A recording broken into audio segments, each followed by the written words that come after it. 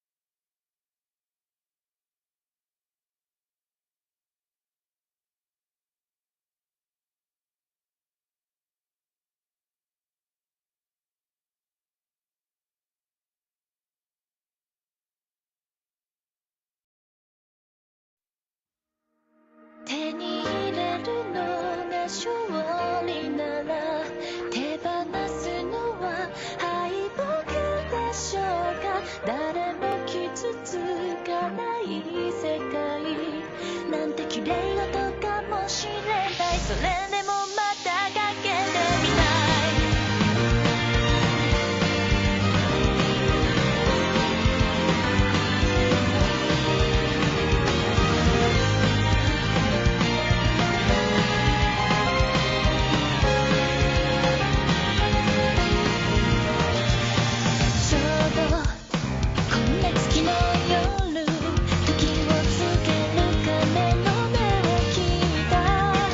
残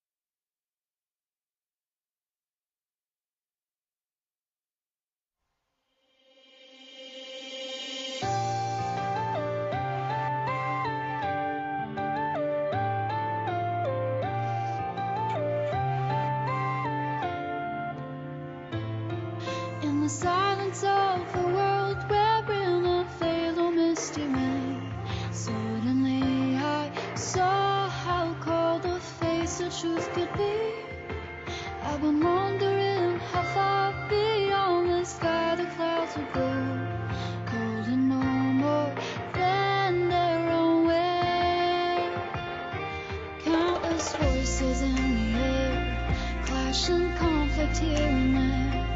And the scarlet life within us showered down upon the ground. What is the reason why? For whatever we desire, we keep searching for something else to sacrifice every time. The fire is flaming helplessly, the wind is raging endlessly. What else should we let go to live our lives the only way we know? The birds are soaring in the sky, so high above us, so we cannot fly. We dragged our wind behind us and kept walking on.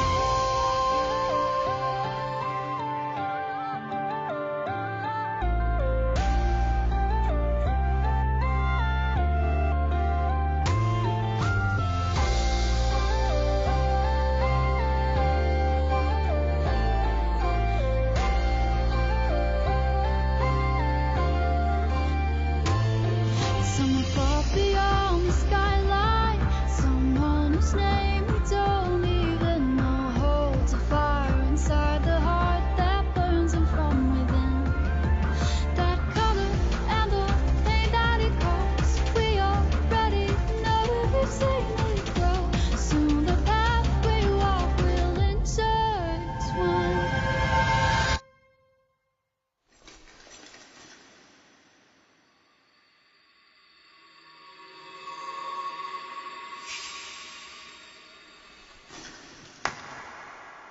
Like flowers bloom helplessly, like winds that sweep across the green. What else shall we pursue to live our lives the way we wanted to?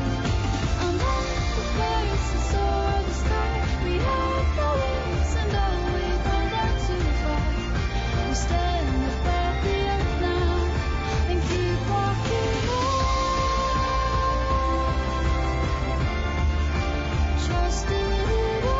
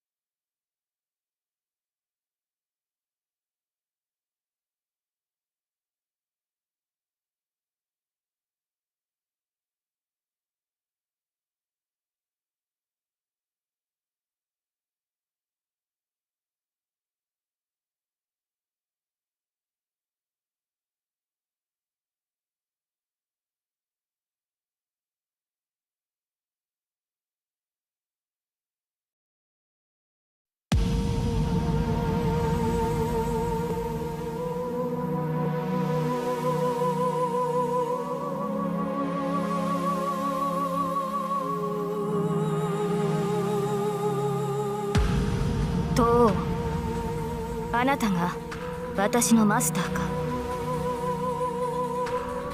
ね、シロ。答えは？ダメです、先輩。それじゃきっと先輩を傷つける。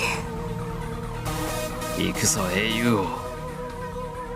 武器の貯蔵は十分か。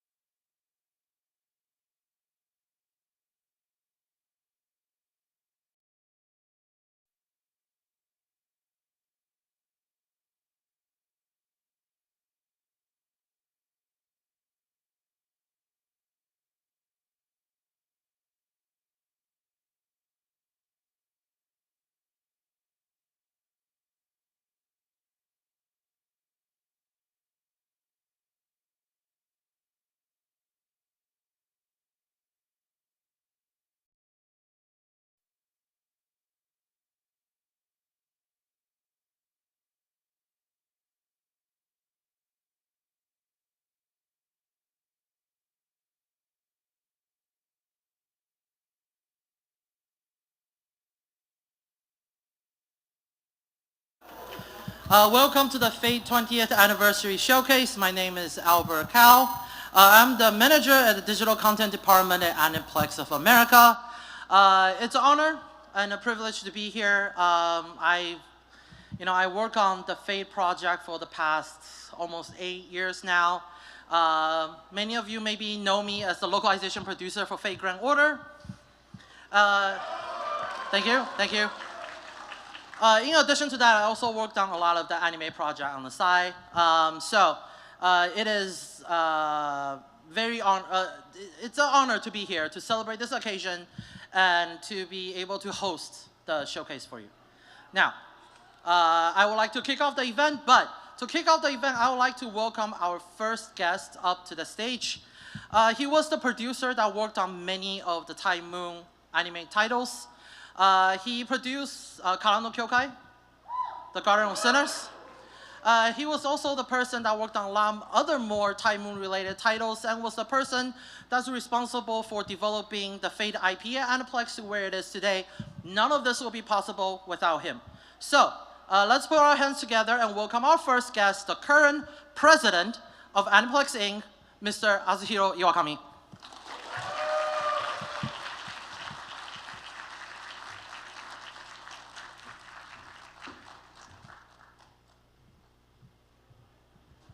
Hello, everyone.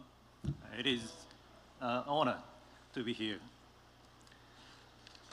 Thank you for joining me for Fate 20th Anniversary Showcase, both here on site and online. 20 years ago this year, a certain game brand released a work that has been loved by many fans to this day. That work was Fate Stay Night by Type Moon, written by Kinoko Nasu, and its characters illustrated by Takashi Takeuchi. The title became an instant hit. The work then expanded into various media, such as anime and manga, helping shape so much of what came after into what we have come to know as the Fate series. Together with the talented creators at Type Moon, Aniplex has been involved with the Fate series for many years, including anime adaptations like Fate Stay Night and Fate Zero, operating the game Fate Grand Order, and many other projects for the Fate series. Words cannot begin to express how fortunate we have been to be involved. None of this would have been possible without everyone at Type Moon trusting us with bringing the Fate franchise to all of you here and around the world.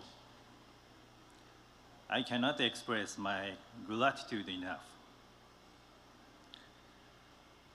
It is no longer rare for a single IP to expand into various forms of media nowadays. However, the fact that the Fate series, which started out as a single visual novel, has managed to expand and be adapted into video games, novels, animation, and be commercialized throughout the unbelievable span of 20 years. All while having so many ardent fans overseas is extremely rare in the Japanese entertainment industry. I believe your enthusiasm has always motivated everyone in Type Moon, including Na-san and Takeuchi-san. This has led the Fate world to consistently expand. We have many fans of Fate, as well as members of the media, joining us here today to celebrate this milestone.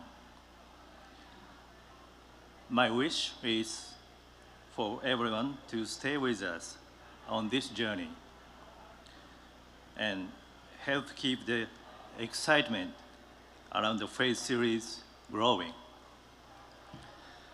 Once again, thank you very much for attending today's event, and let's enjoy the presentation.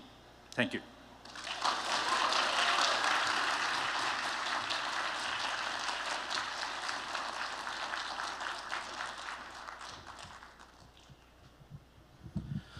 Thank you, Iwakami-san, for the opening speech. And I hope everybody is ready for a full day of the event. We do have a lot of talk shows. The next one coming up is we have the memorial talk show with Kawasumi-san, Ueda-san, and Shitaya-san. So I hope everybody is excited for that. After that, we have a talk regarding production. We have the producer that has handled all of the Fate anime so far, and also the ADR director for all the dub, Tony Oliver, is here as well. And after that, we also have the world premiere of Fate Strange Fake. So I hope everybody is excited. We will have some downtime between panels. Feel free to grab a drink. At the end, we have on display of the original, first press, by the way, Fate Stay Night package in the back. So if you have not taken a picture, we have right there in the back is all the original first press of the Fate Stay Night and Fate Hollow Ataraxia package. And then we also have a photo booth in the back, so if you would like to take a commemorative photo here at the event, please feel free. So we hope you guys enjoy the event, and we'll be right back after we change the setup a little bit so we can start on the memorial talk show. Thank you.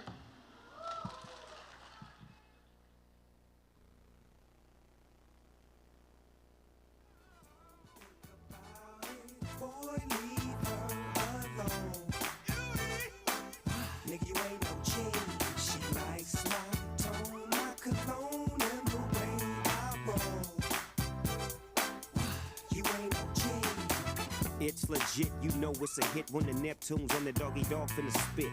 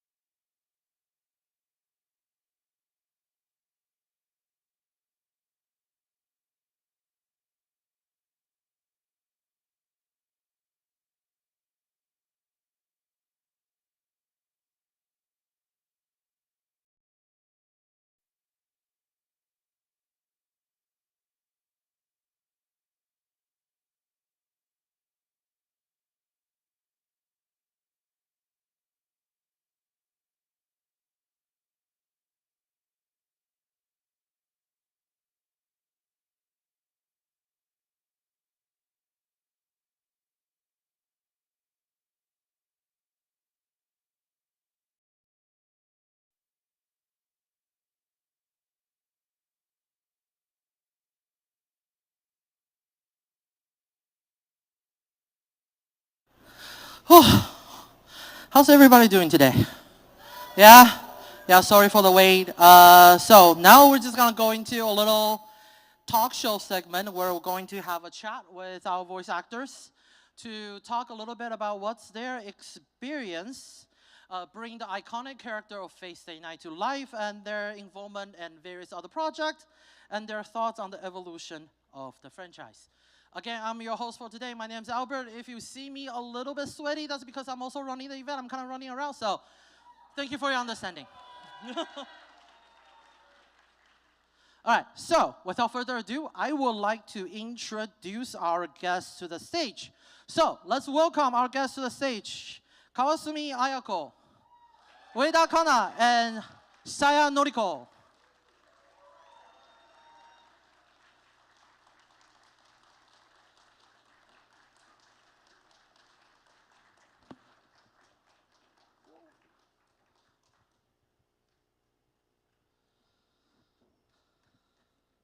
じゃあどうぞまずお越しかけてください。はい。多分座ってから話した方が楽なんで。はい、わかりました。はい。 It's probably best for us to just sit down so we can start chatting. I would like this to be a comfortable, relaxed environment where we talk about our favorite franchise here. Everybody here that show up, so thank you. So first, before we talk into a lot of the questions, a lot of discussion, let's get a brief introduction from our guest. 自己紹介のほどもお願いします。はい。立っていいですか？あ、大丈夫です。とう、あなたが私のマスターか。皆さん今日はようこそお越しくださいました。20周年をこうして、皆さんと一緒にお祝いすることができてとても嬉しいです。今日はよろしくお願いします。 Thank you everybody for coming to celebrate the 20th anniversary. Let's have a good time today. はい、じゃあ次お願いします。あーちゃ、着地任せた。皆さんこんにちは、遠坂林役の上田香奈です。今日は20周年を振り返る特別な一日になると思います。一緒に素敵な思い出を作りましょう。よろしくお願いします。 Hello, my name is Kana Ueda and I voice Rinto Osaka. Let's celebrate our special day today for celebrating the 20th anniversary and let's make lots of memories.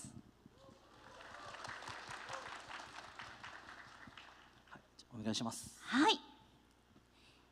おはようございます。先輩。皆さんおはようございます。的桜役の下谷のりこです。今日というこの日をとても楽しみにしてきました。本日は最後までよろしくお願いいたします。 Good morning, everybody.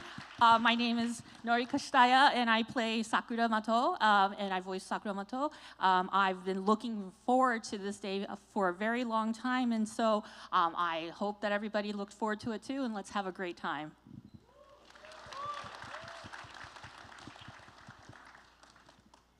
Thank you for joining us today for this wonderful occasion of celebrating Fate Stay Night's 20th anniversary. So, before we start, I would like to go over a brief introduction of the Fate franchise. So, Fate Stay Night was the first commercial release from Time Moon back in 2004. It featured deep story that leads to multiple endings and a unique art style that makes Fate Stay Night stand out from the other visual novels of its time.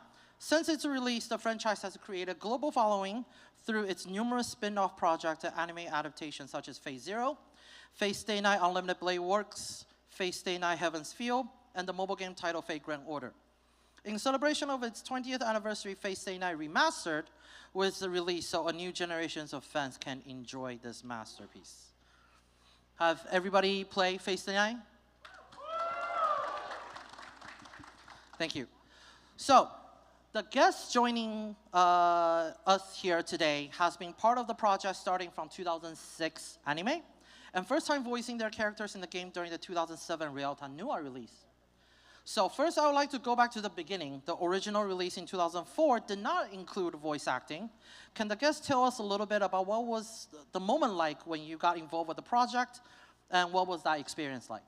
ゲストの皆さんがこのプロジェクトに関わることになった当時の経緯を軽くお教えいただけないでしょうか。はい。私たちはオーディションをそれぞれの役を受けて、この役を演じることになりました。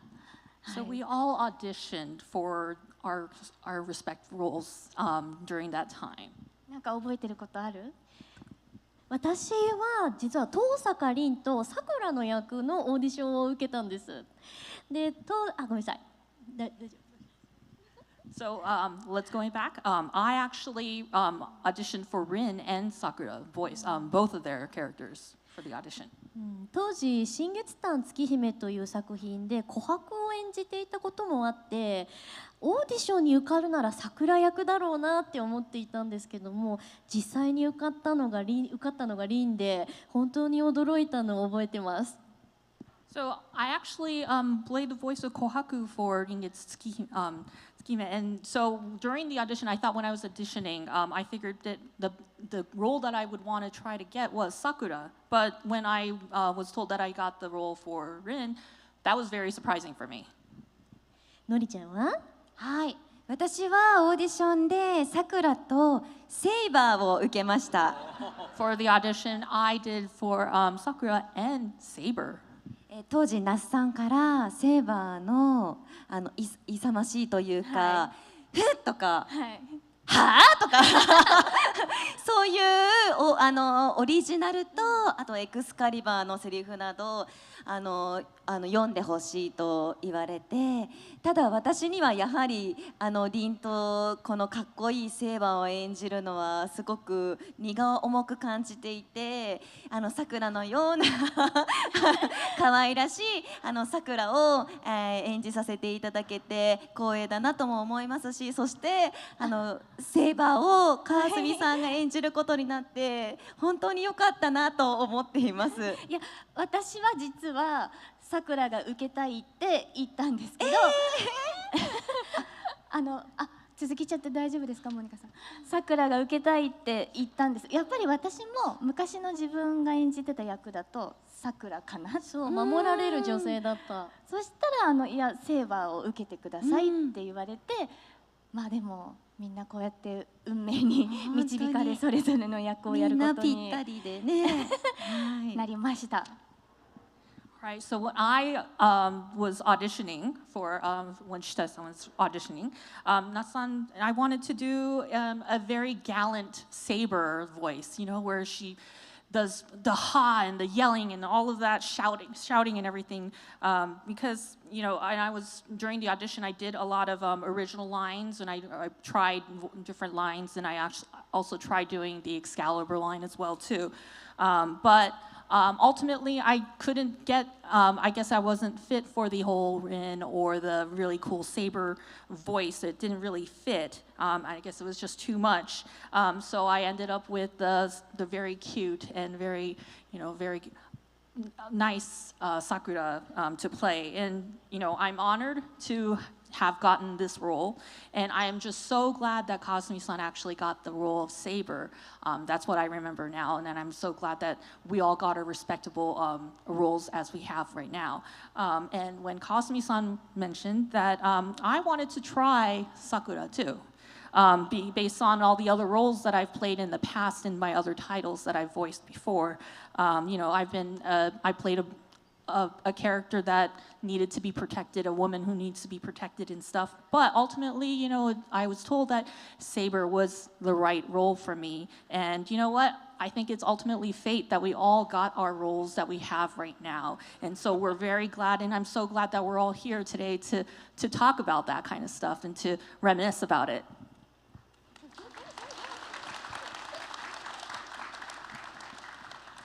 Thank you for sharing with us your experience. And I'm going to delve a little bit more into Face Day Night. There are a lot of memorable moments that's iconic until this day. And I actually prepared a few of the scenes that I grabbed from Face Day Night Remastered. I would like to share with each guest, and would like to talk about what's some of the behind the scene of voicing such scenes. So first, let's start with Kawasumi-san. So as a reminder, the following presentation will have spoilers. Please be advised. And so, I'm sorry. ネタバレ吹いてネタバレ入ってるので、大丈夫です。全然大丈夫です。それは見て大丈夫。I think everybody here, I'm sure you're already prepared to be spoiled to a certain degree. The game has been out for 20 years, so. All right, so first let's take a look at this iconic scene first. とう、あなたが私のマスターか。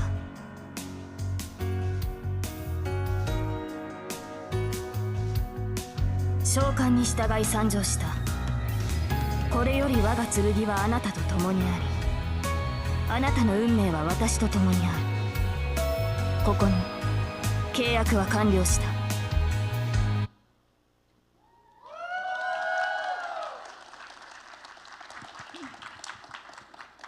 I think that was one of the most iconic scene and line that a lot of people are familiar with for this franchise. So first, Kawasumi-san, can you tell us a little bit about what was like recording that line, and was there any specific instructions from Nasa-san? 川澄さん、フェイトシリーズを象徴するセリフだったと思うんですけど、今見たのセリフだったと思うんですけど、そのセリフを収録した時に何かその裏話とか何かお教えいただけないですか。またあと脚本家から何か指導とかありましたか。はい、このセリフはやっぱりオーディションにも入っていて、でセーバーの本当にとても有名なセリフで、フェイトという作品は知らなくてもこのセリフは聞いたことがあるっていうぐらい有名なセリフに今は育っていったなと思うんですけど、一番最初に那須さんに言われたのは今から思うと信じられないんですけど、もっと強くかっこよくって言われたんですよね。でも今聞くとちょっと今よりも可憐でしたね。So this line actually was part of the audition when I was auditioning for it, and obviously this is a very iconic and famous line for Saber. And a lot of people who may not know what fate is still know what this line is or would recognize what this line is. When Nasan first directed this and told me the direction of the voice, they told me that, or when I was listening back just now with the line, I can't believe this, but I was told to voice it to be more strong and more cool. But now that I listen to it right now, it's not, it's still more of a tepid kind of not as strong, now that I think about it. So, it's strange to listen back on the old line that we just heard.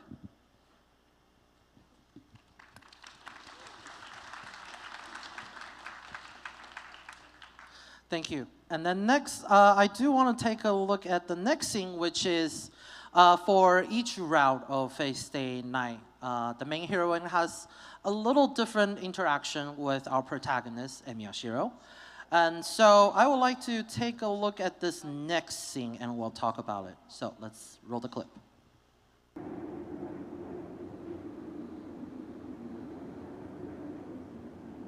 よかった。この分なら死ぬことはなさそうですね、マスター。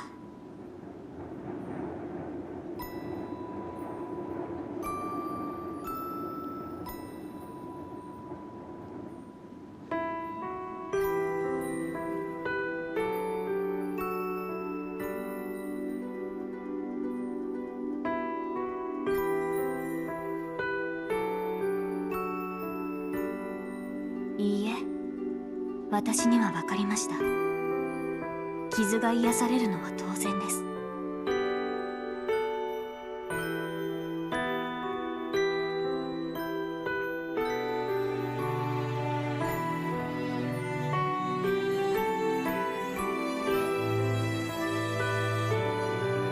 っと気づいた。シローは私の鞘だったのですね。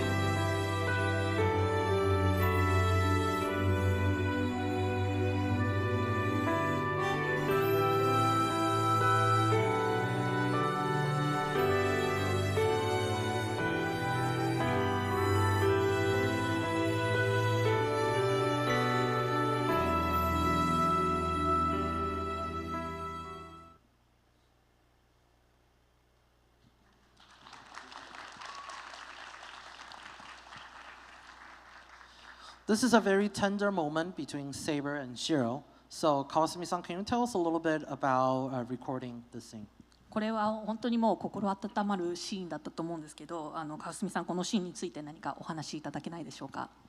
はい、このシーンはシロとアバロンを使った後のシーンなんですけれども、セーバーがその王として国を守れなかったっていうこだわりがずっとあって、でもその自分の生き方も間違いじゃなかったって認められて、でそのアバロンっていうのはフォーグの名前でもあるんですけど、理想郷でもあって、その理想はちゃんと手に入ってたんだ、ここにあったんだっていう意味も込めてということで、本当に大事なシーンだと思っています。でやっぱりセーバーはとても硬いセリフとか強いセリフが多い中で、とにかくもう全てのその堅くなな心がほどかれて、本当に一人の少女に戻ったような気持ちで演じました。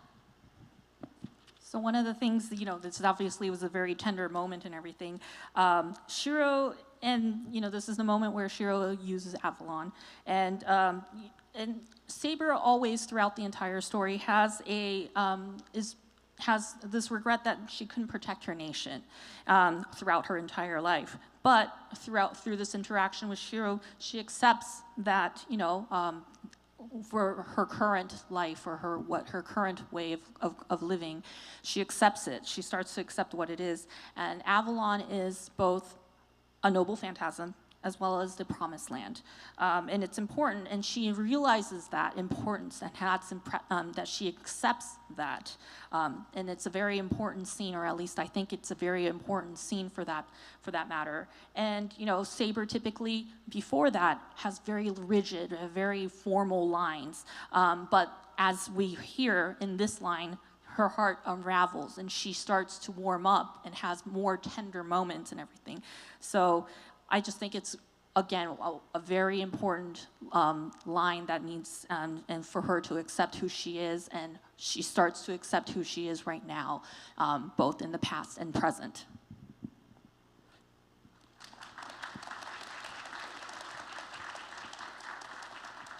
Thank you. And then I think for Saber, of course, there's a scene we cannot forget. It's one of very impactful scenes, and it's the one that reveals Saber's true identity in her route.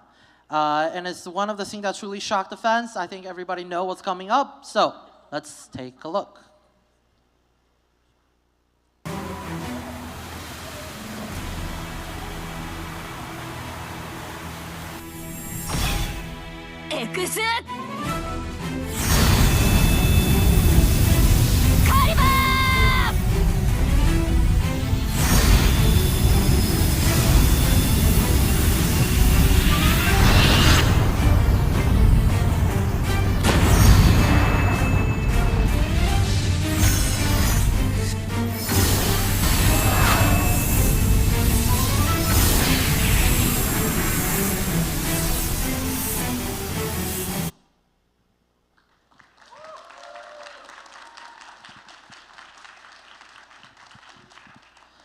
Kawasumi-san, can you tell us a little bit behind the scene about recording that scene? Is it the first time for you to find out about Saber's true identity, and how did you prepare for this scene?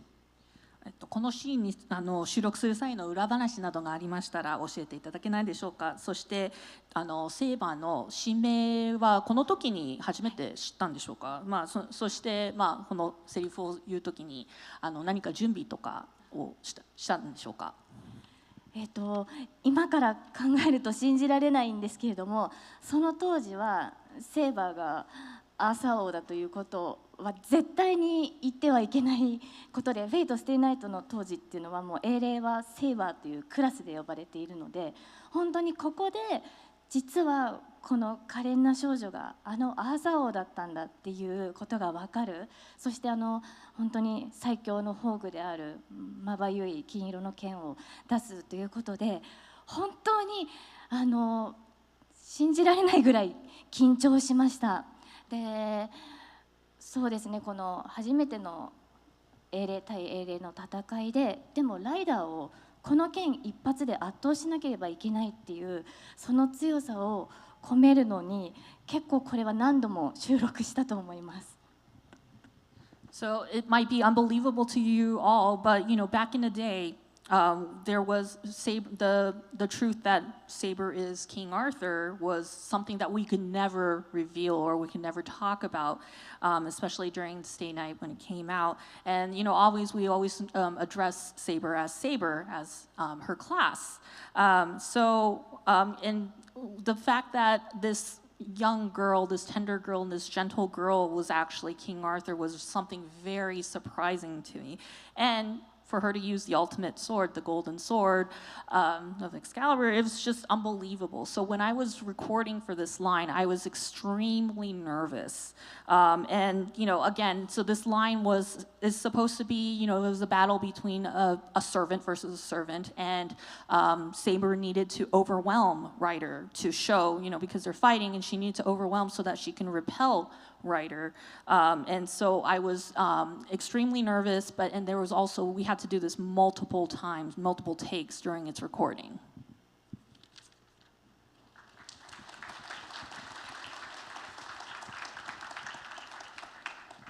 Thank you very much. And next, I actually want to switch the track a little bit and go to a different route and take some of the iconic scenes for Rin. And then I'll have some questions for Ueda-san after. But first, let's take a look at this scene for Rin. 告げる。汝の身は我がもとに。我が命運は汝の剣に。聖杯のウルベに従い。この断りに従うならば答えよ。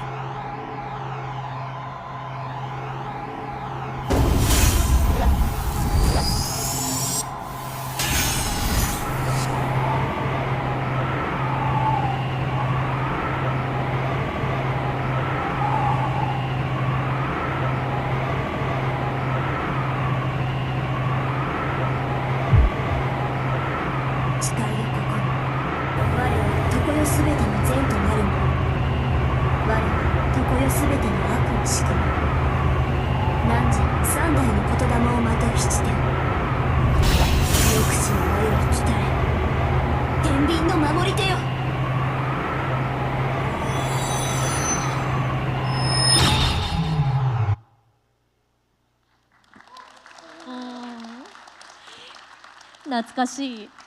Oh, it brings back so much memories. This is an iconic scene, obviously, from the context of it, of Rin preparing for the summoning up until that point. It shows her personality and it showcases her capability as a mage, which is a huge contrast with Shiro. It also leads to the iconic scene of Archer sitting in the messed up room afterwards. So, Ueda-san, can you tell us a little bit about that scene? What was it like recording it?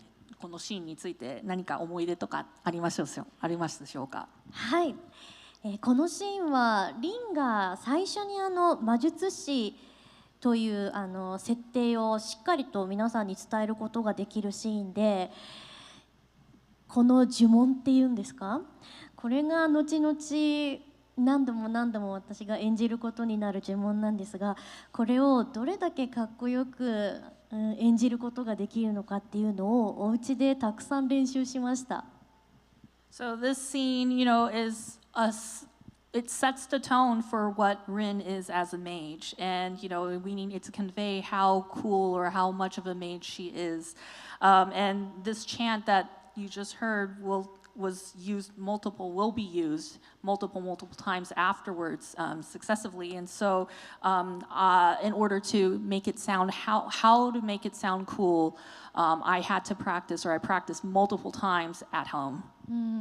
でこのシーンが本当は別の英霊を呼び出すのがリンの目的だったんですけれども実際に呼び出したのが本当に名前もわからないような、赤い男ででもそこで落ち込むだけではなくじゃあ彼とこれからどのように戦っていこうかっていう、もう多分一気にスイッチが入る瞬間っていうのがあって、あそこがやっぱり魔術師たるゆえんなのかなって思ったりもしました。So this scene, is in this scene, Rin wanted to actually summon a different heroic spirit, as you all know. But what came out, or what was actually summoned, was this, unknown red archer guy, and and rather than her being really down from disappointment because of she didn't get to summon who she wanted to, she switches immediately and says, okay, so how do I do this? How am I going to work with this guy to win this war? And so I think that's kind of a reflection of how she is as a mage, and how much how much of a very witty and a great mage she is, from her just change of gears, a fast and quick change of gears for her.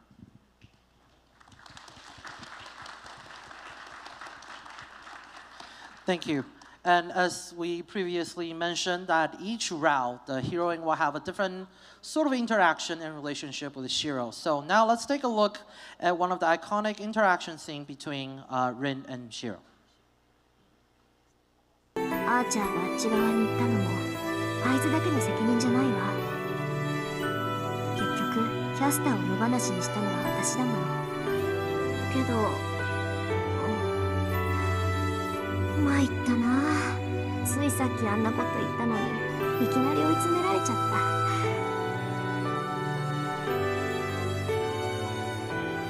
ちょっとここ何にって突っ込むところだと思うんだけど。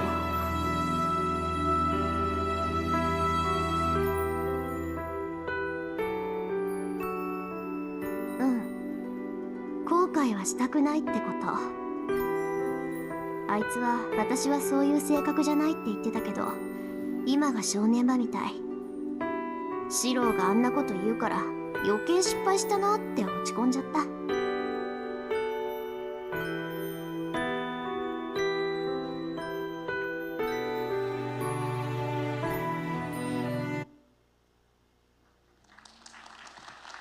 かわいい。ありがとう。So cute. So the heroine of each route has a significant key moment with Shiro and shows a good contrast between each route. So, Ueda-san, can you tell us a little bit about how you prepare for this scene?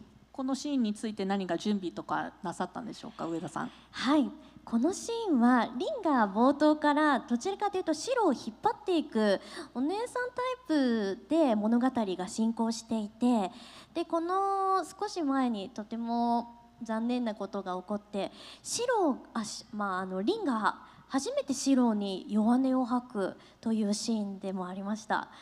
なので、リンがやっと心の皮を一枚脱いでシロに本音を伝えることができるようになったのはこのシーンからなんじゃないかなと思います。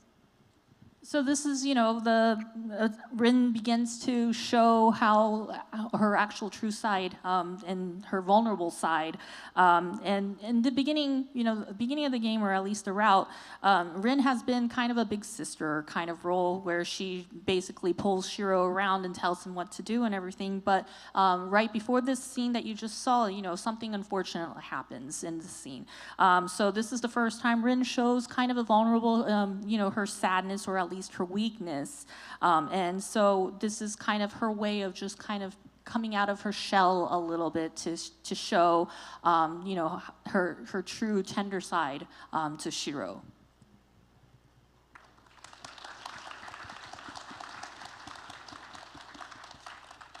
Thank you. And there is a very impactful scene for Rin, and there's actually a couple keywords that you just mentioned now. But I actually want to talk about Sakura a little bit first, and then we'll come back and talk about a scene together that involves both Rin and Sakura. So first with Sakura, let's take a look with this scene first.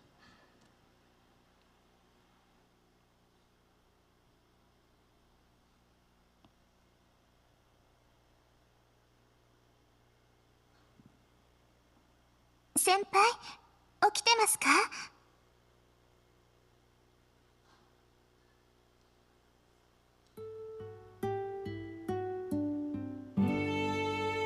はい、おはようございます先輩。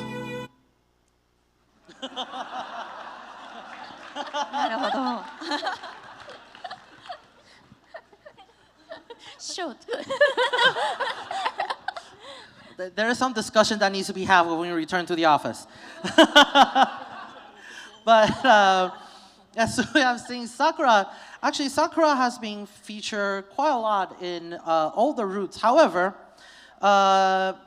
unlike what we've seen from the previous routes, Sakura in Heaven's Field as the main hero, it's actually we see a little different side of Sakura. So can you tell us a little bit of what was it like recording Sakura for other routes versus recording Sakura for Heaven's Field, and then some of the emotions that we see in the scenes for Heaven's Field. 下谷さん、他のルートを収録した時のお気持ちと、ヘブンズフィールドのシーンに込められた感情とか違いとかってありましたでしょうか？はい。まず今のシーンのおはようございます先輩のシーンなんですけど、昨日ねご飯を食べた時に決め台詞があるのっていいなっていう話をしたんです。So this おはようございます先輩 scene is a very iconic scene. And a lot of yesterday when the three of us were having dinner, we kind of discussed about what it's nice to have a tagline or something, a line that everybody you're known for.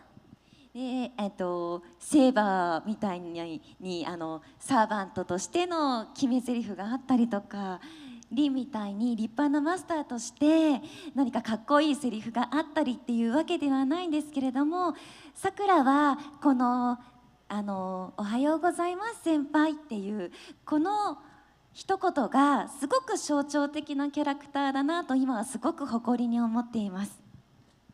So unlike Saber, where her iconic line is as a servant, and Rin versus Rin as a master, which is a very cool line.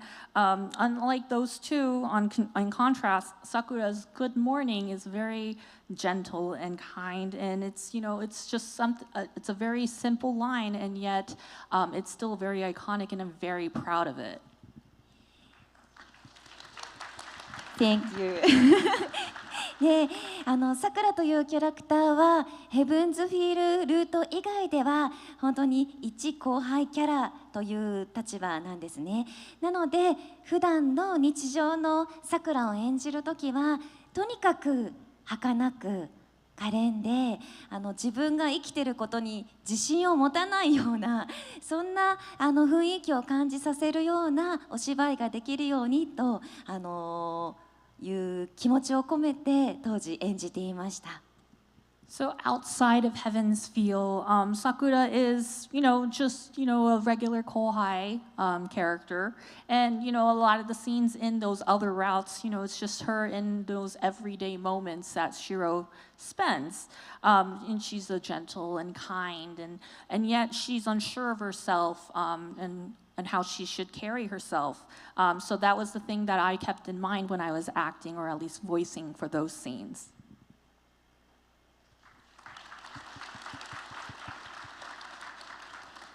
Thank you. And then for the next thing I would like to take a look is that, for this route, we see a lot of heavy emotions that involves with the characters. And there is an iconic scene that's not just for Sakura, it's for our protagonist, Shiro, as well. I think it's one of the turning point in the story. So let's take a look at this scene.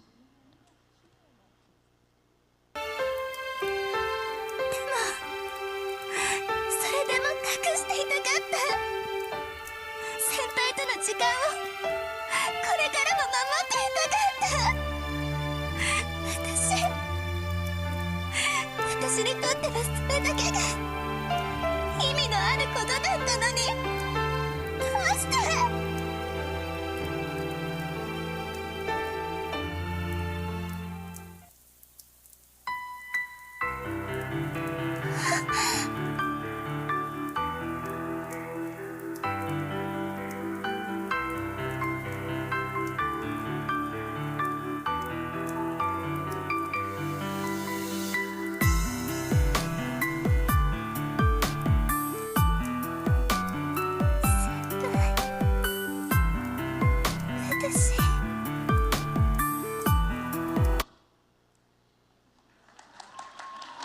Want to know what happened next? Play Face Day Night Remastered. So in this scene, we see a very different side of Shiro, and we see Sakura showing her repressed feelings. Can you tell us a little bit about what was like recording for that scene? このシーンでは、シロのいつもと違う側面、そしてさくらが自分の気持ちを抑え込んでいるところが現れているシーンだと思うんですけど、このシーンを収録した時の、お話とかお考えていただけないでしょうか。はい、これはヘブンズフィールルートのシーンなんですけれども、このルートでは今まで、明かされることのなかったさくらの本当の真実っていう側面が、現れてきます。で、今まで先輩に知られたくなくて必死に隠していたけれども、もう隠しきれないっていうことで、逃げようとするんですけれども、でもどんなにさくらがシロを拒絶しても、私はそばにいてはいけない人間なんだと訴えても、最後にこういう力強くね抱きしめて全てを受け入れてくれたっていう、本当になんか衝撃であり、さくらを演じている私からしてはすごく感動的なシーンだったのを覚えています。So this is a scene from the Heavens Feel route, and this is the first time that it was never revealed in the other routes, but this is a scene where the truth is revealed. It's something that hasn't been revealed until then, until the Heavens Feel route. And there was something that Sakura really didn't want Senpai to know. And there was something that she couldn't, and yet she was just holding it back, and she wanted to hide it, but she couldn't hide it any longer, or at least conceal it anymore.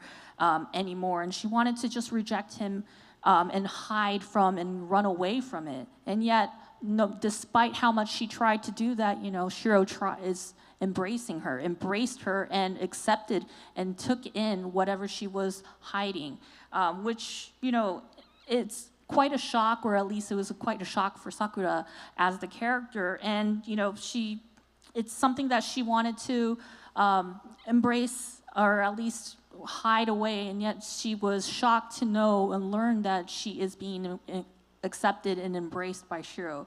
And that was a very emotional scene, or at least I remember that it was a very emotional scene for me playing as Sakura.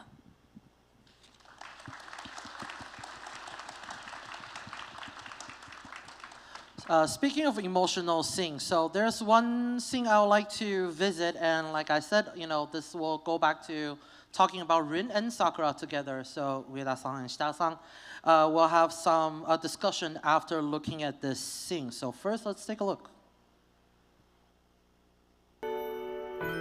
さくらのことが好きだし、いつも見ていたし、いつも笑っていてほしかったし、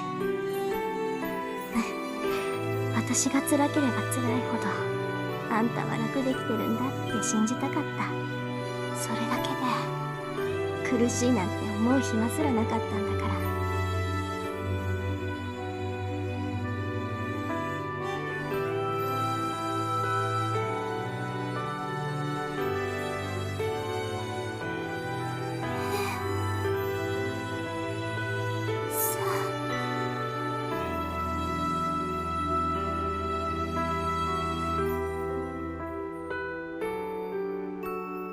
ごめんね、こういう勝手な姉貴で。それとありがとう。そのリボンずっとつけていてくれて嬉しかった。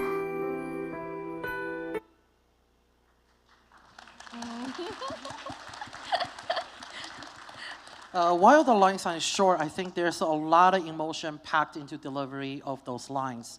So I want to hear from Ueda-san and Shitaya-san regarding this scene. So first, for this scene, for time reasons, we're not going to show the whole scene, but there was a big confrontation leading up to this. So I want to hear from both sides' perspective. What was the recording for this scene, like this entirety leading up to that moment like? Did you guys record the scene together or separately? Can you tell us a little bit about context kind of like behind the scene with recording with this? And was there any specific instructions from Nasu-san, for example, when it comes to the delivery of the scene? このシーンは、ご一緒に収録されたものだったんでしょうか、それとも別々に収録されたんでしょうか。またこの瞬間にこのシーンにたどり着くまでのいろいろ感情とかあったと思うんですけど、アフレコ時の裏話とかがあったら教えていただければと思います。それでそのシーンを収録する際にまた那須さんからまた指導とか何かありましたか？収録は別でした。そうでした、別々でした。 We recorded separately. でも今このシーンを見ると、リンは随分と優しい、というか最近映画のアフレコの印象がすごく強く残っていて、でこのゲームの時は随分と優しい印象のお芝居をしていたんだなって、ちょっと自分で久しぶりに聞いて驚きました。So watching this scene just now that we just watched, Rin sounds very nice and kind and gentle. Maybe my impression of Rin is a little more fresh because in the movie she's a little more strong and she has an impression of being a little more strong and strong-hearted. But in the game, in this game that we just saw in this scene, it's pretty gentle. And so listening to it myself again, revisiting it, I was very surprised. 当時このシーンを演じた時は実際にはさくらに刺されているんですけど、それを気づかせないような柔らかい表情で撮っていて、多分テストの時はもっとなんて言うんでしょう、死にそうな声というか、もっとダメージ感のあるお芝居をしてたと思うんですけど、それって裏を返せばもう刺されていることを暗示してしまうので、ここのさくらに対する言葉だけは何もなかったかのように、本当にさくらに対する思いだけで優しく包み込んで、実際に、時が経ってみると、刺されてたんだっていう、なんかミスリードというか、お芝居音響監督さんに指示されてお芝居を変えたシーンでもありました。So at the time, I just leading up to this actual scene, right before this tender moment, Sakura actually stabs Rin. And, but Rin is talking and she's talking as if, she's not noticing, or she's not noticing that she's being stabbed. And during the testing, when we were doing the test recording, I think I was more voicing with more of a dying, kind of a more damaged acting, or at least that was my voice. But Rin wanted to being the gentle and the kind sister that she is, she wanted to act as if nothing happened. And so she wanted to just focus on Sakura. And so that's kind of a mislead, at least, in this game, that it's kind of misleading in the acting that she's being stabbed. But, to me, I think that's something that was, I remember doing some retakes on it because the recording director said, hey, let's do this a little more in a different way so that it's kind of a misleading scene, so that's a little more tender and more kind.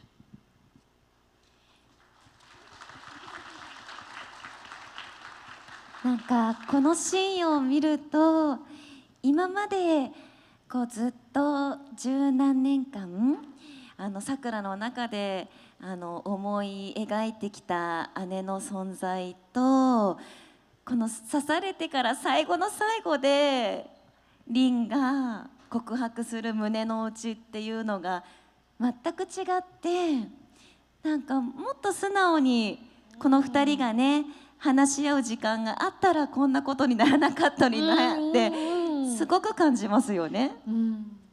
So just watching this scene myself, it's been 10 plus years since, I've been acting as Sakura, and her feelings toward her big sister, Rin, at the point where the moment where she stabs Rin, it's kind of, and you hear Rin's confession, I just think, listening to it and listening back to it, if only these two had just talked it out or just had been more sisterly or something, maybe the result or at least the end would have had been different. And so it's kind of a bittersweet kind of moment for me for watching this scene.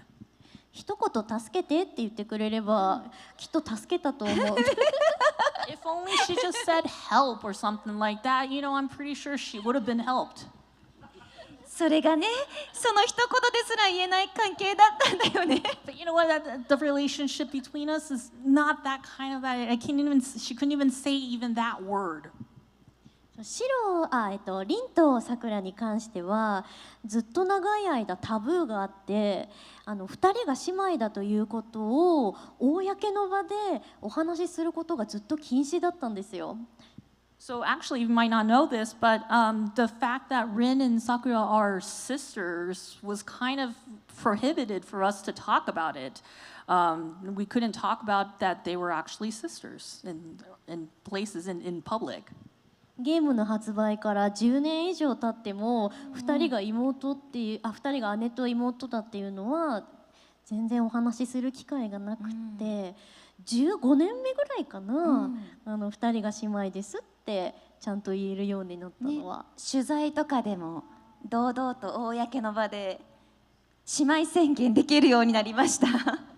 So for the games, released 10 plus years, we couldn't say that, we are siblings. And, I think in about, since the game's 15 years, once it was released, that was when we were able to start saying that, hey, Rin and Sakura are siblings or they're sisters. And so, or, we could never say that in public or interviews or any kind of public area. And so, after 15 years had passed, that was when we can declare ourselves as sisters.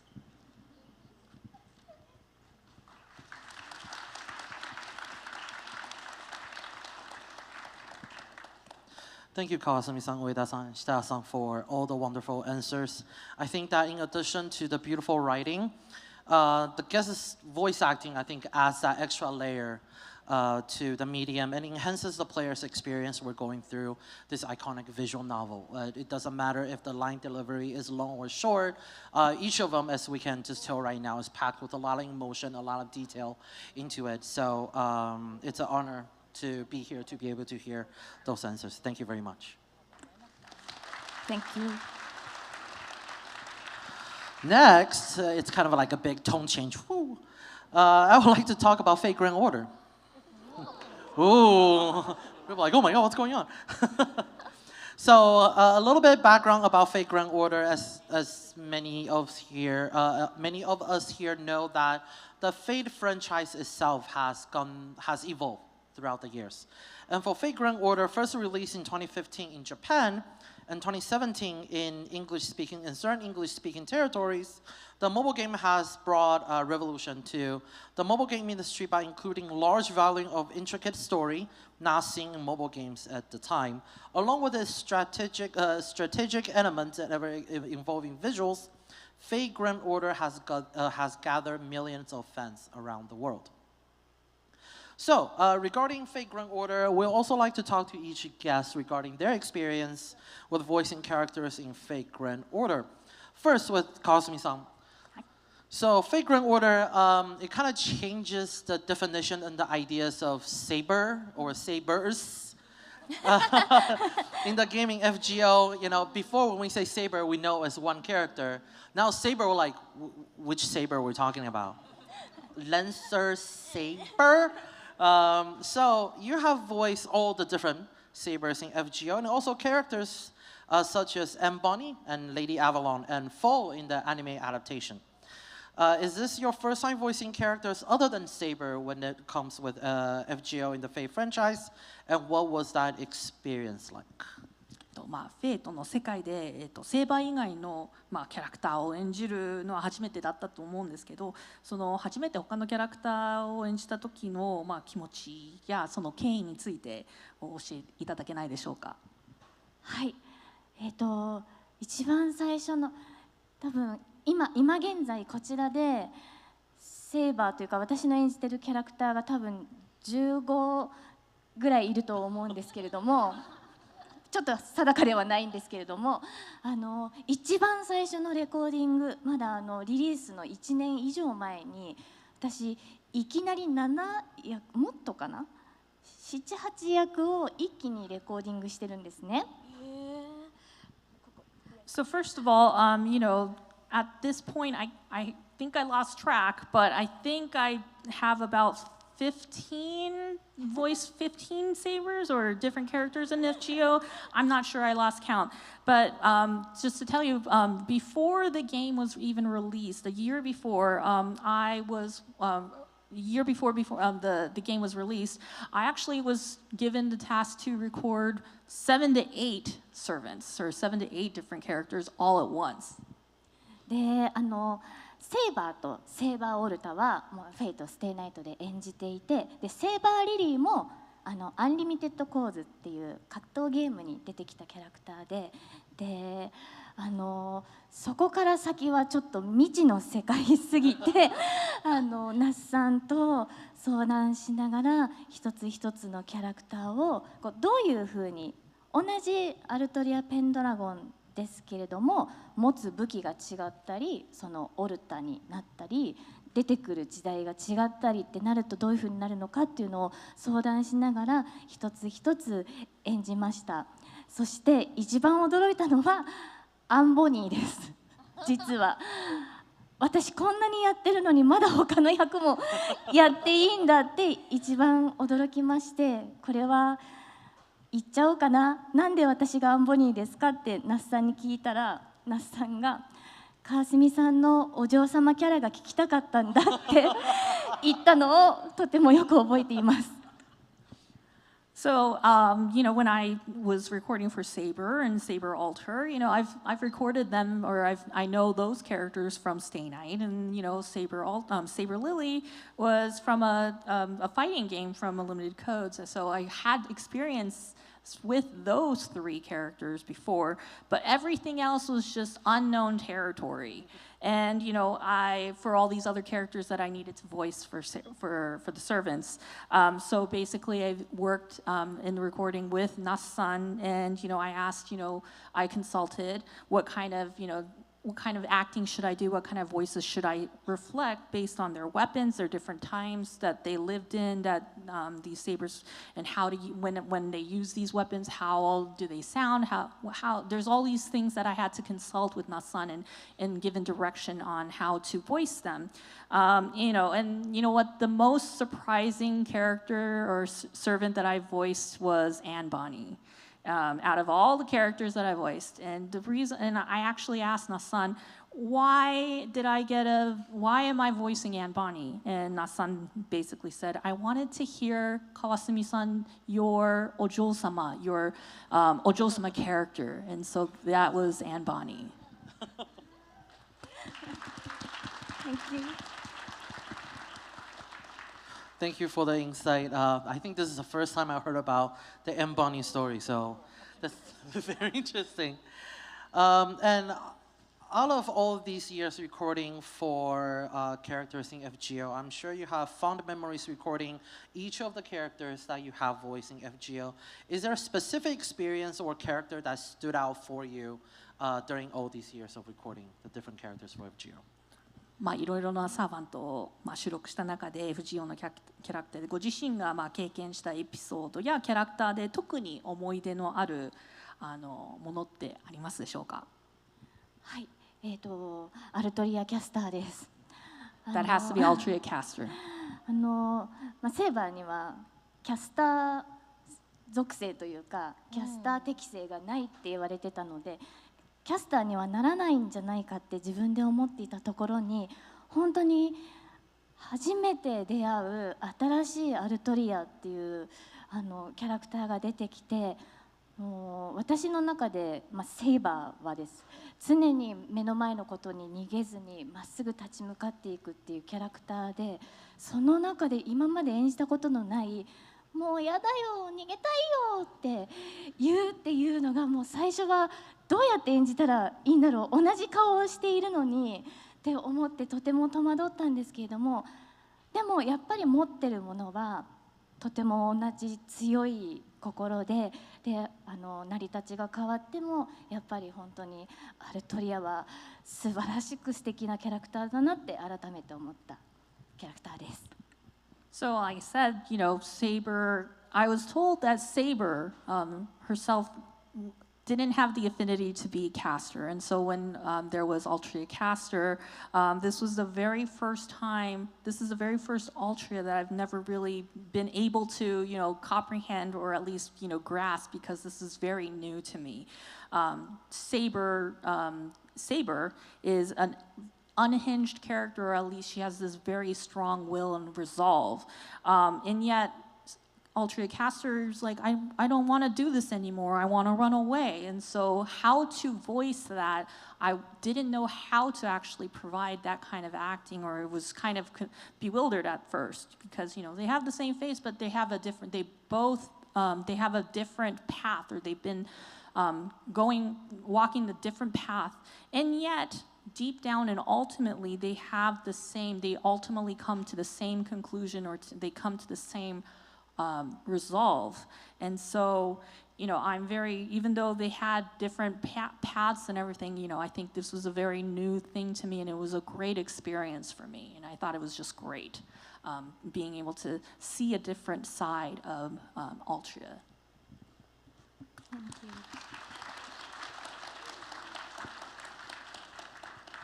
Thank you. And the story of Altria Caster features heavily in Lost Spell number 6, Avalon Lefay. So for people playing FGO, or it's a long reading experience, but I promise it's worth it. A lot of the story kind of intertwined with the Fate universe. So if you have the opportunity, definitely check it out for yourself. Next, for Ueda-san, of course, for FGO, we have Ishtar and Ereshkigal. Ueda-san, can you tell us a little bit about so I have two questions first. So first, what was it like recording for these two characters? この2期のサーバントを収録するときに、どういった収録状態だったんでしょうか。はい、イシュタルとエレシキガルをレコーディングしたのは実は随分と前のことで、最初のハロウィンイベントがあった頃にはもう実は収録をしていました。So Ishtar and Ereshkigal's recording for me was done actually a long time ago, and actually recording was done, I think, even when the first Halloween event ended. ただその収録が終わってから何年も何年もそのキャラが実装されることがなくってでついにそろそろ出ますよ上田さんのキャラってなった時にもう一度全く新しく撮り直したキャラクター2人ともキャラクターで全体的なイメージは変わってはいなかったんですけれども2回目に収録した時はもっとそれぞれの個々のキャラクターを際立たせてで那須さんに細かくレクチャーしていただきながら収録しました。But so even after, I recorded and I finished recording for these characters a long time ago, it took a long time for them to get implemented. And, when I was finally told that, hey, Ueda-san, your characters your servants are coming out, we actually had to re-record a few more lines and stuff. And so when I went into re-recording right before implementation, most of their general image, their overall image of those servants were not that different, but the reason why I went in for re-recording was to highlight their individuality, or at least to have them just kind of differentiate them a little more so that we can see how they're different as an individual. And so I've received a lot of direction from Na-san when I was re-recording for those two.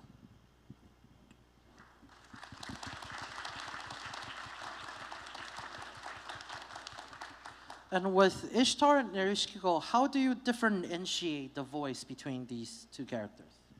で、イシュタルとエレシキガルはどういうふうに演じ分けてるんでしょうか。はい、声優にとって姿形が全く違うものを演じるっていうのは実はやりやすいんですけれども、イシュタルとエレシキガルって素体になっている女の子が全く一緒で実際に声帯というんですか、この声帯も全く同じものから声が出ているということで、その2つのキャラクターを演じ分けるっていうことに最初はすごく戸惑いました。So as a voice actor, playing or at least voicing a different character, two different looking characters are very easy. Yet for Ereshkigal and Ishtar, they're basically the same. They're cut from the same cloth of the base, or at least the vessel's the same from the same girl. And so, initially when I was trying to differentiate them, and they sound the same too, I hesitated, or at least I had some hard time trying to differentiate them initially. And so I had a little trouble about that.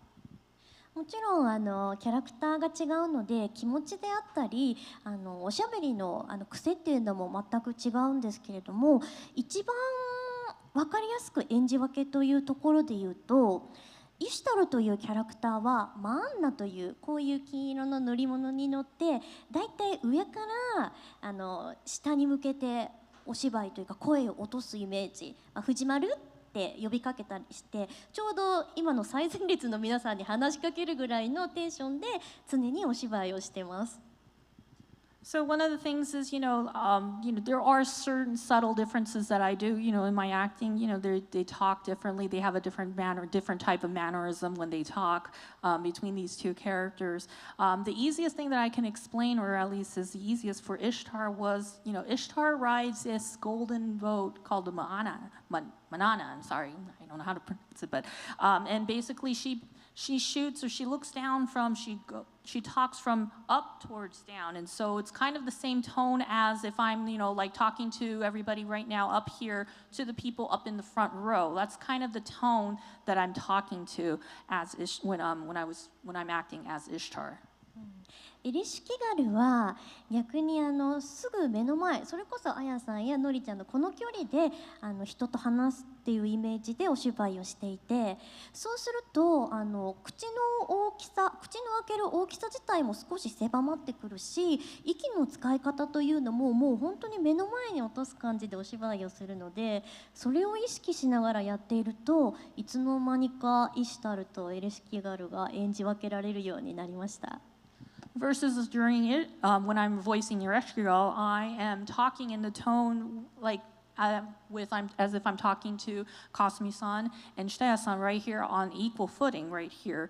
And so when I talk to somebody like that on the equal planes, the size of my mouth is it narrows and it gets smaller, and my breathing gets a little more narrow as well too. And so when I'm acting, it naturally just becomes it becomes more natural when I'm talking, when I do this method. And so that's how my acting just naturally, and somehow my acting to differentiate Ishtar and Ereshkigal was miraculously differentiated.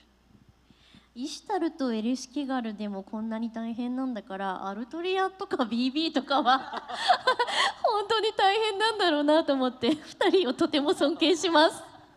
I mean, if it's hard enough that I'm trying to differentiate Ishtar and Ereshkigal, I just can't imagine how Altria and BB is differentiated between my fellow voice actors, and so I have nothing but respect for them. Thank you. Thank you.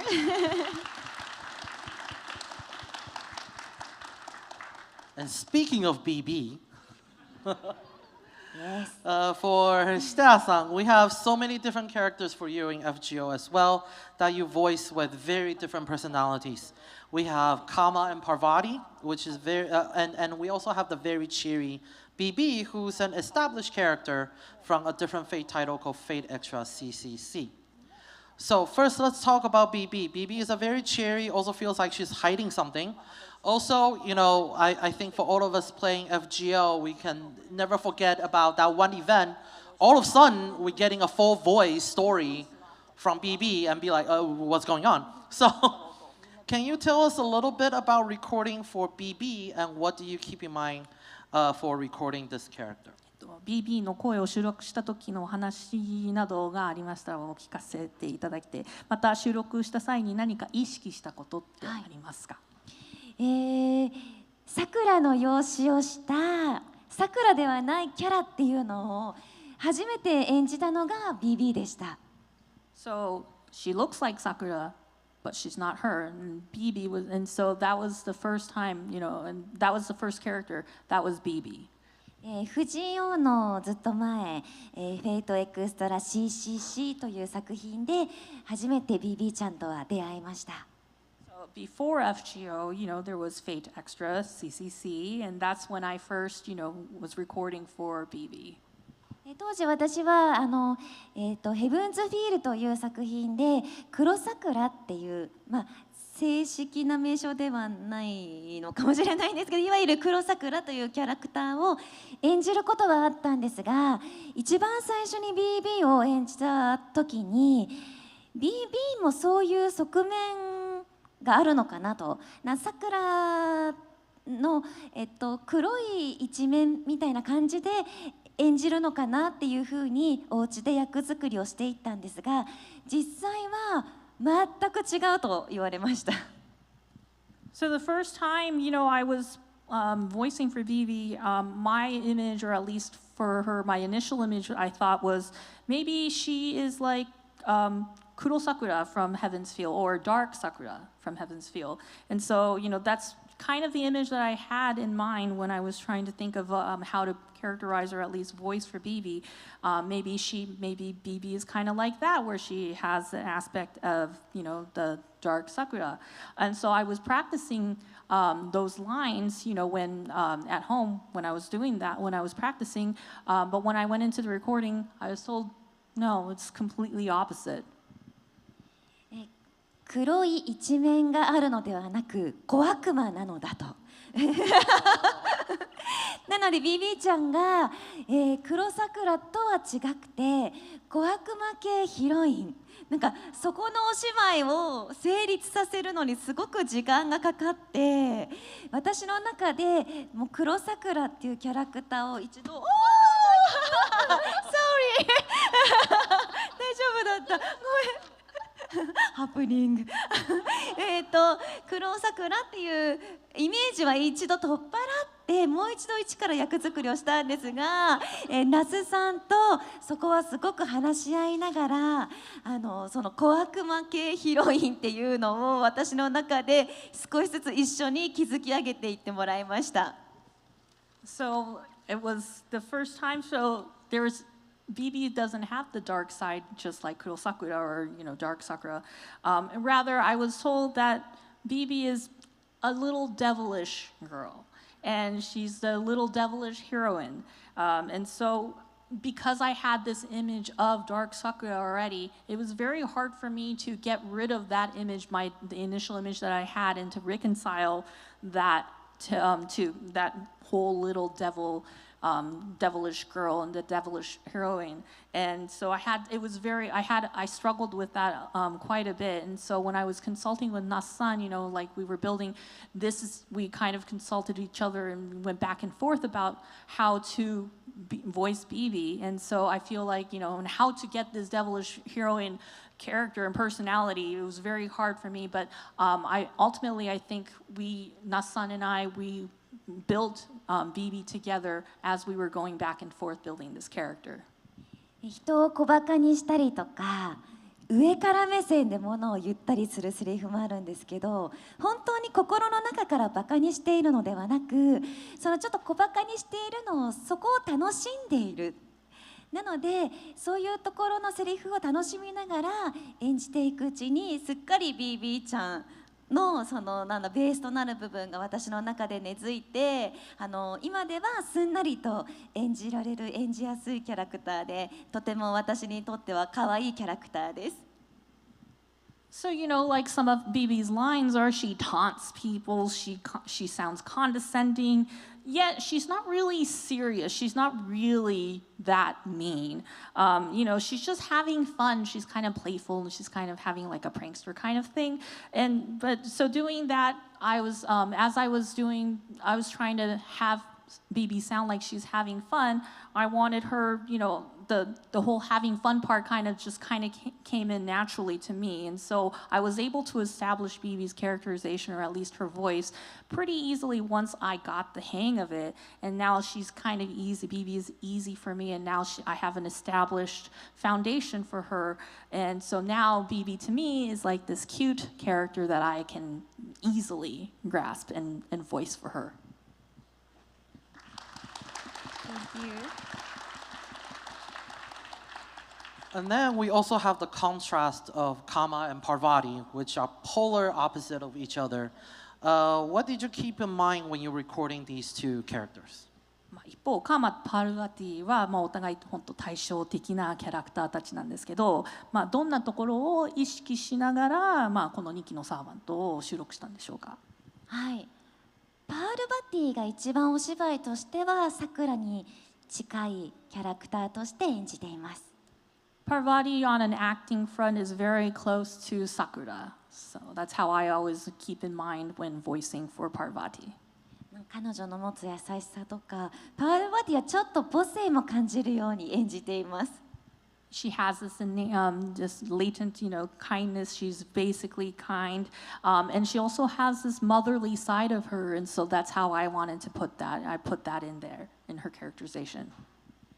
一方カーマちゃんはちょっと BB にも近いちょっと小悪魔な感じも感じながら、ちょっと BB とはまた演じ方も分けたいなって思っていて、で特にカーマは再臨ごとによって年齢も全然違うので、その再臨によってお芝居の幅が変わっていくというか、なんかそういうところも声優として力量を試されるキャラだなと思っていますので、カーマは一番演じがいがあるキャラクターです。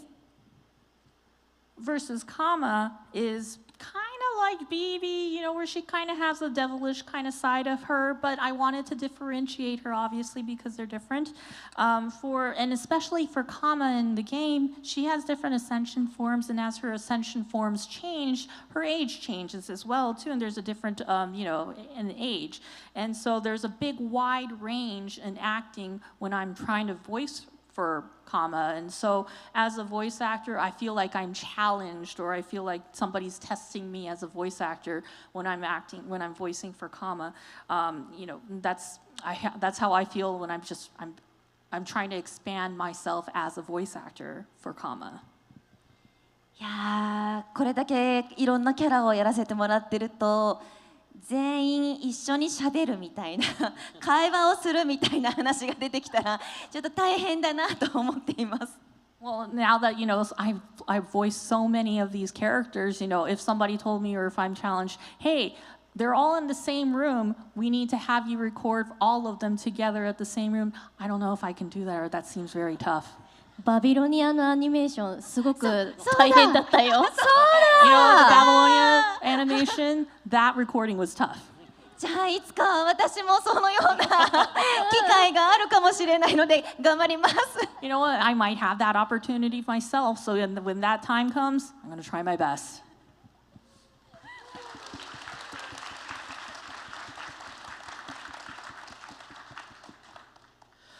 We have a lot more for this panel, but for the talk segment, I would like to wrap up a little bit. So the last question, Kawasumi-san, Ueda-san, and Shitaya-san, you have all been voicing and bringing iconic characters of the Fate franchise to life for close to 20 years at this point now. So kind of a two-parter question. So first part, have you noticed any changes in your performance for your characters?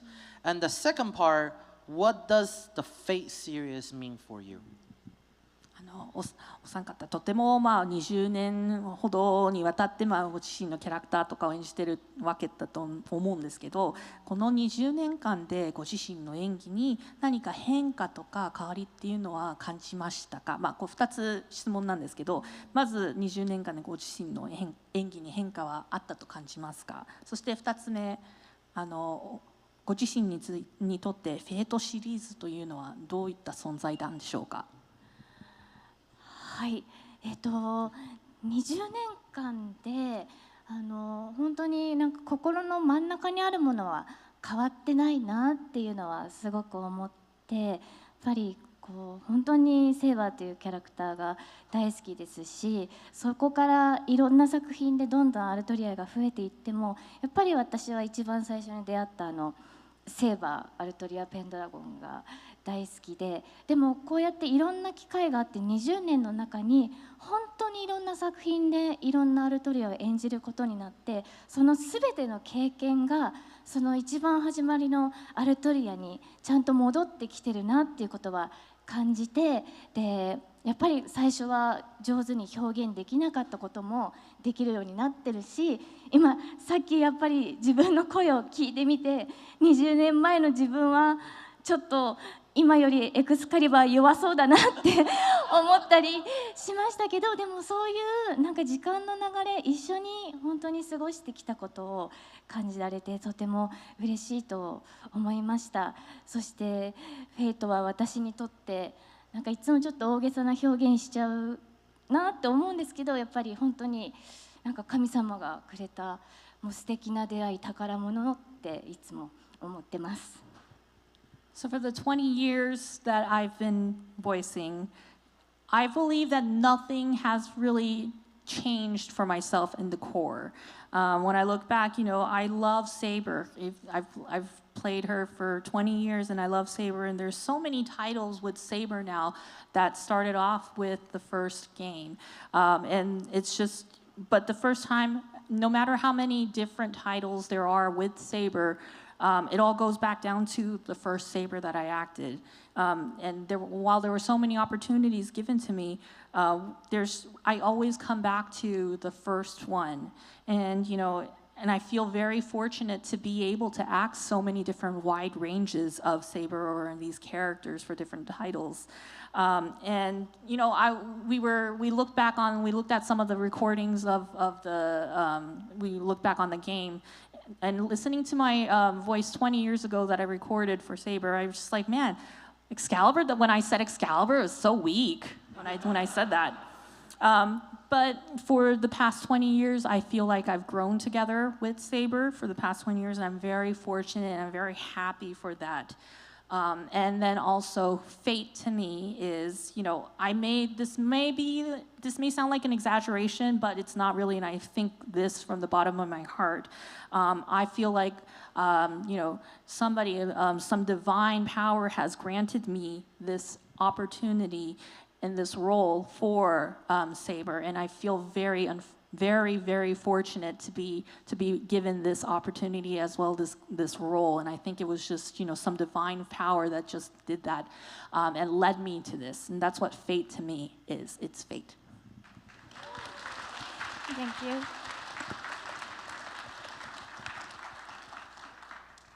はい、じゃあ次上田さんお願いします。はい。今、あやさんがセイバーの核は変わらないっていうお話をしてたんですけれども、リンは逆でこんなにも核が変わるリンという存在が多方面にわたるキャラクターって本当にないなって思っています。リンはフェイト・ステイナイトの中でスピンオフ作品にもたくさん出演させていただいていて、でプリズマエリアだったりフェイトエクストラのシリーズだったり、みんなリンなんですけれども、中身が全く違う、生い立ちも違うし、考え方も、そして魔術師としての技術や経験も全く違うということで、何年経ってもこんなに新しいリンが出てくるんだって今でも、とても不思議ですし、いつまで経っても20年経っても新鮮にお芝居ができるってあまりないキャラクターなので、それが20年経っていろいろ変わったことであり、いまだになんでしょうね、新しい発見をくれるっていう感じですね。So as Aya-san said, though, she said that her core, or at least her base for Saber, never changed. But I feel for Rin, it's kind of the opposite. Things changed a lot, actually, in my opinion, for Rin. Starting from Stay Night, there were so many other spin-off titles that featured Rin or that had Rin in it, like Prismalia, Extra. And they're all the same Rin, or at least, we think they are. She looks the same, but she has a different thought. She has different thoughts. She's a different type of mage. She has a different tone. So no matter how long or no matter how many times I've played Rin, they're all different after all these years, for 20 years. And it's always, every time it's new and refreshing to me. It's also very strange, or at least it kind of feels very uncanny to me that it's, there's so many different aspects of Rin that I know, and there's so many new discoveries of her, which I think is just very it's wonderful, and I think it's great. But at the same time, I think it's just very strange to me how there's so many rins that I can play, that I can continue to play differently. そして私にとってフェイトとは家族かなって思います。何年も前から竹内さんがお父さんで那須さんがお母さんでではタイプムーンのスタッフさんが皆さんがいて、今キャストがいて、でこうやって支えてくれるスタッフさんたちがたくさんいて、これから25年30年と経っていくとどんどん大家族になっていくと思うんですけれども、みんな末永く仲良くしていけるといいなって思ってます。To me, and so the question of what is fate to me, and to me, fate is like family. And if I were to kind of jokingly say that, we are a family, I think Takeuchi-san is like a father, Na-san is like the mother. There's the Type Moon staff, we have the cast members that are growing, we have all the support and all the other staff members that are here in Type Moon. And, as we go beyond 20 years, we go 25, 30 years, our family just keeps growing, and it just gets bigger and bigger, and it's a family. And I'm very happy to know that, and I'm fortunate. I feel very fortunate for that. And that's how I feel, and I feel very fortunate to be a part of this big family.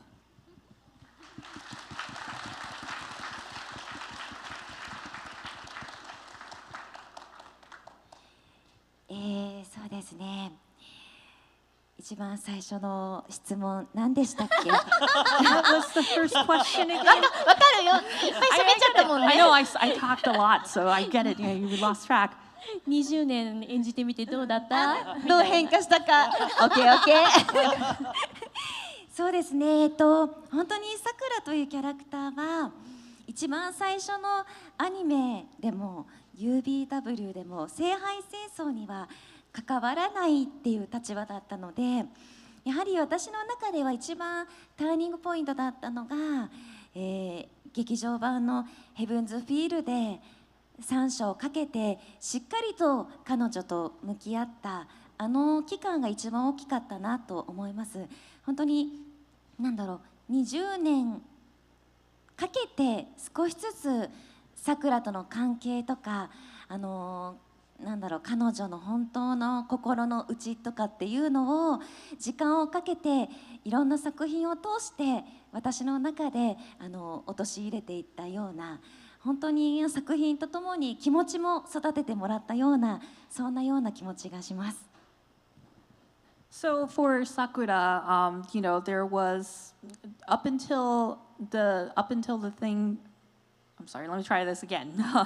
So throughout up until now, for Sakura, for anime and like UBW, Sakura has not been a part of, or at least she hasn't been a participant for the Holy Grail War. I think the biggest turning point for me as far as learning who Sakura is was the theatrical release in the trilogy of Heaven's Feel, and I think that was the biggest thing. After 20 years, I feel like after doing so many titles, that's when I feel like I finally have a relationship with Sakura, and I've finally get to learn what her true feelings and her true heart was through all of these titles after all these years. So it was a lot of titles that it was a learning process after all of these titles, and I was able to tie them in, and that's when I feel like I've grown with her, or at least learn who she is truly after taking 20 years through all of these titles, especially for Heaven's Feel. そしてありがとうございます。Thank you そして私にとってフェイトは本当になくてはならないかけがえのない大切なものです。私フェイトに携わらせていただいた期間と同じくらいの声優歴というか声優歴イコールフェイト歴と言っても過言ではない新人の頃からずっとこの作品に育てていただいたようなもので、なので本当に私の声優人生の中でなくてはならない作品、そして、なくてはならないキャラクターですし、そしてこれからのまだまだ続く声優人生の中でずっと「フェイト」という作品は私のそばに居続けていてくれるんだろうなと思っております。So, what is fate to me? To me, it is something that I cherish, and that's something that is irreplaceable to me. Actually, so the length of the time that I was with, that I've worked with for Fate, as well as the length of my voice acting career, I would have to say it's about the same. I started off as a newbie voice actor, and that's when I started Fate, being a part of Fate, and so I feel like I've grown with it. My voice acting career has grown with the growth of Fate as well too. To me, so Fate to me is like an irreplaceable title to me, and it's as well as the character that I play, and it's something that I want to cherish as well too. So I will, as I continue my career as a voice actor, Fate will continue to be close to my heart and will be next to me as I continue my voice acting career, as well as how Fate will be with me for all this time until I finish.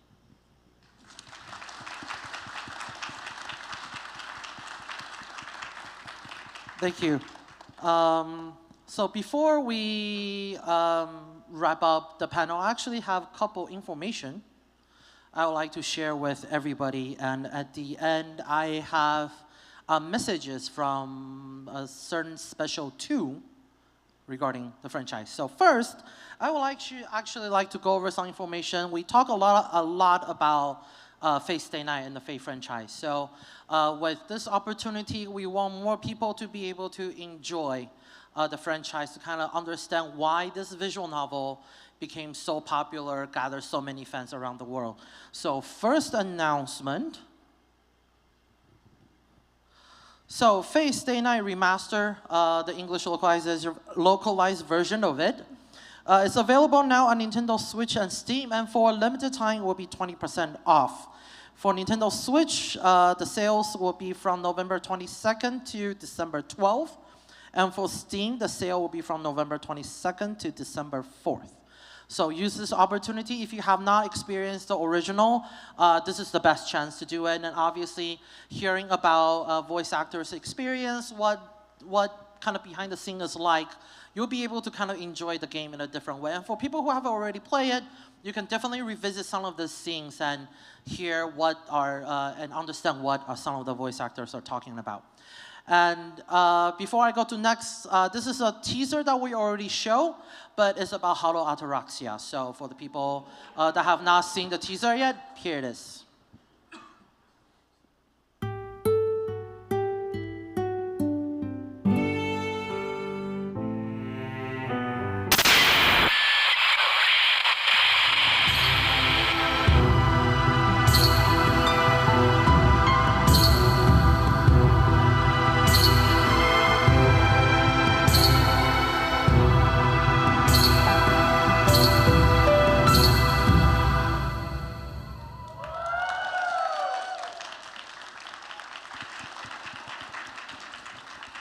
So yeah, Fate Halo Ataraxia is in development now, so please look forward to it.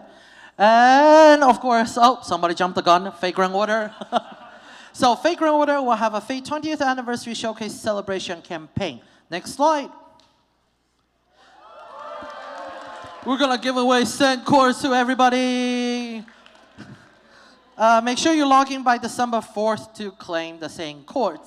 Next. Logging 3, there will be a crew logging bonus, logging 3 times to claim the award. The login period is here, and the eligibility is also here. You just have to clear a flame-contaminated city Fuyuki by a certain time, so make sure you participate. Next. we have a Fate 20th Anniversary Showcase Celebration Pickup Summon. We'll be holding a special pickup summon to commemorate the Fate 20th Anniversary Showcase. The event is here. Take a look. Remember it. There will also be in-game information about it. So please look forward to it.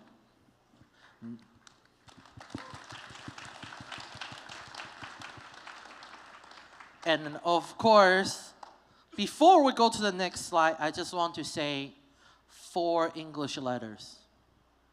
GSSR. So next slide. So part 2 Star Dash Guarantee Summon, which will guarantee one of the limited time 5-star servant added to the game from January 2019 through August 2020 for 12 pay cent coins, which will be added for all masters.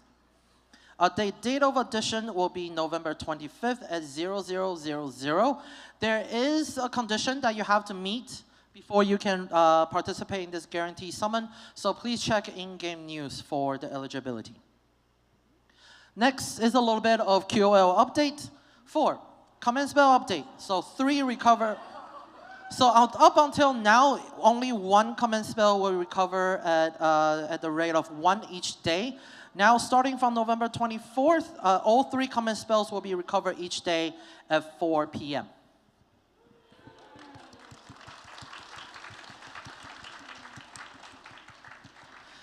And that's the information we have for Fate Grand Order. Next, we have this. So, Fate Stay Night Heaven's Feel will be streaming starting on December 19th on Crunchyroll and Hulu. So for the people that didn't have the opportunity, now this is the time to watch all 3 movies of Heaven's Feel.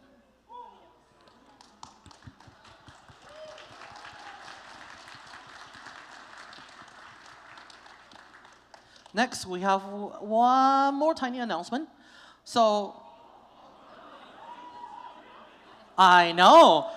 So Fate Stay Night Unlimited Blade Works confirmed broadcast on cable TV next year. So we'll have more information in the future. Please look forward to it. So hopefully we can use this chance for people to, again, join this big family and use this opportunity to, whether play the game, further more progress in FGO, or finally, be able to kind of be part of this grand family and be part of this fandom. So speaking of fandom, for this occasion, we really want to get a special message from Nasu-san and Takeuchi-san. So we have a couple questions that we asked Nasu-san and Takeuchi-san respectively. So first, let's take a look for the comments from Nasu-san. So first, were there any themes for each of the routes in Fate Stay Night, and are there highlights you would like the players to focus on each route? So the answer is from Nasu-san. If each route represented a protagonist mentality, production was based on the following directions. The first route represented the problem, the second route offers solutions to the problem, and the third route resolves the problem. As for the story itself, Saber's route is a classic boy meets girl story, and its theme is hope. Ring's route is a story that follows an ensemble cast, and its theme is ideals. And finally, Sakura's route is a mystery story, and its theme is reality. As for the highlights in each route, Fate definitely is when Saber releases both her Noble Phantasms. For Unlimited Blade Works will be the battle against Archer, and for Heaven's Feel will be the ending. Next, are there any behind-the-scenes stories about the production of the game you can tell us now, after 20 years have passed? Nasan's answer, it's not exactly a behind-the-scenes story, but there was a particular format that was a trend, or rather, something the players expected back in the day, and it would have been very difficult to proceed through the story as envisioned had I kept that format in mind. As a result of going a different direction, the context and the content that otherwise would have been lost remains to this day. What was thought of as unnecessarily burdensome 20 years ago is now invaluable and can no longer be recreated, and I think it's remarkable that it has been preserved.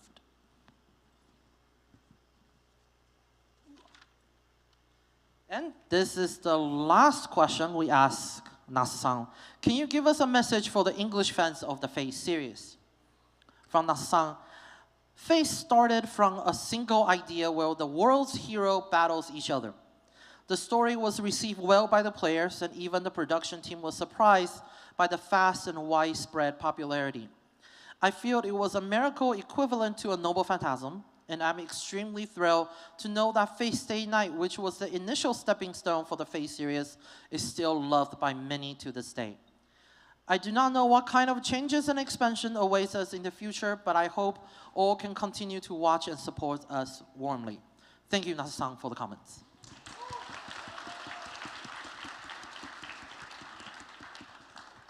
And next, we have comments from Takeuchi-san. So the first question, all three heroines in Fate Stay Night are extremely unique.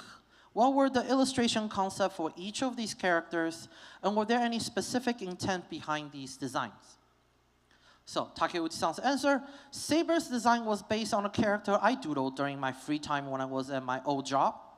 The idea to make King Arthur a beautiful girl seemed outlandish, but I feel the realism of her weapons and armor, including the coloring, was a major factor that helped enhance the character's design and make her a character beloved for so long. Ring represents a girl who is out of one's league, and so her design was based on the concept of someone who would be out of reach for an average person. Sakura is a heroine who is innocent but possesses both a dark side and a bewitching allure. I designed her to have a bit of hidden sex appeal as well as Latin passion. Next, are there any behind-the-scenes stories about the production of the game that you can tell us now that 20 years have passed?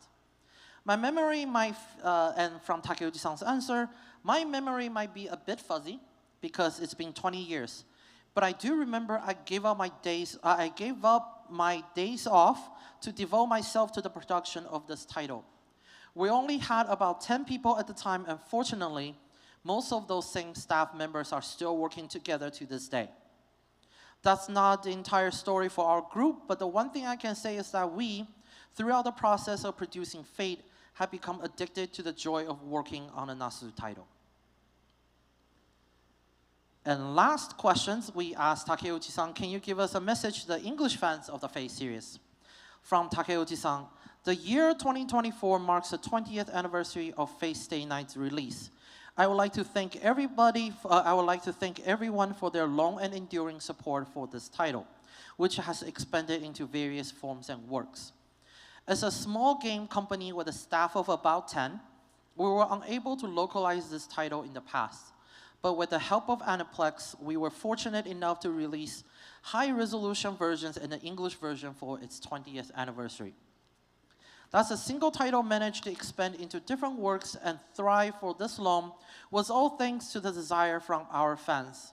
We will continue our efforts to live up to everyone's expectation and trust, and I thank you all for your continued support.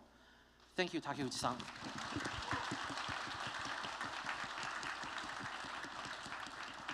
And now it's really the end of the panel. So before we go, and we actually have a lot more, and for those with blue wristband, you know what's coming up next.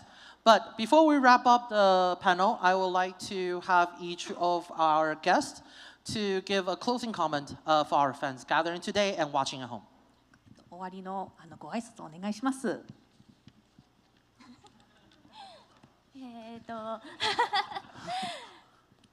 今日は本当にお越しいただきましてありがとうございます。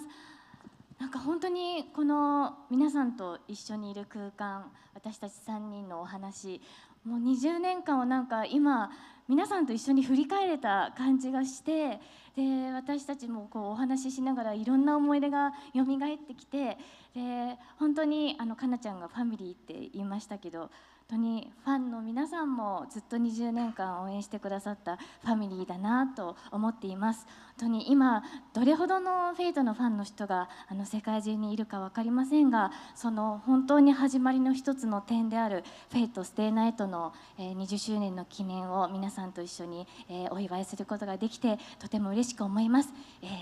これからの5年、10年、20年皆さん私たちに、フェイトのファミリーについてきてください。今日はありがとうございました。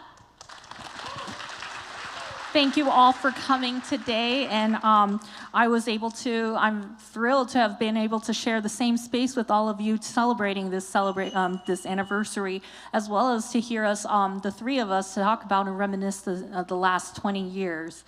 There were so many, and talking about it, there were so many memories that came up, and to learn that there's so many fans out there after 20 years is just remarkable. And as Kana-san mentioned, fate is like family. And so you are all, the fans itself are also our family as well too. I'm not sure how many fans are there for fate in the world altogether, but as the stepping stone, as we celebrate the 20th anniversary of what started it all, I think that we can continue to celebrate 5 more years, 10 more, maybe 20 more years of fate. And as our family keeps growing, I hope that everybody continues to join us as our family, as well as, as our big fandom continues to grow and worldwide. Again, I'm very happy, and I feel very fortunate to share the same space with all of you, celebrating this big, momentous occasion. And thank you very much for coming.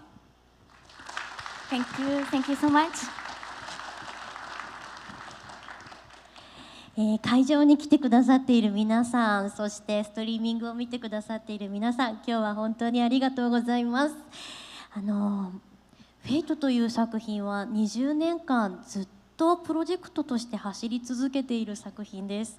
一つの物語が終わって20年後、10年後、20年後にお祝いですって言って集まる作品はたくさんあれども、こんなにも常に進化をし続けているプロジェクトが常に進行して、さらに盛り上がって20年間走り続けているっていう作品は本当に類を見ないんじゃないかと思っています。この20年間、横にあやさんとのりちゃんがずっといてくれて、でファミリーのみんなとすごく楽しい思い出がずっと増え続けていることに本当に、嬉しいですし、これからもそんな時間がずっと続けばいいなって思っています。皆さんもこれから末永くフェイトシリーズを愛していただいて、ますます盛り上がるフェイトの世界を一緒に楽しんでいっていただけると嬉しいです。今日はありがとうございました。Thank you, everybody here on the site, as well as the people watching on the stream. Thank you for watching our panel today and our talk. Fate as a project for 20 years has continued to keep going. And it's not that rare for one story to say it was released 20 years ago, hey, let's celebrate it. But for something like Fate to have lasted for 20 years but continue to grow and evolve and still be celebrated is something very rare, and I think that's wonderful. The creativity continues to this day for Fate, and it is, to me, it's very exciting to me. Again, we are a family, and so I'm being with Nori-chan and Aya-san together here to celebrate this wonderful occasion is something that is just indescribable to me. And I hope that we continue to be able to celebrate something like this further in the future as well too. And I hope everybody continues to support and celebrate Fate as it keeps going on for many years to come. Thank you as it expands. Thank you again for sharing this great moment with us. And thank you all for coming and enjoying this moment.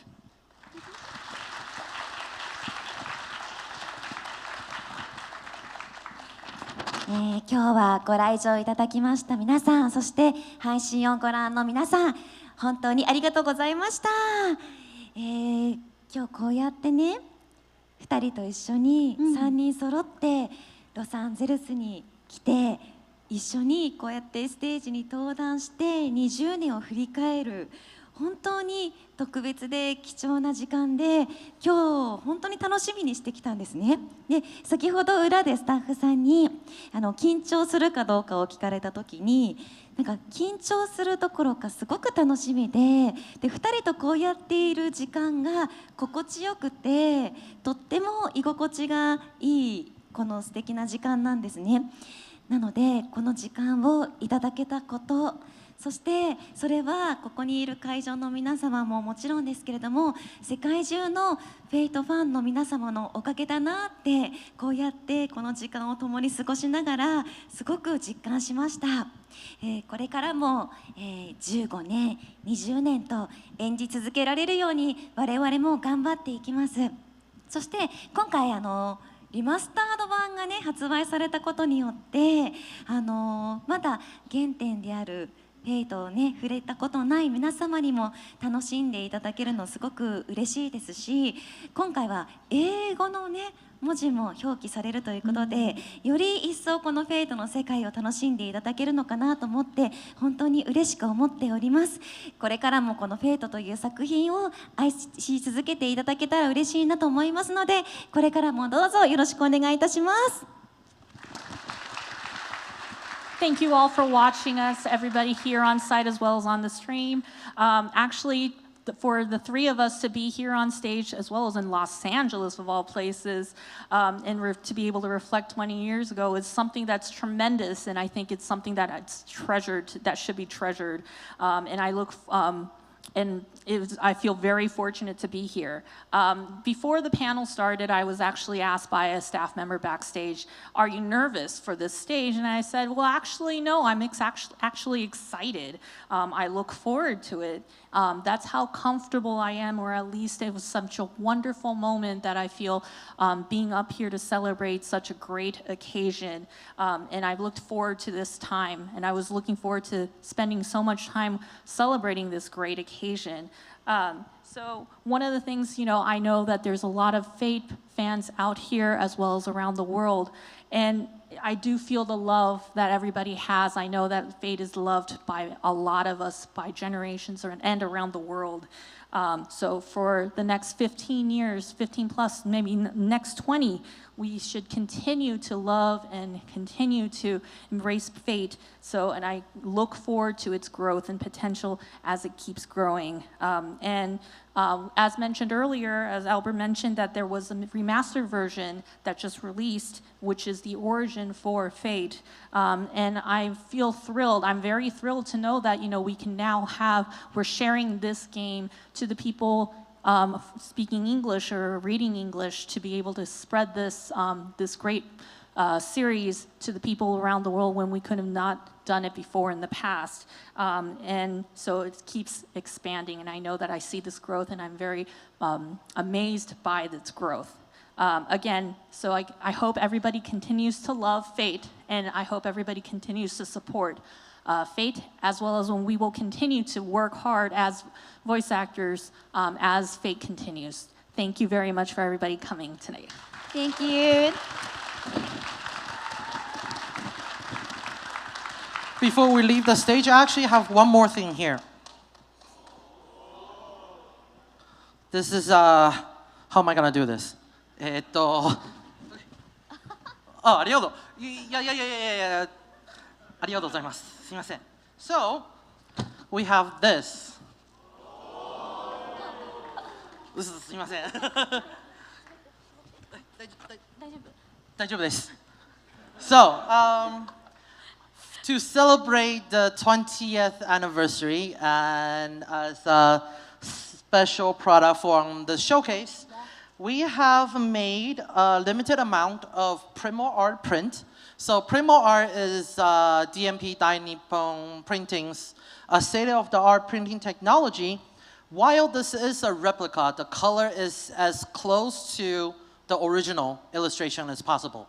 So having this meaning that you have a piece, almost having a piece of the original illustration of this, of the key visual for Fate Stay Night Remaster. Each of this print will come with a frame, and it is serial numbered. And for limited quantity, so we'll have the regular version, and then we have a limited quantity signed version.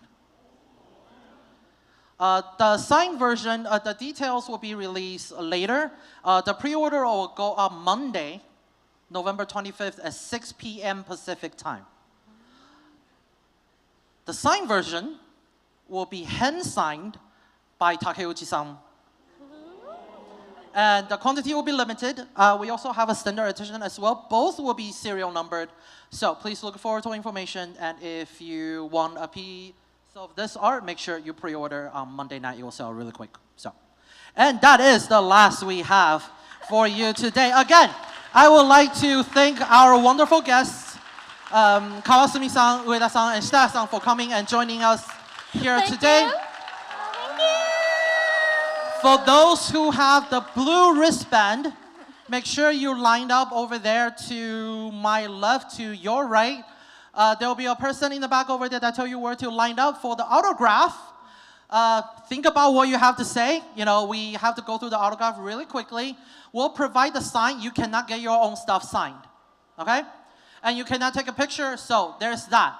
For everybody here and watching at home, we'll take a little break. We'll come back soon for the next panel, and during that time, we'll also show episode 0 of Fate Stay Night Unlimited Blade Works here. And at home, we'll take a little break, and we'll come back around 2 something for our next panel. Thank you very much, and we are looking forward to show you more throughout today. Thank you. Bye-bye. See you. See you.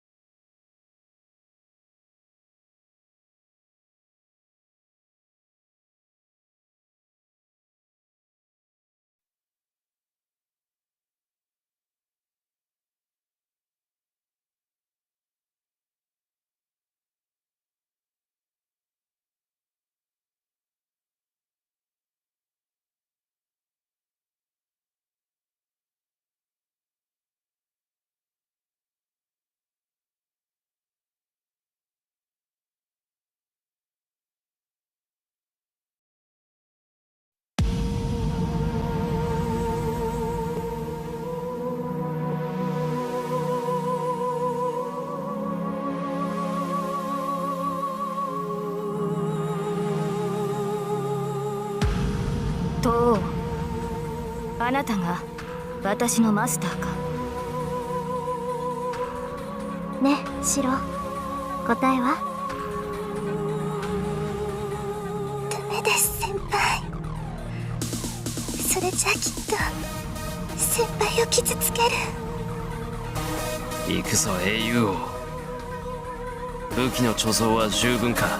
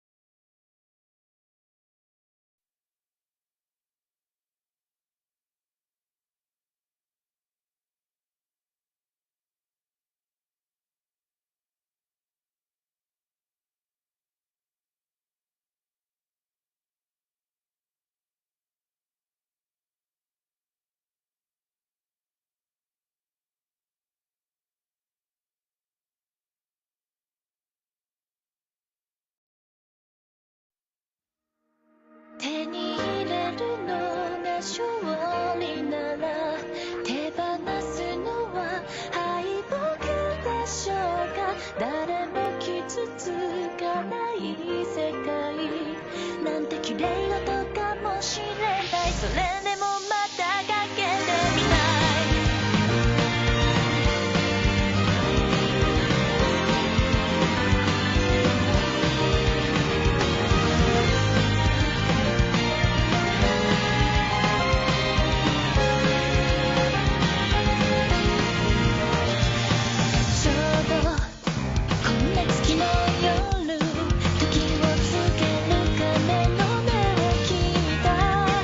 残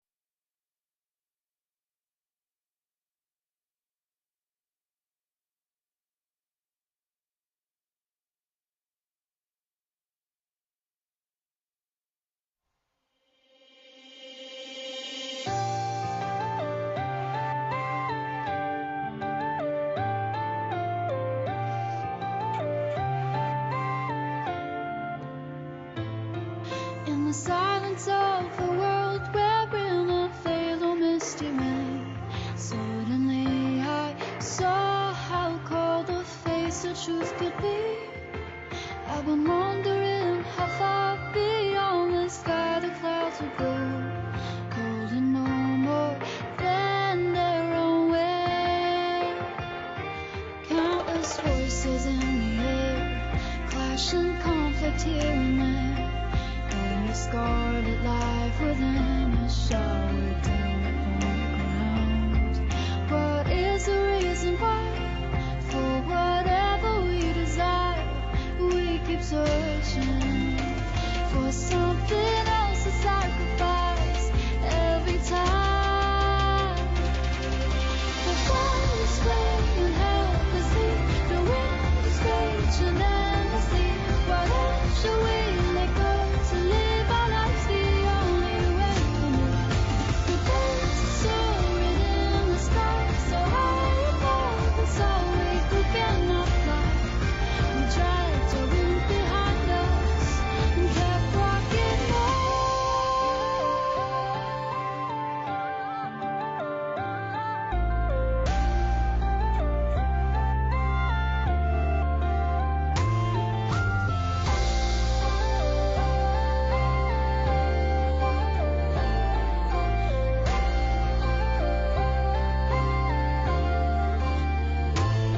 Someone far beyond the skyline, someone whose name we don't even know, holds a fire inside the heart that burns him from within.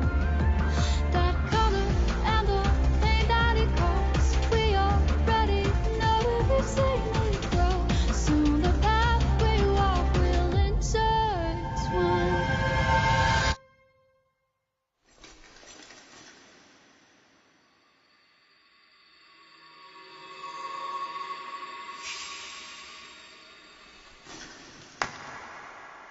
Like zombies scream helplessly, like winds that sweep across the green. What else shall we pursue to live our lives the way we wanted to? Under the birds that soar the sky, we have no wings, and though we come down to the fire, we stand above the earth now and keep walking on. Trust in it all.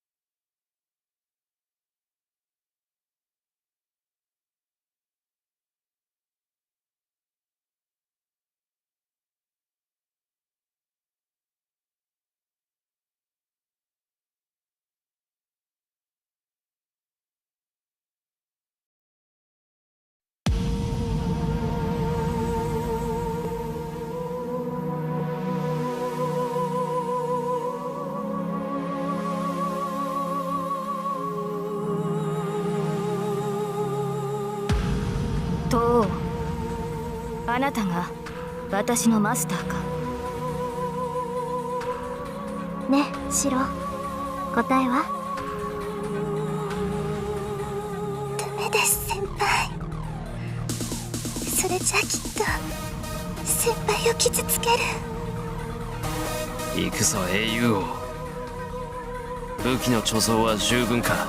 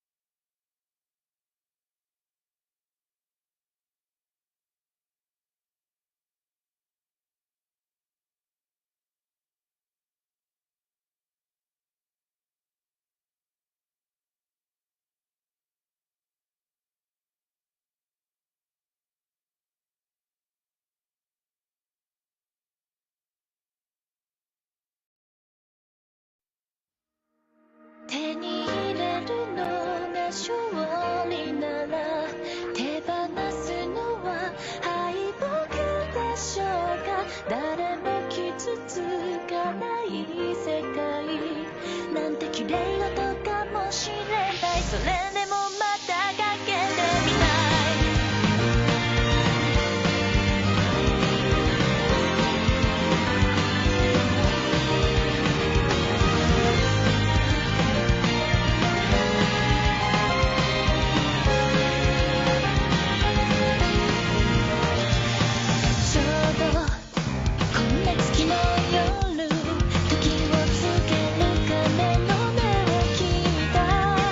残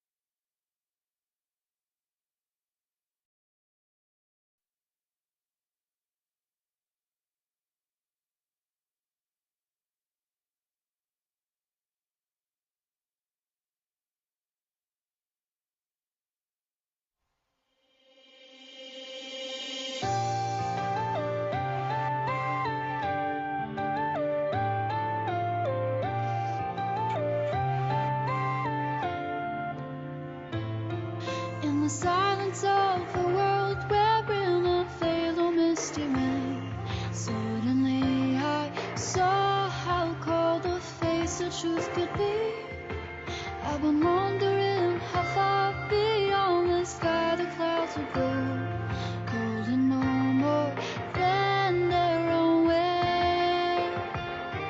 Countless voices in the air, clashing conflict here and there. And the scarlet life within us showered down upon the ground. What is the reason why? For whatever we desire, we keep searching for something else to sacrifice every time. The fire is flaming helplessly, the wind is raging endlessly. What else should we let go to live our lives the only way we know? The birds are soaring in the sky, so high above us all we cannot fly. We dragged our wind behind us and kept rocking on.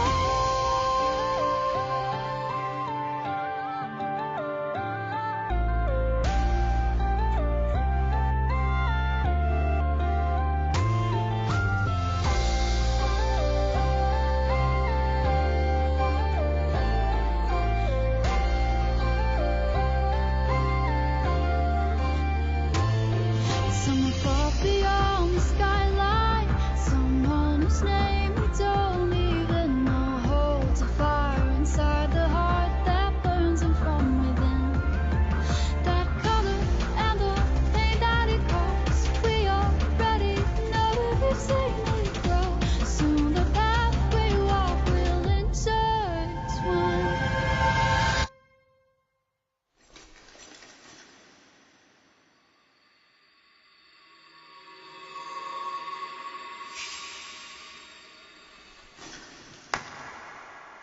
Like flowers bloom helplessly, like winds that sweep across the green.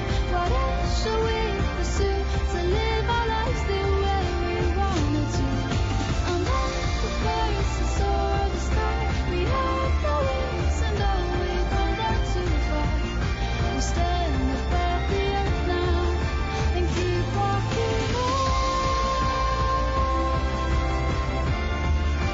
Trust in it all.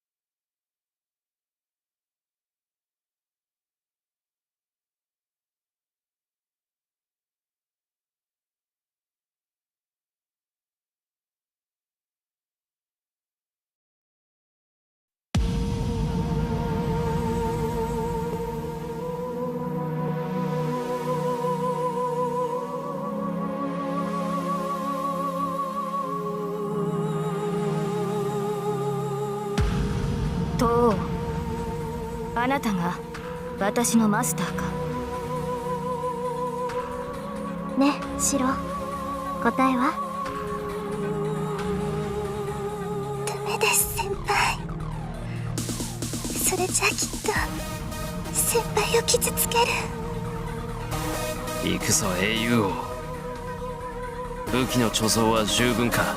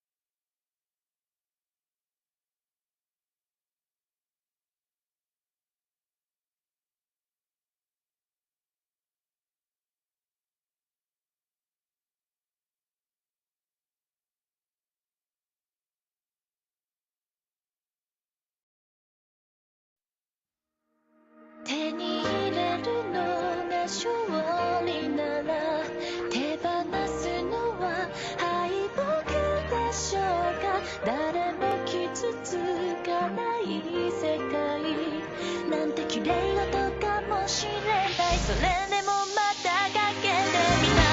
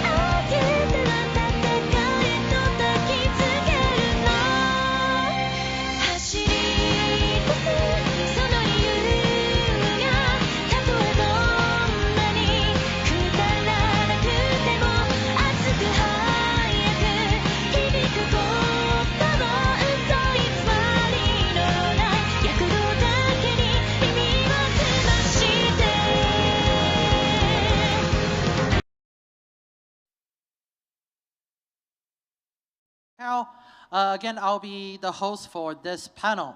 So this panel today will be talking about a couple of the anime catalog, some of the catalog titles that we have for the Fate anime. And you know, with Aniplex and with Time Moon, we have a lot of opportunity to work with a lot of creators, it's through working with all the different creators in this field, Fate get to grow to be a unique title that it is today and be loved by everybody. So today, we'll like to invite two of those talent here today on stage to discuss some of the production process of what it's like to make a Fate series anime come true. So let's welcome our guests today. So, producer Kurosaki Shizuka and the ADR director and voice actor Tony Oliver.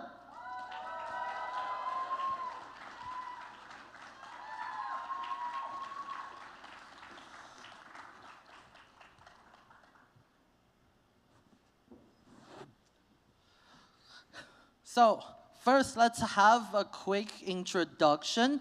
We'll start with Tony. I'm Tony Oliver. I'm the English voice director for most of the Fate franchise since Fate Zero onwards, and I also play the voice of Kuchu Lane. I'm one of the Lancers. So, yeah. Next, we have Kurosaki-san.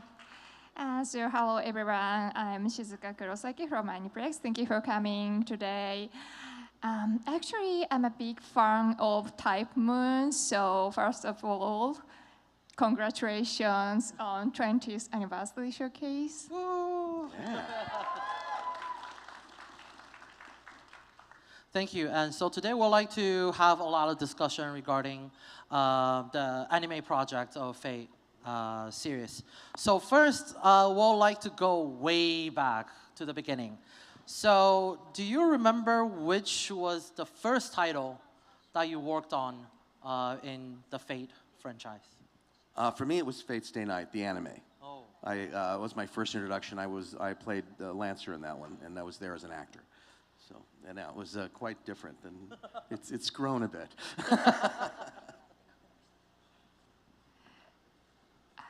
Can I use Japanese? Because I have a lot of episodes to want to share. Yes, so 私の場合はフェイトゼロの放送がもう終わるか終わらないかくらいの時でした。For me, it was the tail end of Fate Zero. Was my involvement. Was there, for Fate anime, we know there's a lot of quirks with it, with the characters, with the story. Do you, like, when you first start working on the project, do you have some, like, memorable moment of oh my God, what is this? Like, what are some of the moments when you started working on this project that has, its unique quirks? Well, a couple things. First of all, in the original Fate Stay Night, the story was so different. It's so differently told than anything I'd seen in anime up to that point. and I didn't like my character very much. So, what was extraordinary to me was the fighting. The action sequences were really something different and more. It brought in some of the gaming style into that. So yeah. I have two episodes. One is まずその関わることになって印象的だったこと、フェイトゼロの終わり頃にチームにジョインして今日ご挨拶をした今の社長の岩上さんからアニメテッドブレイドワークスを作ることになったのでよろしくねと言われて初めてそれを知ったのでファンだったから本当ですか嬉しいですって言ってしまったのがまず一つです。So one of the things that was impressionable, or at least one of the memorable things for me, was when I first joined the team for Fate Zero. Iwakami-san, our current president, just came up to me and said, "Hey, we're gonna start working on this thing called UBW, and you're in charge of it. Good luck." And as a fan, though, I was I was a fan of Type Moon and the Fate series, so I was super excited before I was bewildered. もう一つはじゃあ実際にそのアニメテッドブレイドワークスのプロダクションに関わって1話の後半のランサーとアーチャーの戦闘シーンを私がこう放送する前に完成したものを見た時にリンがこれがサーバントの戦いっていうセリフがあると思うんですけどまさにそれと同じフィーリングを受けましたアニメーションの素晴らしさに。So when production for UBW started, and the first episode started, and there's a scene the fight scene between Lancer and Archer. And, before it was broadcast, I was able to watch it. And there's a scene, or there's a line that Rin says, this is something that goes something like, this is what a servant battle is. And when I was watching this scene, the fight battle, I definitely felt that this is a servant battle, and I had the same feeling. It was a great battle. It was a great battle. I want to add to that, in that when I really saw the specialness is when I started directing on Fate Zero. Normally, when I direct something, an anime, if it's not particularly dramatic, I'll look at 4 or 5 episodes and kind of get a sense of it, and then read it as it goes. With Fate, when I sat down to watch it, I ended up watching the entire series in Japanese in like 2 sittings. And realized that this was maybe the only anime that I needed to make sure that I didn't mess up. Because it was just perfectly written the way it was. And so that's when I knew it was a special thing. Kind of similar experience, kind of like jumping off the script a little bit. I kind of said this story multiple times, similar to Kurosaki-san. When she was making Unlimited Blade Works, I was sitting down there watching Unlimited Blade Works. So I remember my first event to Fate was Unlimited Blade Works. I was sitting there at Anime Expo, just like, when I saw Kawasumi-san for the first time, I was just like, Saber. So, when, fortunately next year I ended up joining the company. And I remembered there was a time when we need to kickstart a project. That's when I actually met Kurosaki-san for the first time. And then we're both just like, oh my God, you like Fate too? Yeah, me too, we like Fate. So it's a great opportunity to be able to work on the project that's beloved by so many others and creative talents. And I remember working with Tony too. When I usually for dub, when people sit in and we're like, oh, Tony, just be careful with this character. Tony just like, I got it. I know exactly what you're talking about. I already watched through everything. I'm like, all right, I'm gonna shut up now. So with that, we'd actually like to get into a little bit with the actual production of it, the dubbing process of it, and some of the kind of behind the scene, the little difficulty of it.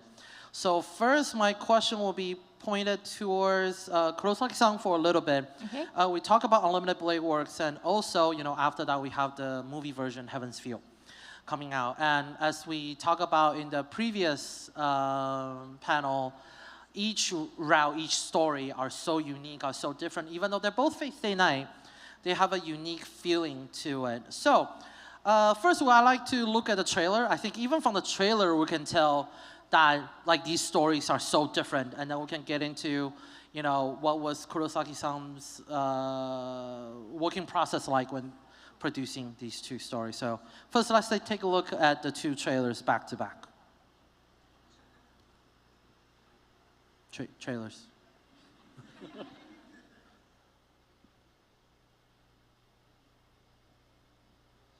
Or, oh, there we go.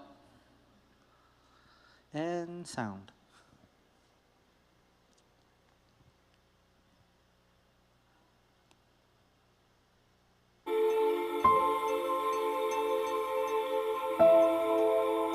It's all very murky, but the only thing I remember of that day 10 years ago is that it was hot, and that I couldn't breathe, and that I was trying to save someone, but that someone ended up dying. Is it greedy for me to wish for an outcome in this life where everyone is saved and shares their happiness with others? This is so frustrating. I can't figure it out. How am I gonna become a hero of justice? Oh my god, what the hell are you? My sword will henceforth be at your side. Your fate is now my fate. Our pact is now sealed. I'm your servant, Saber. I have come in response to your summons. Your order, Master. You ought to be rejoicing, boy.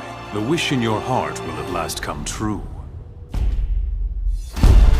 I'll kill him. I'm not going to show any mercy on him if he doesn't understand that. You got it? It's time, Father. Battle I've spent the last 10 years preparing for will begin in the next day or so. This time, it's my Holy Grail War. Then I will call you Reen. Yes, the sound of it suits you perfectly. I take it this means that he is the seventh. Right here and right now, show me what you've got! It's a servant! Time to kill you, Von Einsberg. Shiro, get back! The last thing I want is to get in a fight with you! It doesn't matter if you don't want to fight. Now say your prayers, Shiro! Ready or not, I shall come to take your life! Saber!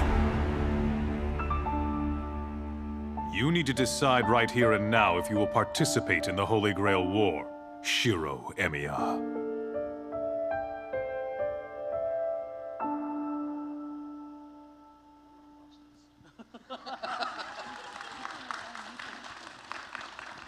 Oh, we heard a lot from there. And then next, let's take a look at the trailer for Heaven's Feel.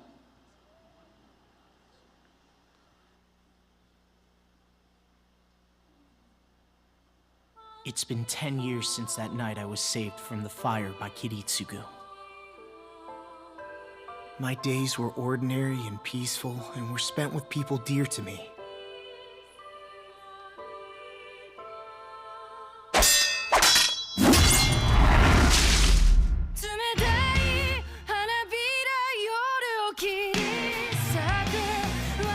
The Great Holy Grail is the omnipotent power among mages, a granter of wishes that can realize any desire. In order to obtain this power, the previous masters fought a fearsome battle in which they killed each other. If you don't summon yours real soon, you are going to die. How about you keep her safe at your place? Especially if she happens to be someone who means a great deal to you. If at some point in the future I became a bad person, would you be mad at me? What the hell is that? Yeah, if you did something bad, I'd be furious, Sakura. You'd get an earful. I'm glad. If it's you, it's okay. What in the world do I have to do in order to become a true hero of justice?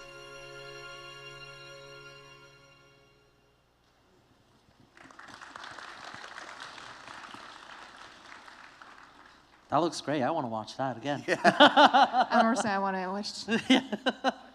So I would like to actually tackle this from two different perspectives.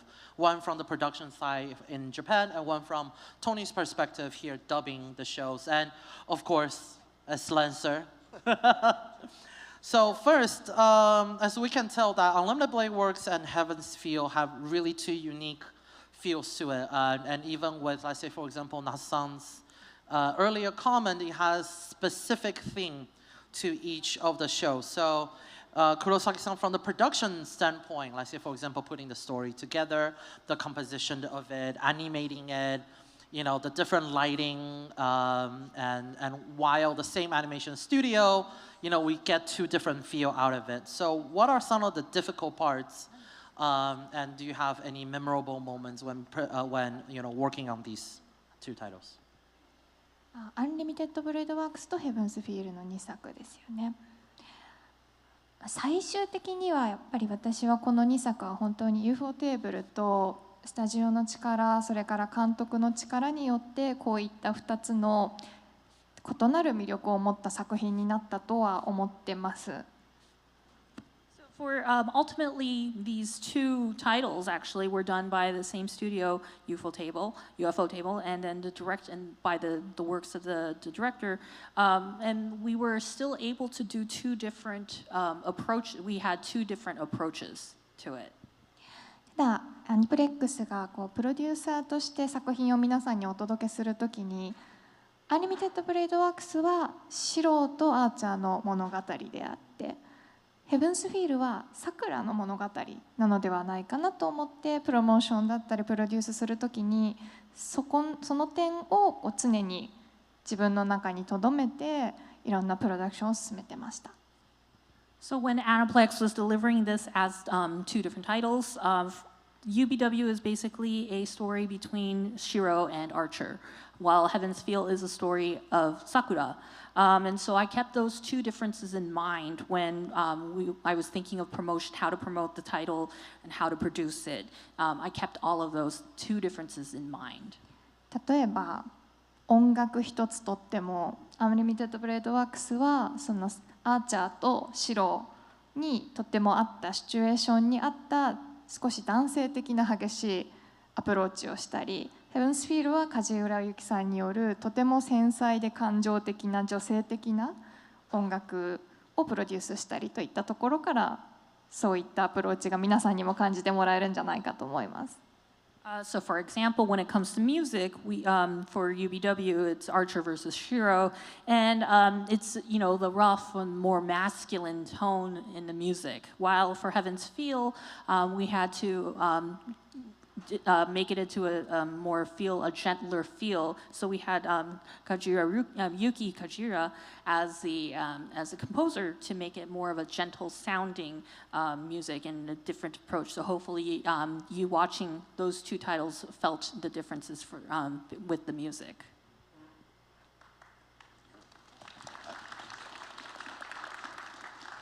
Dubbing is a difficult process when so dubbing an existing IP, sometimes that's already being out, being shown for a while, and then we dub it sometimes as a package, sometimes as simul dub. And I know you've been working on this title for a long time. Yeah. For a long time. So can you tell us what are some? So let's say, for example, Unlimited Blade Works and Heaven's Feel, right? So we have Sakura. We have different tones of Sakura, you know, as we previously mentioned, you know, Sakura in other routes are kind of just like timid, underclassman character who's just there, right? And then we have Sakura in Heaven's Feel, which is a lot more prominent, that repressed feelings coming out. So can you tell us a little bit of the dubbing process for these two titles? As we mentioned before, very far apart, right? Yeah. Unlimited Blade years Works, apart too. Yeah. Years apart. So when you were just playing as Lancer versus coming back, directing it, what are some of the differences, experiences that you kind of put into the dubbing process? Well, first of all, the interesting thing between the thing that I love about both of them and the deep detail that you've done with it is that you can see in Heaven's Feel a scene that you saw in Zero, but it's way over there in the corner while you have another scene happening, so the universe is tied together. That makes it a lot easier, because even though they're different feels and they're different, it's still the same universe. So Sakura is timid at the beginning. She's still timid when she comes out, but now she's added the extra layer of coming out of her, which is something that people do as they get older. So it's a natural evolution. I predominantly give emotional direction. I talk about what the character should feel like, not sound like. And so as long as we're dealing with that core, it doesn't really change much depending on the circumstance, because they're going to react based on that basic character the way they react internally. What's external is dependent on what's happening outside, and that's what changes. So as long as that character stays the same in essence, it's going to work in no matter what situation you put him in. At least that's what I think. So that's interesting when you say like not is what they should feel like and what not they sound like. Like, what's the difference in that direction, let's say, for example? Well, if I ask the character to be angry, he can yell and do all, he or she can yell and do all of that stuff, but I ask him to feel it, it's going to express differently. It comes out, I hate to say it this way, but it's like it's coming from the soul. It comes from a different place than when you think it, than when you feel it. And it's hard to say what the difference is, but you know it when you hear it, because you feel those characters that make you cry when you listen to them talk. It's because they're feeling it deeply inside, and that's the hardest thing for an actor to reach, and that's what we go for, and that's what keeps the characters consistent. Thanks. And I know it's kind of like a unique, dubbing is a very uniquely difficult process. The longer it is from the original airtime, there will always be some dissonance between, let's say, the producer sitting in and Tony directing.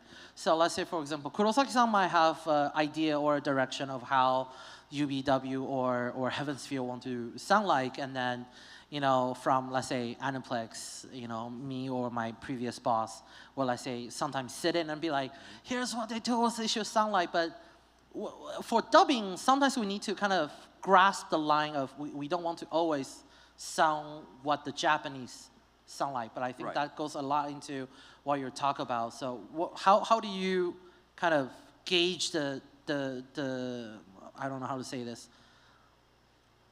How do you gauge the difference of, let's make it sound very Japanese, or let's pull back and make it sound a little bit more American and the way it's delivered? I don't think in those terms. Oh. I think in terms of access. What is the audience feeling? And there's a lot of commonality between the cultures, so we focus a lot on that. And also reminding ourselves that we're not mimicking this. We're not doing a direct translation. We are adapting it to make it accessible, emotionally accessible to English-speaking audience. So again, we just focus on the basic feels as we go, and that helps navigate all of that, because that doesn't change culture to culture. It's just expressed differently. Thank you. Yeah. 実は私は英語版のフェイトシリーズのダビングが素晴らしいと思って、それを見て英語を勉強しました。Actually, I feel that, you know, watching the English dub version, I think it's wonderful. And that's how actually I studied English, too. Wow. Well, thank you. It's those guys up there. And then so I want to kind of segment away a little differently. So Heaven's Feel Unlimited Blade Works is kind of like we can watch the story. For example, when Tony's dubbing, like you previously mentioned, you'll watch all the Japanese episodes first, and then we think about, you know, how you want the actors to feel when they're dubbing the character. Now, as we enter a new era for Fate, we have this thing called Fate Grand Order, which is life service is constantly changing, constantly evolving. So this is also be kind of like a question I want to ask and see if we can tell from a different perspective. So first, you know, Kurosaki-san with Fate Grand Order, I think the first one that's animated is Babylonia? First Order. Yeah, First Order. So a lot of those is that I think some of the story is there is a certain requirement that the audience should have already the background knowledge of FGO. And whether it's First Order, you know, Moonlight Lost Room, Babylonia, Camelot, going forward. What are some of the unique challenge when animating and producing a live service game where everything changes? You might not know what's coming in the next update while you have to focus on this story. What are some of those discussions like? 難しい質問ですね。That's a difficult question. でも実はさっき挙げてもらったファーストオーダー、ムーンライトロストルーム、それからキャメロット、バビロニア、プロデュースする側としてはすべて異なったアプローチと目的を設定してます。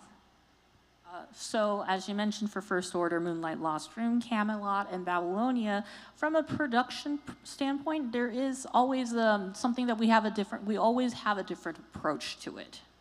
それは例えばファーストオーダーとムーンライトロストルームの場合は、リリースする時期に、よっていて、例えばファーストオーダーの時は第1部の完結直後とかだったと思います。なのでまだフェイトグランドオーダーを遊んだことがない人にも基本的なフェイトグランドオーダーの情報が分かるような入門としても機能するような作品を作ろうと思って作ったのがファーストオーダーです。So for First Order or Moonlight Lost Room, we actually timed it, or we approached it by considering its release timing. So for example, for First Order, the release date for First Order was when the game just kind of ended the part 1 in the game. So what we wanted to do was, even if the audience watching First Order had no idea or had no previous knowledge of the game, who had nothing, we wanted to have First Order be kind of like an introductory title, so that you would have some basic knowledge, or you learn basic knowledge of the game, even without prior knowledge. ロストルームの場合は逆で、あれはナススキノコさんがアイデアを出してくださったお話だったので、ゲームをやっている人が見たらより疑問に思ったり、もっと FGO をこれから先も続けようと思うような内容になるように作りました。As far as Moonlight Lost Room, though, it's kind of the opposite of First Order, where Moonlight Lost Order, or Moonlight, was an idea that was brought by Nas-san, and what they wanted, the idea or the intent for that anime was people who have knowledge of FGO or of the game, and watching this anime, they would have more.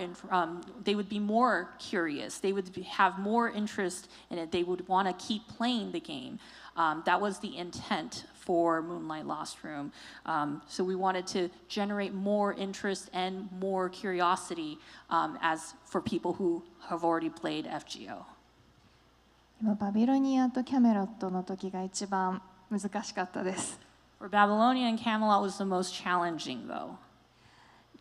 時期がテレビシリーズと映画としてそれぞれ違うフォーマットとはいえ、ある程度時期が重なったりしていたので、どういうふうにこの2作を異なるアプローチにしようと随分悩みました。So for those two, for Babylonia and Camelot, timing was a little tricky because it was one was a movie and one was a television series, and so but they were released almost simultaneously as far as timing. So how the challenge was, how would we deliver it to make it yet be to differentiate it or to stand out from each other, or to differentiate from each other, even though it's the same timing. それぞれテレビシリーズと映画としてアプローチが違うので、フェイトグランドオーダーをゲームをプレイしている人も見て楽しめる。でも知らない人が見てもやってみたいと思えるようになるというのを目標にして、主人公をそれぞれで変えよう。バビロニアはマスターである皆さんである藤丸律香が主人公、キャメロットはベディビエールというサーバントが主人公。そうすることによってそれぞれ、違ったストーリーの見え方ができるだろうと思ってそういったコンセプトを作りました。So because there was a different approach between the television series and movie, we still wanted to have people watch both the movie and the television series to be intrigued, or at least want to have to be more to be more motivated to play the game, but to be more interested in it. So one of our goals, and that was our goal, that we wanted everybody to be more interested into playing the game after watching it. One of the ways that we did was to change the focus on the protagonist, or the main character that we focused on. For Babylonia, it was the main character. We followed the protagonist, Ritsuka Fujimaru, versus for Camelot, we followed Bedivere. And so that was the two different differences, and we wanted to, maybe it would be interesting for everybody to see two different perspectives as far as the characters that we followed.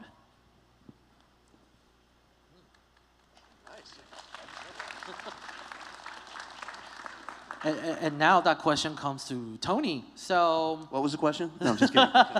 So, Fate Grand Order, there's no reference material. No. And the game itself is actually, when it comes to the story part, it's not even voiced. So while we have some characters that's the same, let's say, for example, Gilgamesh, more likely is going to sound similar, which we'll actually talk later a little bit about the consistency of the characters. But now, how do you dub something that has no reference point, no reference material? It's not possible. Let's say Babylonia is 7 chapters into FGO. It's not possible to be like, hey, Tony, play through this in the next week. Actually, I did play the game for a while. Oh my God. Yeah, no, I did. No, I had to. I had to understand what it was we were doing. Yeah. So what was the challenge like then, dubbing Fate Grand Order series anime? The challenge is that the canon is different. It's and I had to figure out in my head how to make the canon agree enough. At least inside, at an emotional level. So what I did is I ended up taking it and looking at it as, this is the same story, just looking at it at a wider perspective. So we backed out to look at it from a much more zoomed out, so we can see what's going on around the original story. And that allows for the changes and the differences, because there's one thing that's specific, and this includes that. And that's kind of how I held it. I really didn't talk about it with the actors much. We just kind of tried to do and the other thing is focusing on the moment. Right. When you have a game situation, when I direct video games, you really have to focus on the moment, because you don't know what branch is going to happen. So we did that same thing with Grand Order. We just focused on the moments and not tried to think too much down the story too much. And I think it's very interesting you brought out, and I'd like to show a couple clips first before we're moving to the next topic that will actually relate a lot by what you just talked about. By, we pull back, the character is not gonna change. So now we're going to look at 2 instances, same character in 2 different situations. And we'll discuss more about what are some of the production processes like. Consistency across Fate franchises, a difficult task. And I think from the production, from dubbing and production here on US side, we'll have kind of like a different approach to it. So I'd like to take a look at a couple clips. First, one will be actually about your character, Lancer, in different circumstances, and the other one is Gilgamesh. And then, let's roll the clips and let's take a look at some of the comparisons. So, is this your handiwork? No. Stooping to dirty tricks is the role of the master. My kind simply fight where and when we're told. Am I right, my invisible buddy? No way you can see him. That means you're a servant. And if you know all that, little girl, can I assume that you are my enemy?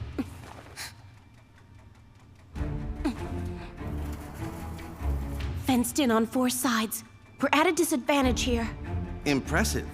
You seem like you're ignorant, but it's obvious to me that you have the gist of things here. Damn it, I guess I really blew it. I shouldn't have spoken up. Curiosity got the... Who am I? Look at me and you'll know, old friend. I should have known, Caster. Hmm. Why do you take the side of these castaways? Huh? Because it's better than being on your side, of course!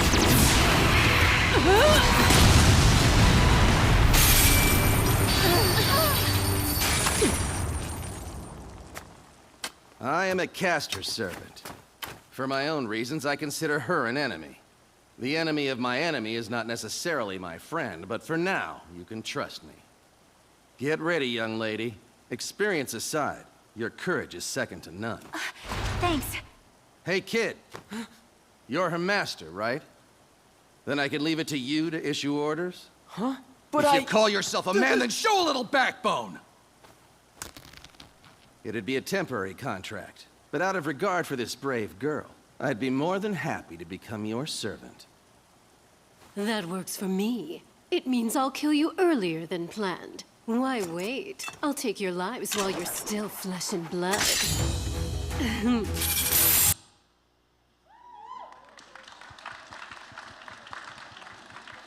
Interesting cut indeed. But I think it shows Lancer in, well, rather Kuhurin, in two instances as two different characters in two different shows, right back to back. We'll talk together after we see the next clip. So we have another comparison, now this time with Gilgamesh, again in two different shows. So let's take a look. Nevertheless, I desire the Holy Grail so badly I can almost taste it. And it has always been my style to just take what I want. After all, the great Iskander is the king of conquerors, is he not? Right and wrong are irrelevant. You break the law and I will punish you. There is no place for discussion. Which means that all we have left to us is to meet on the field of combat. So then, Archer, would you still like us to help you finish this off tonight? There'll be plenty of time to kill each other after. Indeed.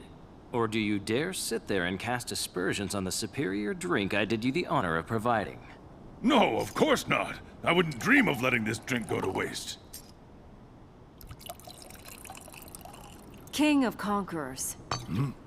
A moment ago, you agreed that the Holy Grail's rightful ownership lies with another, and not yourself. And yet you would just take it by force? What makes the Grail so important to you? Hear me, remaining citizens of Uruk. Over 6 months ago, when the demonic front was established, I told this to all of you. Uruk's downfall is inevitable. You could have fled, or distracted yourselves with pleasures, or given up and gone to the underworld in despair. Instead, you pledged your lives to the fight, knowing the end is inevitable, yet still determined to resist. Truly, the city of Uruk was a wondrous place. Its history, its life, its people, and I am lucky to be one of them. I'll say it again! Uruk will fall! That is a fact we can no longer change. But there is no need to lament. Why? Because if there is even one person that lives to see the dawn of victory, our ways of life will be engraved in the heart of that survivor. Even if we're to die or leave no offspring, there's a will within our people that won't be erased. That is the essence of humanity. An inheritance by intellect, not blood. A succession of lives. The fall of Uruk does not mean we too shall fall. We will be radiant on the dawn of victory, tethering a generation with that light! Steel yourselves, my elite warriors! Now is the time to deny the primordial god and begin the age of man! This will be the battle for true separation from the gods! As your king, I call for your lives! Pass on the glory that is Uruk to generations to come! To the last man! Man, I'm getting pumped up just from that speech. No favoritism there, definitely. So, we'd like to talk about the comparison, you know, keeping things consistent across board. And I think we see a very sharp contrast between the two characters. Yet, you know, they're still the same person, in essence. So, you know, I would like to, I mean, we hear the dub now, so I'd like to ask actually Tony about how to keep characters consistent first. And then we'll talk with Kurosaki-san regarding how to keep the universe consistent by working through so many similar titles, but using different story, different studio, different storyteller. So first, Tony. So we have seen the different instances of Kuhuring, which one as Lancer, very taunts the opponents, ready to kill them, ruthless, cold at the beginning. And then we have the caster version, which is, helping the protagonist, tell them to steal their resolve in the face of the enemy. He also chews them out quite a bit. So. Yeah, they did. And then with Gilgamesh, first we have, the proud, arrogant, king of heroes. And then we have the other wise king who just gave a great speech that just like, you sure you're the same Gilgamesh? I know you speak a lot about, keeping the characters the same, keeping lore the same, make sure their feeling come from the same place. So can you tell us a little bit about dubbing, the same characters in two different settings and kind of story? Well, it has to do with basic acting technique. There's a technique in acting where you focus on the given circumstance. It's any of you have taken an acting class, you've heard of that. And really that's what we did. We focus. It's the same basic character, but the given circumstance is different. So for Ku, he's at first he's a knight, just a basic warrior, and he's clever and trying to toy and basically play a cat and mouse game with the enemy. As a caster, he's got more power. So he's not just focused on one particular thing. And he's also dealing in a completely different situation where he actually admires the person because he admires MASH for having all the courage. So the character is essentially the same. If you notice, there's a playfulness in both of them, but one is more violently oriented and the other one is more supportive, and that's just the difference in circumstance. Same thing with Gilgamesh. In the original, he is a detached god. He is kind of sitting above it all, watching everything and manipulating. Whereas in the second scene, he is participating. He's not above it all. He's part of the moment, and therefore includes everyone as part of that, which is where the inspiration comes from. That inspiration is always there, but one is all selfish, and the other one is all inclusive. But it's the same guy. Yeah, I think it's very interesting you say that the inspiration is all there, because I think for a lot of times when people look at characters differently, sometimes they see the superficial value or how it's apparent or how they deliver certain lines, but they forgot that ultimately they're the same character. And I really like what you say about Kuhuring, the same Kuhuring in different circumstances, and Gilgamesh, the inspiration is always there, different circumstances. But if we don't do that, they call us out on it. And then I think the next difficult part, with everything together is then on the production side in Japan. Especially now, we just say the FGO anime adaptation, we already have many different titles of it, each done by a different studio with a different storyline. We'll feature, let's say, for example, MASH is in all of them. The protagonist is in all of them. But they're in different situations. The story is different. It will feature characters that we know of. Let's say, for example, again, spoiler, if you have not got to this point. Let's say at the end of Babylonia, right, we have the wise king Gilgamesh, and we also have the archer Gilgamesh, that we all know is the same archer Gilgamesh, yet the circumstances are very different. So how do you keep that consistency of make sure that Gilgamesh is the same Gilgamesh that we know? The saber or anybody that we have seen in other iterations of Fate series, how do you make sure that their characteristic is the same, the story is the same, lore is the same, even though it's being animated, stories told differently, in all that kind of circumstances? また難しい質問ですね。What another difficult question. 2つあります。There are two things. まず1つ、テクニカルなことは実はバビロニアやキャメロット、ファーストオーダーのようなフェイトグランドオーダーのシリーズだけではなくて、アポクリファとかエクストラとかたくさんのアニメアダプテーションがある中で、実はこっそりこの時はこのキャラクターをこう表現したこういう設定という説明を例えば那須きのこさんや他のクリエイターの方に受けたっていう秘密のバイブルがあるんです。So the first thing is it's kind of a technical thing. So not only for Babylonia or Camelot, but not just for FGO, but there's Apocrypha and there's Extra. There's actually, and let me share this with you. We have a secret. There's a little secret that I want to tell you. There's a character setting or the direction or the character outline and the worldview that we ask the creators, like Hinoko Nasu. And there's a secret Bible that lies around. シークレットバイブルというのはちょっと冗談ですけれど、That's a joke, but 本当ですか？でもたくさん今までいろんなシリーズでやっぱりその時々で新しい情報とか、あるいは FGO で更新された設定とかがあるので、一通り説明できるように私たちのようなシリーズにたくさん携わってる人間が全部資料に実は残していて、それを新しいアニメアダプテーションの時にはスタッフに必要に応じてそれをご説明したりしてます。So there's a lot of things that get updated constantly. So there's always new information from each of the IP or each of the titles and everything.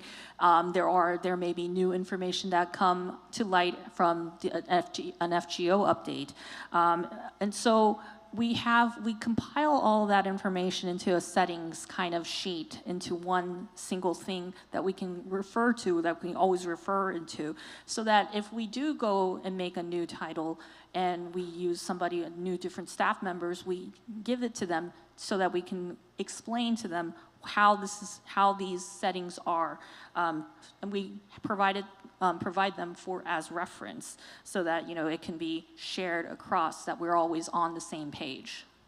例えばさっきのギルガメッシュの違いにしても、本当に初めてジョインする人だったら、このキャラクターは同じですよね、何が違うんですかって質問しますよね。そういうことがきちんと理解してもらえるように私たちが説明する、それも私たちの仕事だと思いますし、私も、年季の入ったタイプムーンのオタクなので、そういった説明をスタッフの人にするのは非常に得意です。So going back on the difference between the two Gilgameshes that we saw in the clips, if somebody comes who's joined as a staff member and who have no information or have no prior knowledge, they would look at the two different guilds that we just saw and be like, this is the same character or this is the same person, right? In order for this new staff member to understand the difference or the similarities, our job, or at least I believe my job, and the people who are seasoned, knowledgeable FGO or Fate people, our job is to try to explain it until they understand that they are, yes, the same, but they're different. And as a Type Moon otaku myself, I'm very good at explaining these things to everybody. Thank you. もう一つはちょっと考え方の話なんですけど、フェイトの物語っていうのはグランドオーダーにせよ、エクストラにせよ、アポクリファにせよ、ゼロ、アンリミテッドブレードワックス、すべてマスターとサーバントの出会いと別れの物語であるので、いつもどの新しいシリーズをやるときにも必ずそれを念頭に置いてプロダクションを進めるようにしています。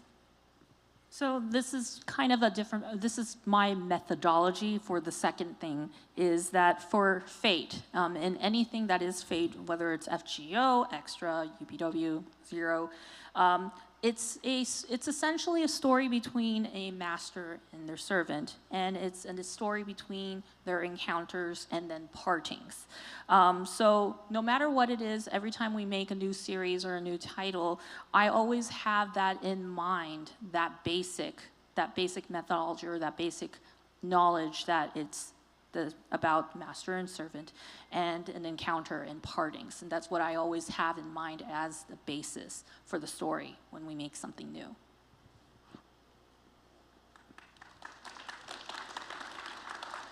All right, team, we gotta up our Bible game. Monica.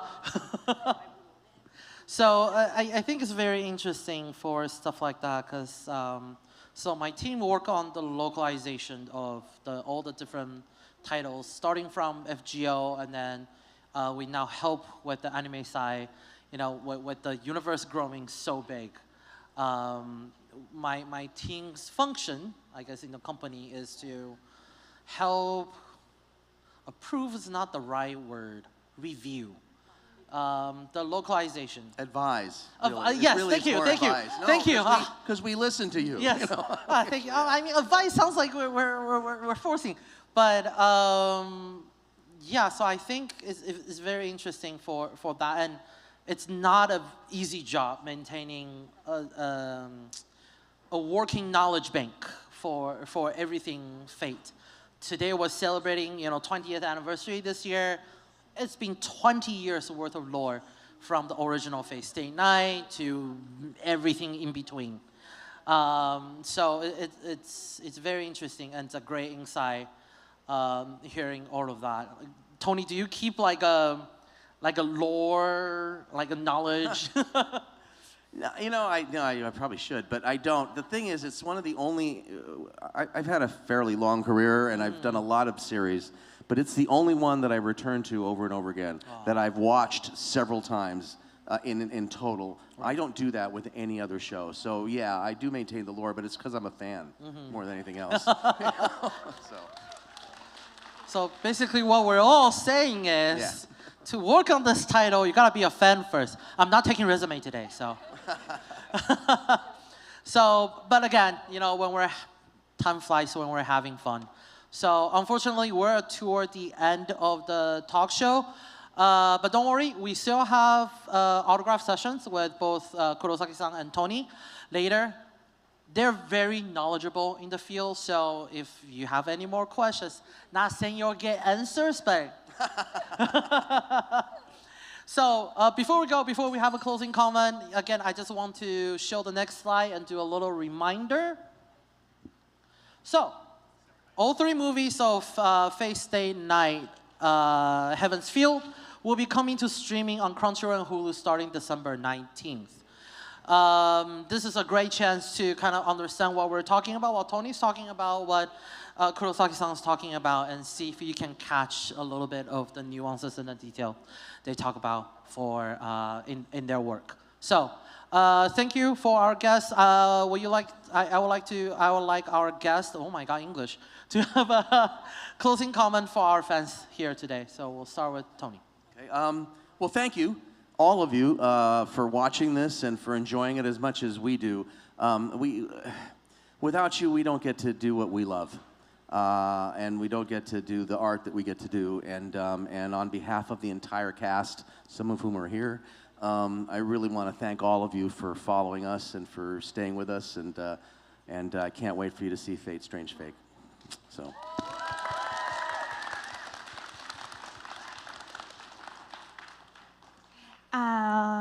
Thank you for coming today, and I'm so glad to join such a memorable event today with Tony.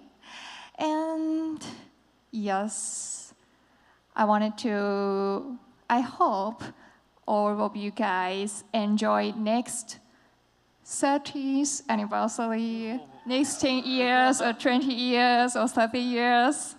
Thank you. Tony, we need you. We need you for the next 20 years. I'll be really old. So again, thank you guys for coming today. The autograph, give us a little time to set up, and then Kurosaki-san and Tony will be there greeting and talking to everybody.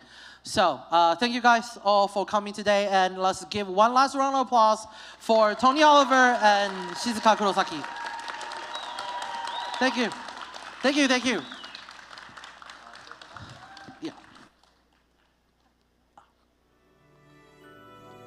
So again, thank you all. Autograph should be up shortly. And then the next panel, which is Fate Strange Fake's premiere, should return in about, I say, maybe 4:30. If there's an update, we'll let everybody know. during the downtime, we'll be playing episode 0, Whisper of Dawn, for Strange Fake. So please enjoy, stretch your legs, grab something to drink, grab something to eat.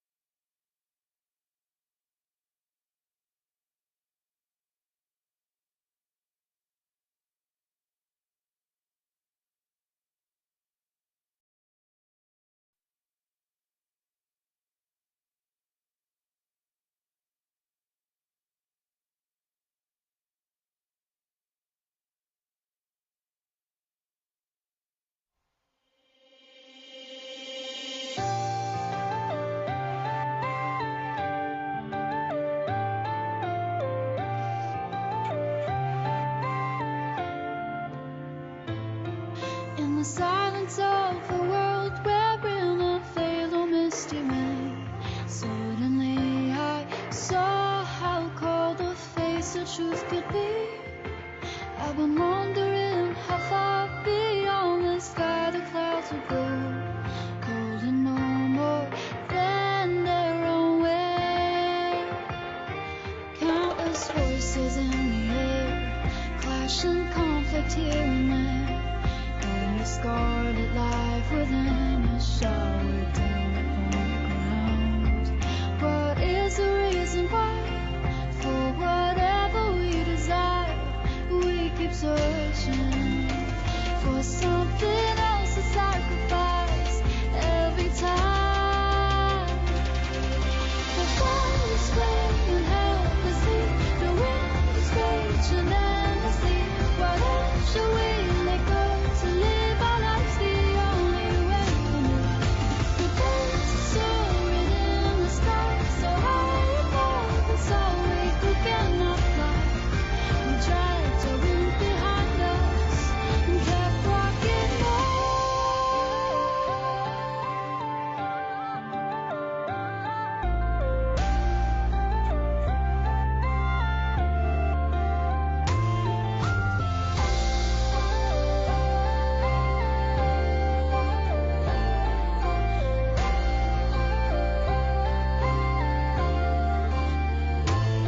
Someone far beyond the skyline, someone whose name we don't even know, holds a fire inside the heart that burns him from within.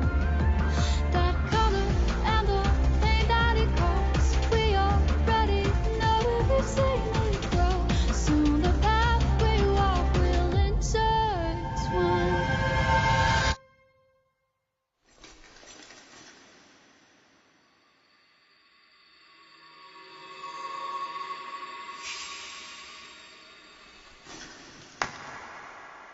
Like fire spinning helplessly, like winds that sweep across the green. What else shall we pursue to live our lives the way we wanted to? Among the birds that soar the sky, we have no wings, and though we've gone down too far, we stand above the earth now and keep walking on. Trust in it all.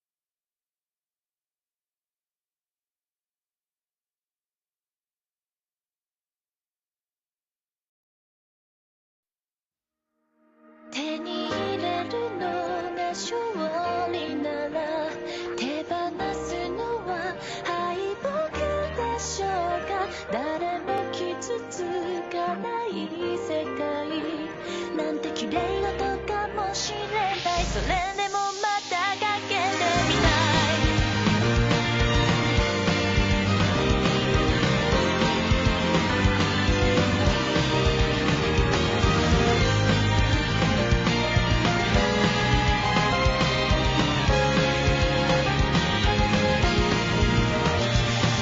ちょうどこんな月の夜時をつける鐘の音を聞いた残念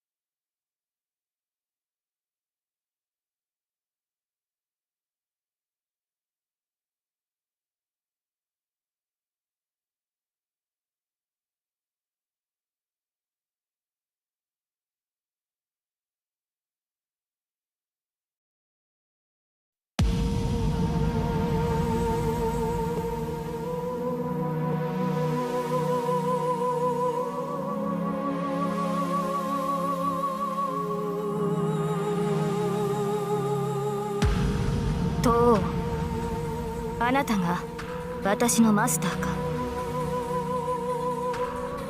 ね、シロ。答えは？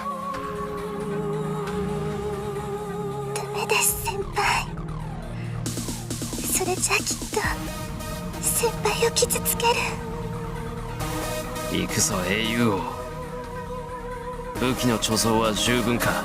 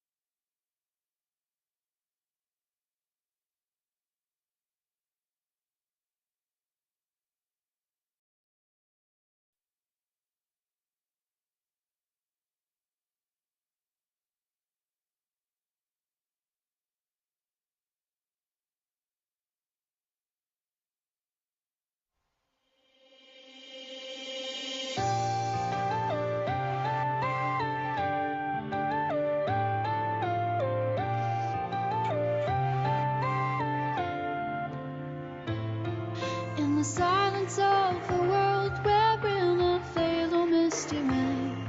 Suddenly I saw how cold the face of truth could be.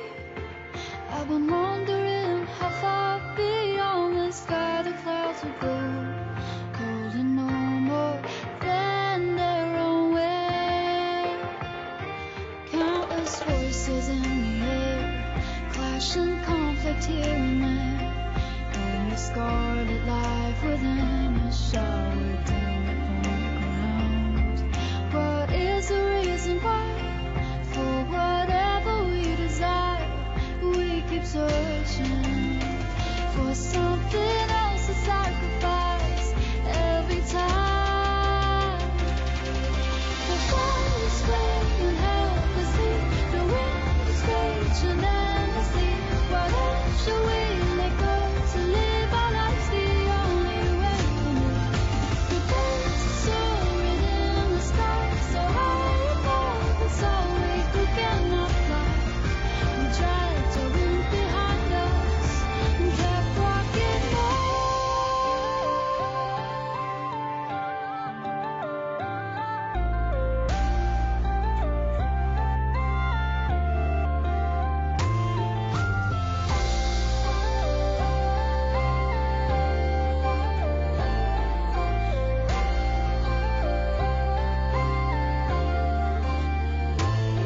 Someone far beyond the skyline, someone whose name we don't even know, holds a fire inside the heart that burns him from within. That color and the pain that it caused, we already know if we've seen it grow. Soon the path we walk will intertwine.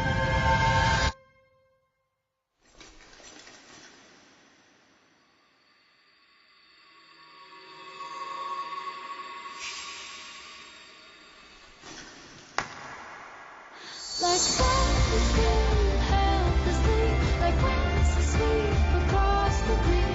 What else shall we pursue to live our lives the way we wanted to? Among the birds that soar the sky, we have no wings, and though we can't learn to fly, we stand above the earth now and keep walking on. Trust in it all.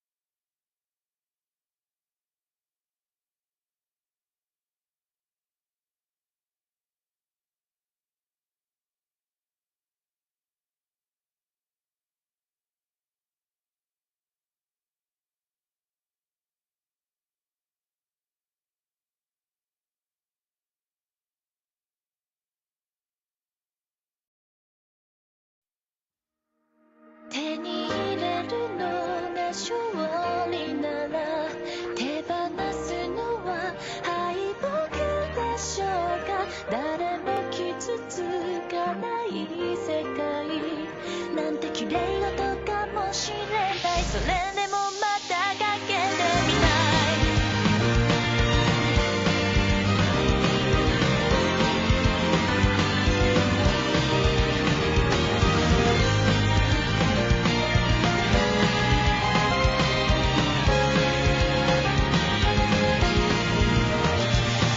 ちょうどこんな月の夜時をつける鐘の音を聞いた残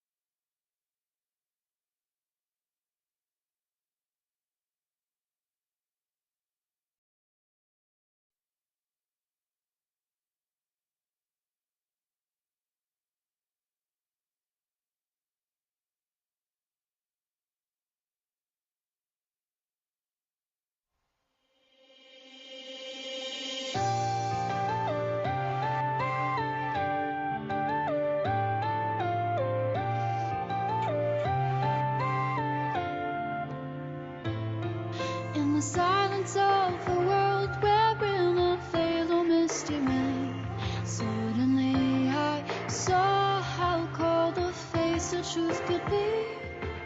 I've been wondering how far beyond the sky the clouds will go. Cold and no more than their own way. Countless voices in the air, clashing conflict here and there. And the scarlet life within us showered down upon the ground. What is the reason why? For whatever we desire, we keep searching for something else to sacrifice every time. The fire is flaming helplessly, the wind is raging endlessly. What else should we let go to live our lives the only way we know? The birds are soaring in the sky, so high above us all we cannot fly. We dragged our wind behind us and kept walking on.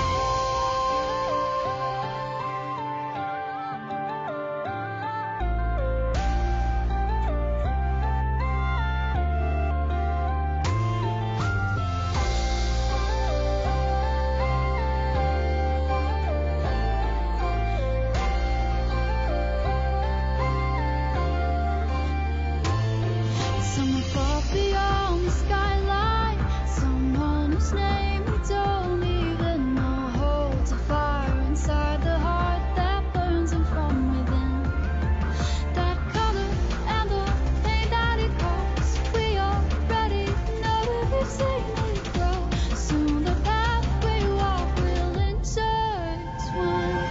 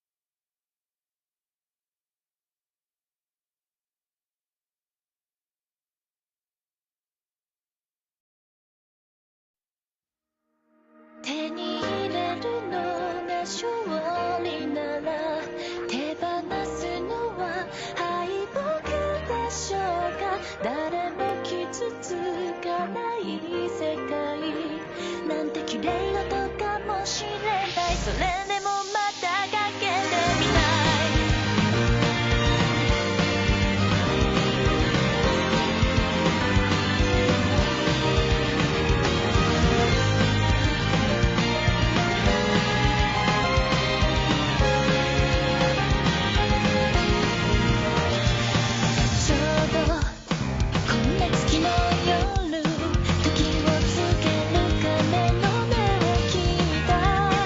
残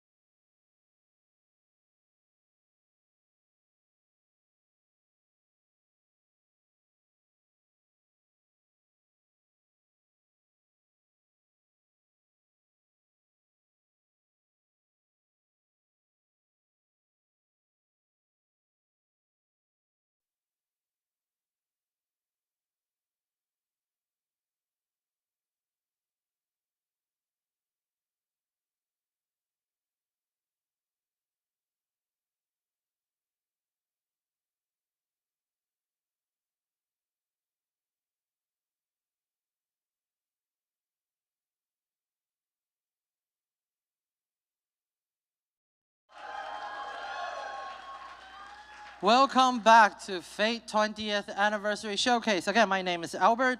I will be the host for the last panel for you, and which is the Fate Strange Fake World Premiere.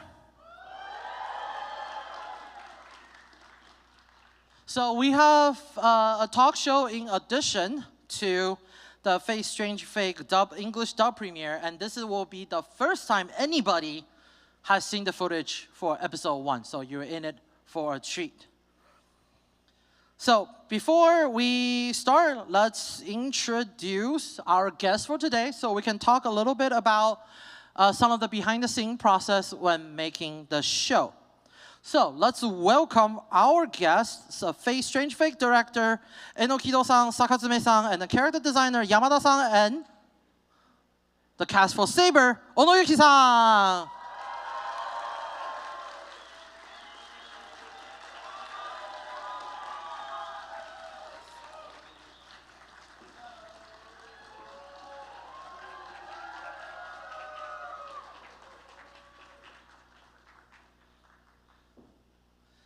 And Grand Translator Monica.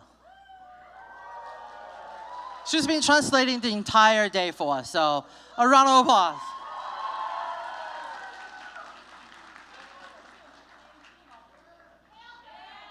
What? I'm okay. So, everyone, let's take a seat.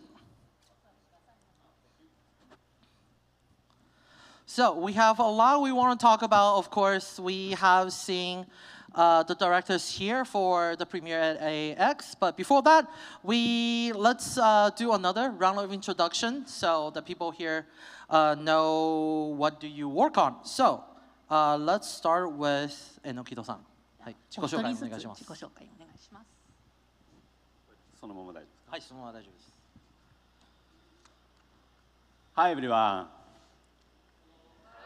Hello, I'm glad to see you. フェイト・ストレンジ・フェイクの監督を坂詰さんと連名でやってるEnokido Shunです。今日はすごい楽しみにしてきました。よろしくお願いします。Hello, my name is Shun Enokido. Together with Sakazume-san next to me, I am the director for Fate Strange Fake, and I looked forward to this today. So let's have a great time.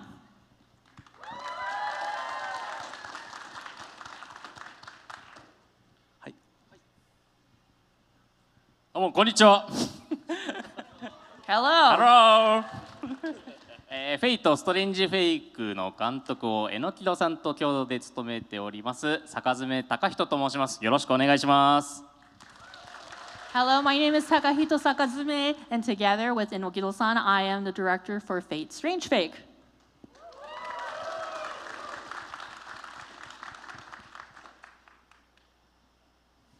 山田さん、お願いします。Hello everyone.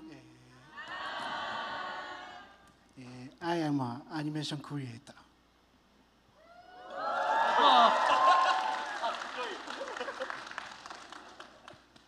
フェイト・ストレンジ・フェイクのキャラクターデザインを担当している山田裕慶です。よろしくお願いします。My name is Yukei Yamada, and I'm the character designer for Fate Strange Fake, and I hope to have a great time today.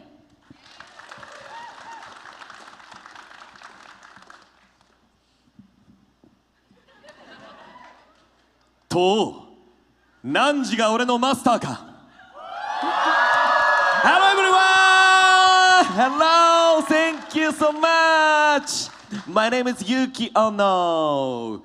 I'm Japanese voice actor. ありがとうございます。ありがとうございます。というわけで、フェイト・ストレンジ・フェイクでセイバー役担当します小野裕樹と言います。どうぞよろしくお願いします。お願いします。お願いします。Hello, I'm Yuki Ono, and I voice Saber for Fate Strange Fake. よろしくお願いします。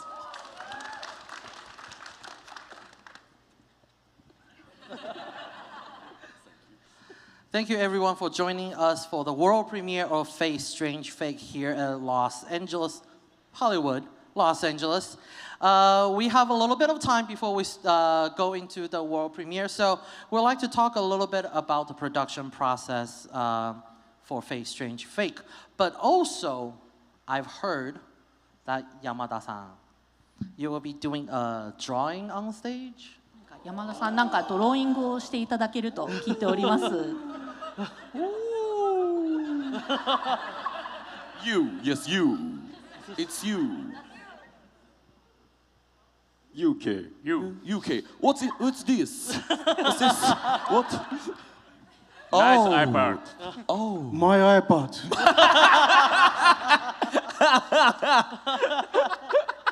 My iPad. Yeah. No way. No way.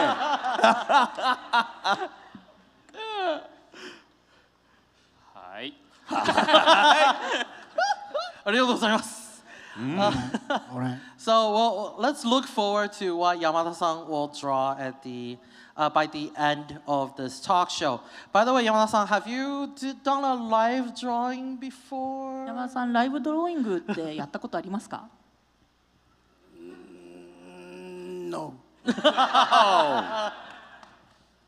Thank you very much for sharing the first experience here with everybody here in Hollywood.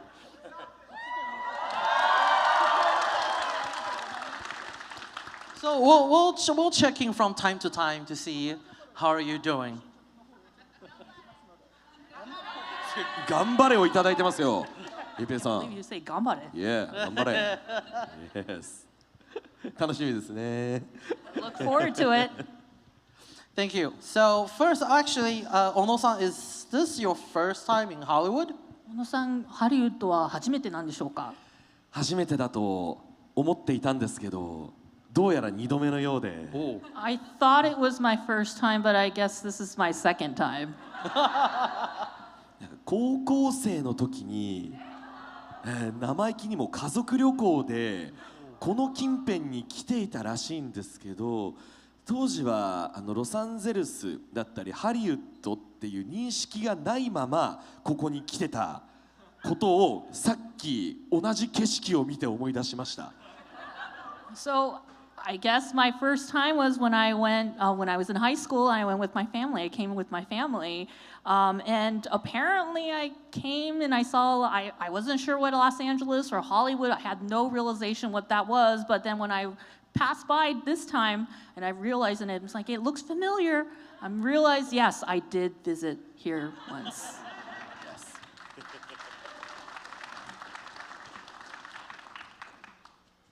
So now that this time back in Hollywood, we are actually sorta, kinda, in the setting for the Holy Grail War in Strange Fake. It takes place in America, in Snowfield.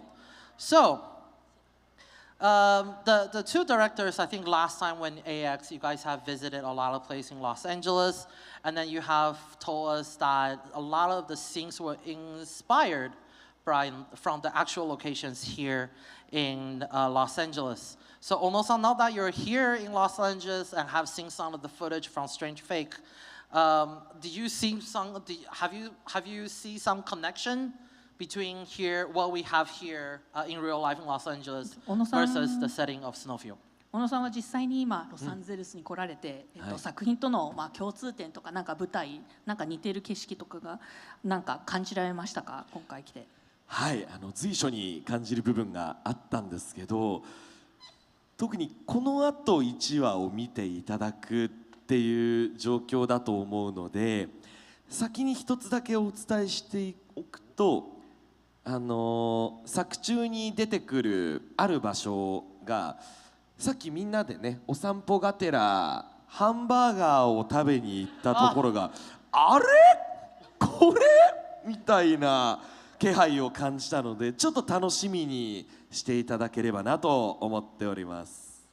All the scenes looked familiar to me, but you know, after everybody's going to see episode 1 after this, but you know, and something that I want you all to kind of pay attention to or kind of focus on is that you know there's a certain place.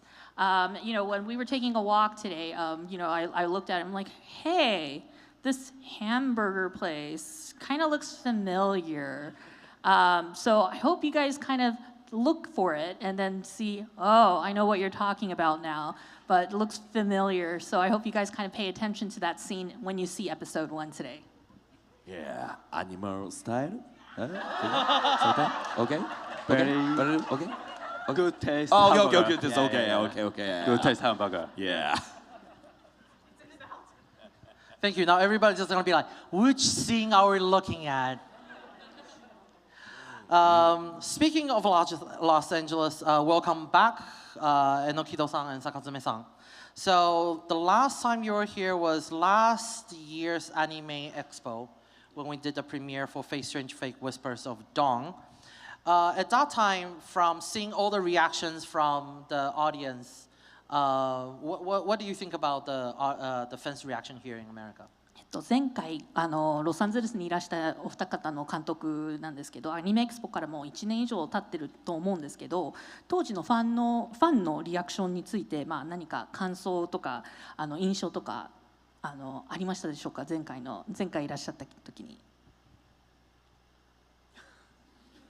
じゃあ僕からもう率直にすごい熱気を歓声とともに感じさせていただいて、アニメーションって作ったらテレビで放映されることが多いので、みんなが見ていたくれた温度とかってなんかどんな感想なのかなみたいなのってなかなか目にする機会がないんですけれど、もう目の前で声を上げてカットが切り替わるごとに喜んでくれるみたいな体験ができて、非常に刺激的で興奮しました。Well, so the first thing that I had that was inspirational for me, or that I remember, was the passion and the reaction that the fans showed us at the show, at the premiere. Typically, when we finish an animation and we show it on TV, it's kind of hard to gauge what everybody's reaction is because we don't really see it live. But during Anime Expo, we saw everybody's reaction live. As soon as every cut for every scene, we saw the cheers and the passion and all that, and everybody's excited reaction. It was just, and to see everybody show so much joy was just so stimulating, and that's what I really remember about from last time. Yeah.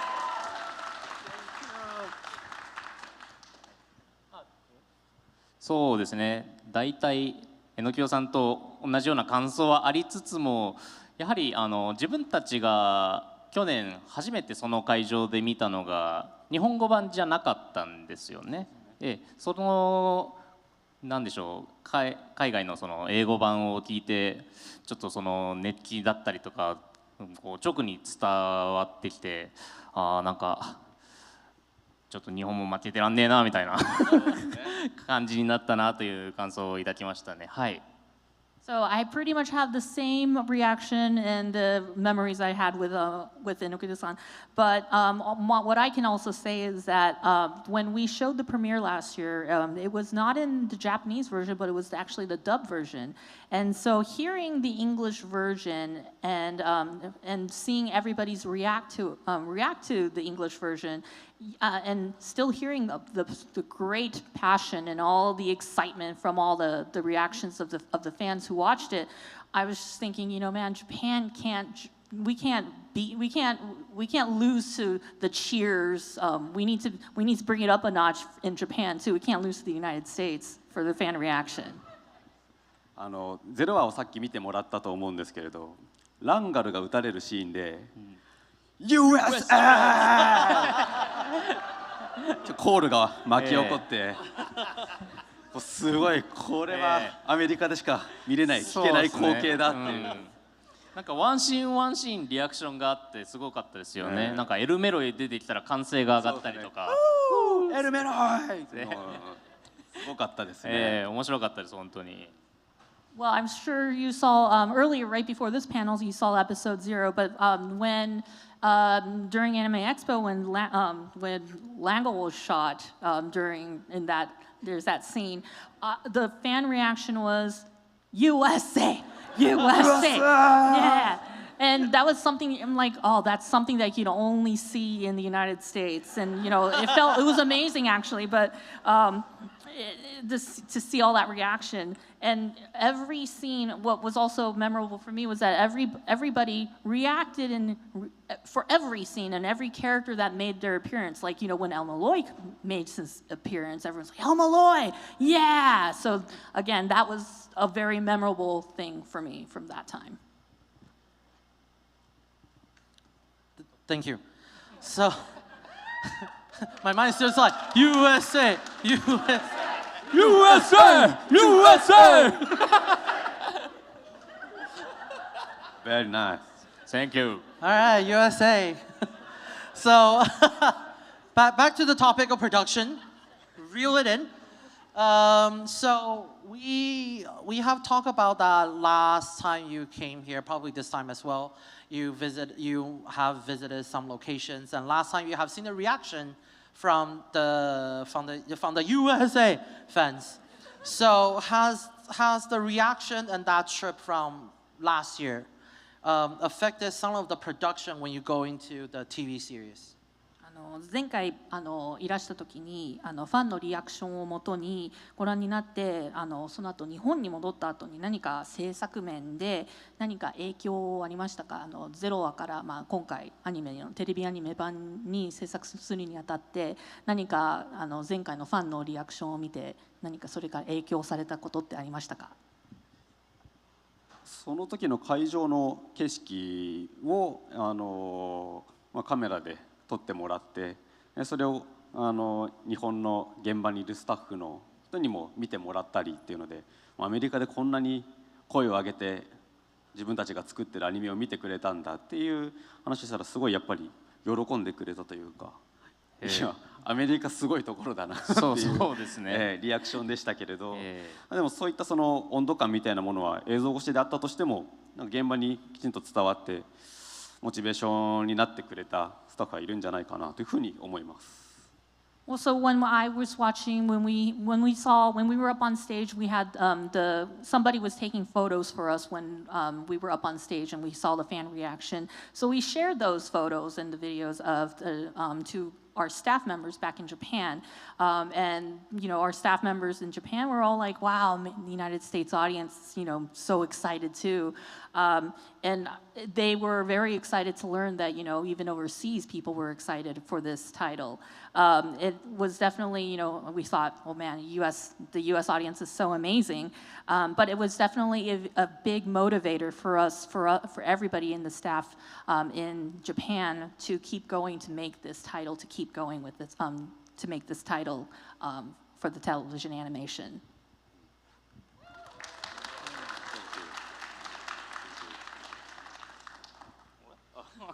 なんか坂爪さん俺いやそうですねいやでも海外のファンの反応もそうなんですけれどもやっぱり海外の制作スタッフの方たちもなんでしょうその工夫だったりを凝らしてくれてたというか、それで言うとウィスパーズ・オブ・ドーンのランガルの声が日本版ともちろん言葉が違うんですけれどもなんか処理も違ってましたよねその声の加工というか、ちょっと機械の音声の加工とかが入っていてなんかちゃんと楽しませてくれてるなというかそういう工夫とかも逆に僕らが影響されて何か本当に工夫できることをどんどんしなくちゃいけないなって逆にちょっと身につまされた思いというかそういう発見もありましたという感じでございます。So of course, the overseas fan was very, I was astounded by the overseas fans' reaction, but the overseas the staff working on Whispers of Dawn too worked hard too, and especially for Whispers of Dawn for Langel's voice, it's the voice for the English version was kind of different from the Japanese version, where it seemed like they changed the sound effect or the way that it was rendered in sound, and so we thought, oh, we were struck by how, wow, they actually thought through this, or they made conscious efforts and conscious decisions to make it to stand out. And so we were affected by that kind of changes too. So we knew that, hey, we were inspired to be more creative on the Japanese side too for this animation, so that we thought, this was a learning experience as well too.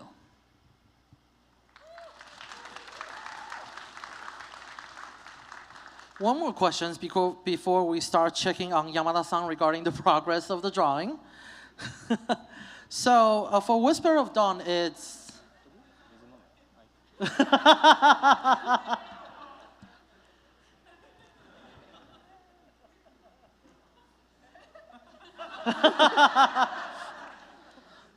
Not yet, almost. Almost though. So for, again, this is one of the last questions for Enokido-san and Sakazume-san. So for Whispers of Dawn, a single episode special showing versus trying to fit the story into a TV series adaptation, what are some of the difference in production when producing the two? この質問は監督お二方に対しての質問なんですけど、Whispers of Dawn を制作した時と、テレビアニメのために各話ごとに物語を落とし込むっていう過程に何か制作側で何か違いとか違う過程とかってありましたか？たまには坂爪さんからじゃあ。俺からですか？ Start with 坂爪さん sometime. そうですね。なかなかテレビシリーズを作るにあたって結構探り作っていくっていうことが主だとは思うんですけれども、そのウィスパーズ・オブ・ドーンを作ったことによって土台が作られたっていうのが本当にこのシリーズでかいなというのがすごく感じてますね。それこそ劇伴だったりとかも割と揃った状態で、なんでしょう、探りは変わらずやっていくことにはなると思うんですけれども、ゼロ話って言い方はあれなんですけど、ゼロ話がこうだったから、その1話とかには向けてこういうアプローチもできるんじゃないかだったりとか、可能性が広くなったっていうのはものすごくいいことだなっていうのを感じますね。So typically when we make television series, we usually go by, we play it by ear or we do trial and errors episode by episode. Yet, because thanks to it's kind of weird to say it, but thanks to Whispers of Dawn, when episode 0, we noticed that there was we were able to create a foundation, and that was very big because we've already made some foundational story-wise and settings-wise, and so that was a pretty big factor in making it motivating us to make episode 1. And so we feel that the episode, because we made episode 0, our approach for episode 1 was, it was a little different than what we usually do, and it was very, it helped us going forward for episode 1. そうですね。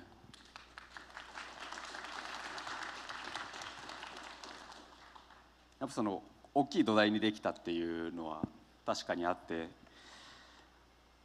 かつエピソード0、0話として作ったことで、0話としてこうなんとなくまとまったように1時間弱ちょっと長い尺の映像として作るっていうのが前提としてあったんですけど、テレビシリーズはそれをシリーズとしてさらに12本13本こう作らなきゃいけないっていう形で、またちょっとその物語の構成が変わってくるなっていうのは変化としては1個あるのかなと思うんですけれど、ただキャラクターをシリーズ通して魅力的に見せるっていうこの軸は0話からも、そしてこれからのテレビシリーズも変えずに、ただその見せるべき時間の中でよりキャラクターをこう魅力的にお届けできるように、結構その脚本をどうするかっていう部分はかなりみんなで悩みながら決めていっているところという感じですね。決めたっていう感じですね。決めたです。はい。So yes, the foundation having a foundation was definitely a big factor for us. But for episode 0, we kind of considered it as kind of a standalone, just as an hour, slightly over an hour episode, as a single standalone episode. Versus, a television series, you have about 12 to 13 episodes. And so the story and structuring the story is different. And we also have more time, or at least we have more ground to cover to make each character that makes an appearance makes more appealing along the way as we go. So that's part of the great things about the television series, is that we have more of a process to go because we have more time, and then we can do more coverage from a long period of time. So, but trying to interpret or translate whatever was in the script or the story into an animation episode is still difficult. And, like the staff and I, we agonize over it, but, we make decisions, and, we go trial and goes and stuff. But then we also, we make solid decisions. And I think that's very different, but it's very fulfilling in my way for making television series.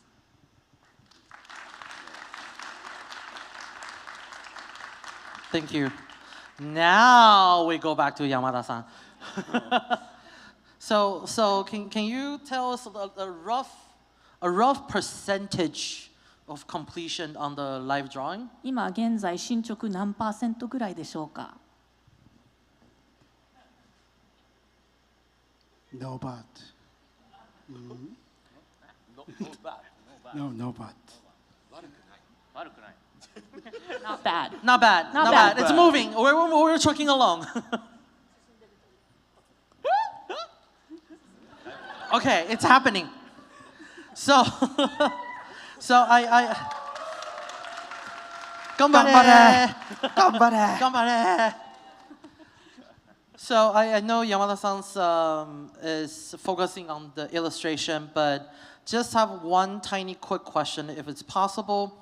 For Yamada-san, what was some of the things that you pay attention to when adapting the original illustration and character design from Mori Shizuki 先生? 山田さん作業中で恐縮なんですけど、質問一つよろしいでしょうか？まず、アニメーションのデザインにキャラクターをアニメーションにデザインにするあたり、原作原案キャラクター原案を担当された森静樹先生の描いたキャラクターを、アニメーションに落とすことにあたって何か意識したことってありますでしょうか？はい、森井さん自体がもう本当にすごく絵がうまくて、アニメーターがちょっと引いちゃうぐらいうまくて、この絵を、アニメーションに起こそうと思った時に、単純に自分のハードルが上がっちゃったみたいな、純粋に再現するの難しかったなっていうので、その中で森井さんやっぱり巻を追うごとにどんどん絵のレベルがどんどんアップしていって、で自分もそれにアップした絵に見合うような画力で再現しつつ、森井さんのとても魅力的なんていうか色気っていうんですかね、その絵をどうやって再現しようかなっていうところに四苦八苦した感じです。So Mori-san, first of all, Mori-sensei's illustration and drawing is so good. It's so good to the point where the animators are astounded. And so when we decided to, animate this, I feel like we set the bar up so high, and it was recreating Mori Sensei's illustration is very difficult, and we set ourselves to a very high standard. And Mori Sensei's drawing, continues to improve as we go, and so it's kind of helping me improve my own drawing as well too. So one of the things I also strive to do, or at least was conscious to do, was how to make Mori Sensei's illustration appealing in an animation. And so I think that was a challenge that I set myself to do, but I think hopefully it's a challenge, but I'm continuing to do so.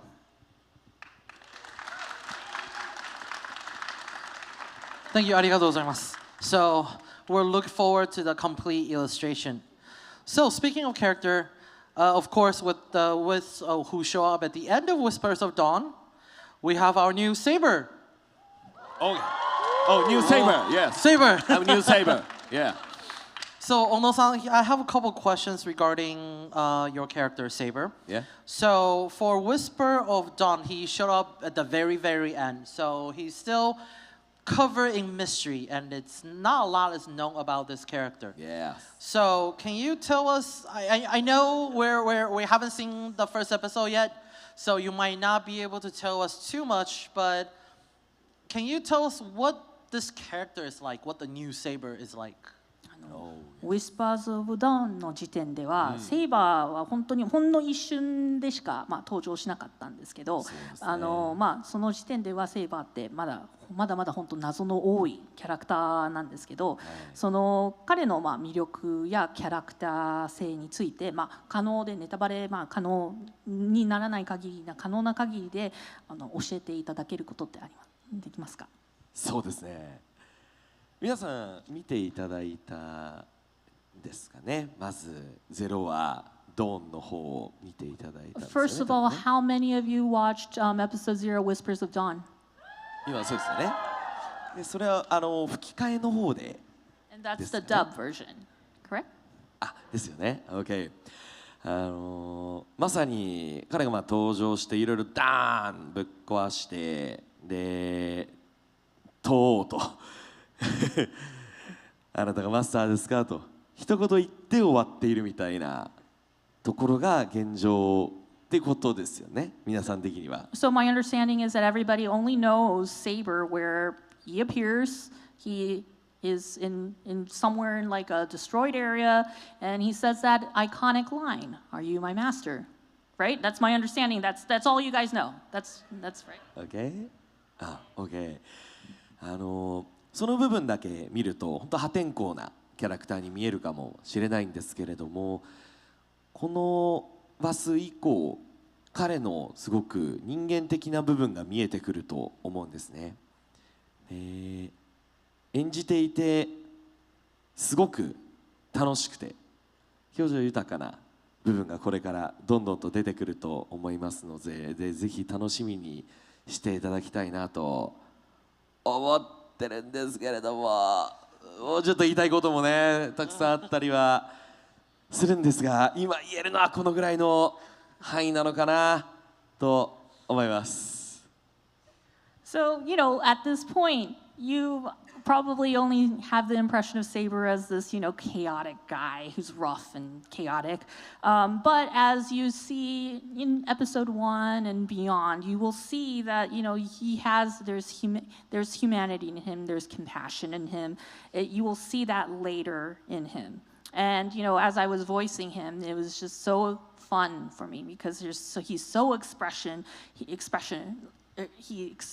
expressive, he's fun. So I hope everybody looks forward to that new side or a very different side of Saber as well too.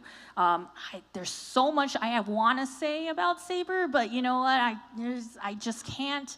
So I'm gonna hold it off, and that's all I have to say for now. Thank you.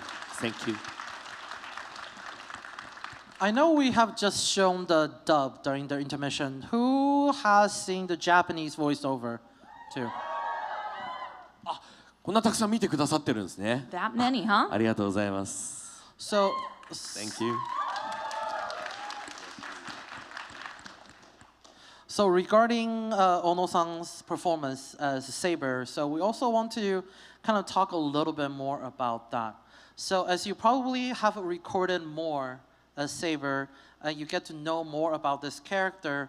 Was there something that you pay attention to when you provide the voice for Saber? すでにいろいろ多分もう収録をいろいろ重ねてると思うんですけど、小野さん自身がセイバーを収録重ねてるのにより深く知ることができたと思うんですけど、小野さん自身は特に意識して演じられた部分とかっていうのはありましたか？はい。演じさせていただくにあたってストレンジフェイクの、原作を読ませていただいているんですけど、その原作の時点でストーリーもものすごく楽しい上に、さっきね池江さんがおっしゃったように先生の絵が本当に素敵だったりするので、個人的にも一ファンとして楽しませていただいてます。その原作の中で僕が感じた彼の印象っていうのは、正々堂々として気持ちのいい男だなっていうのを何より感じました。他にもたくさんの要素があるんですけれども、彼の中で筋が通ってる部分だったりとかっていうところがすごく演じていて気持ちいい部分だなっていうのがまず何よりあります。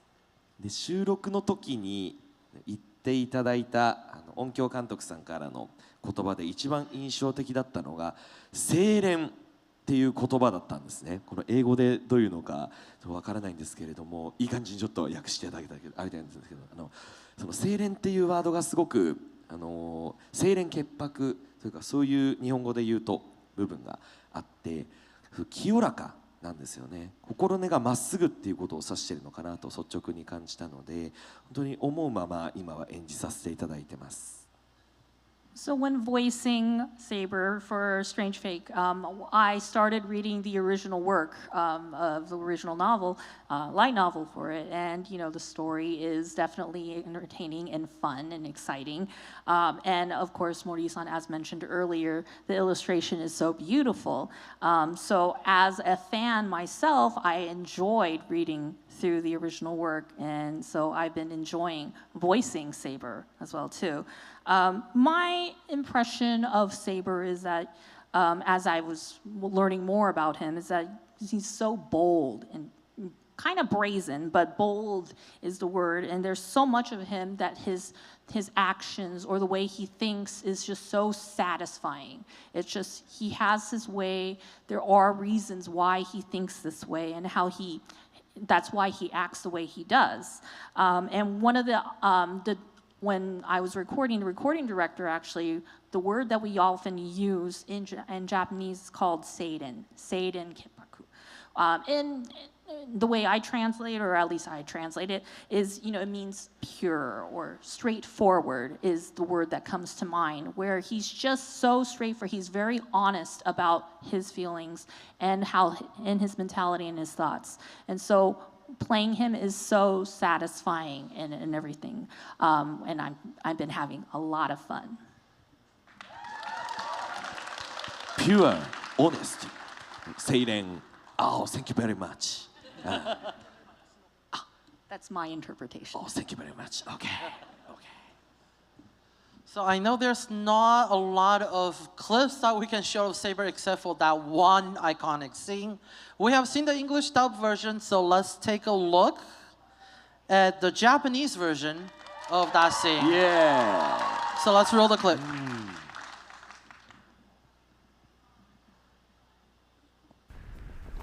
汝が俺のマスターか。Touch is short. 短っ。どうもカットされてるし。The I ask of you is even cut off. 通ってない。なるほど。ありがとうございます。でもいい声ですね。Such a good voice, man. Very, very nice voice ね。Nice voice. これが自画自賛というわけではなく、本当にセイバーの声としてすごく合ってるなっていう当たり前のことを客観的に聞いても思うんですよね。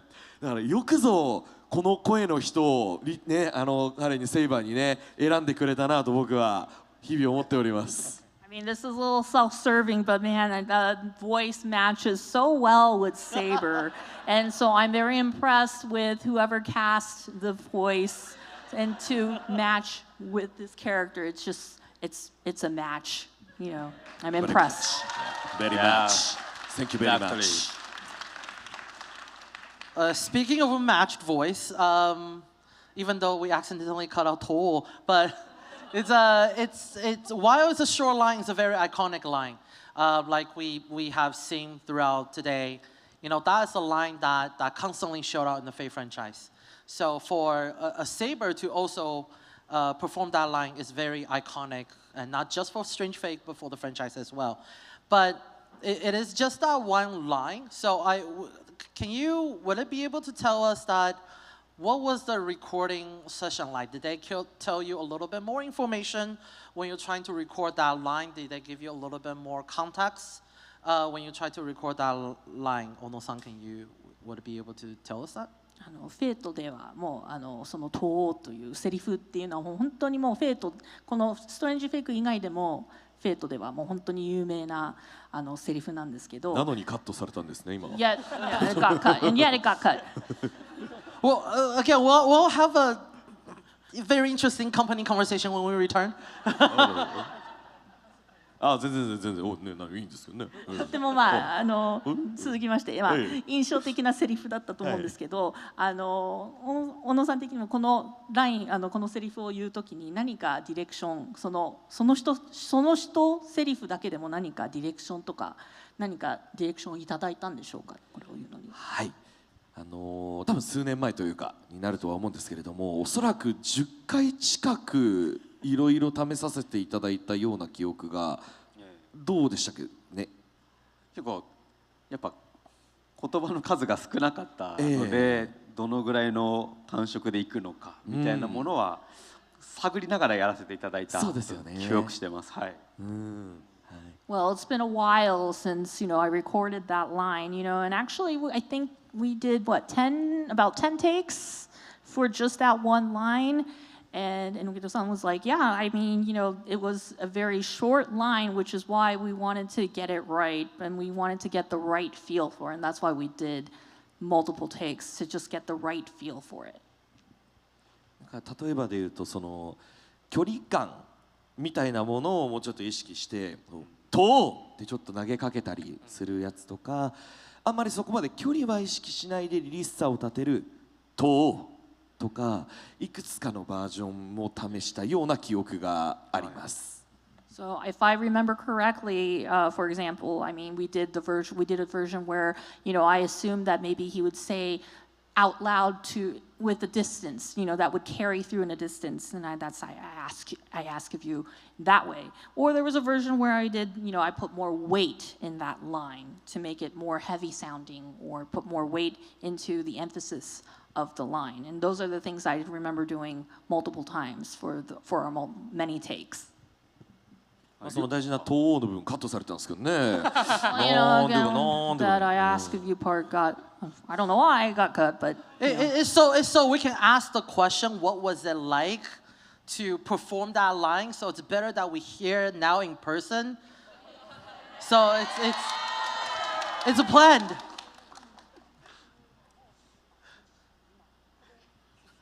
どういうこと？ What do you mean? オラが説明。でも何ですかね。リアルに考えると尺は全然自由だと思うし、なんかさっき謝ってらっしゃったのはむしろ理由をご存知なのはもしかして記憶はない。記憶が頭がじゃあこれはもうフレヌが吉というやつじゃないですかね。頭が We better not touch on that kind of thing, but if we just we could have said the whole thing, it's a short line, so 頭が my head. すみません、大変申し訳ございませんでした。すみません。Once we go back to work, ちゃんと話するんで、すみません。すみません、申し訳ございません。We'll have a good talking. 全然。So あれどこだっけ？ I don't know where we are. ここ。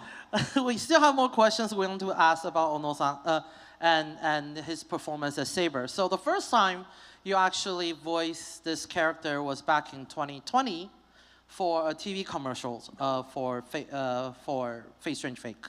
So at the time, back in 2020 versus recording for Saber now for the TV series and Whispers of Dawn, was there any difference between then and now?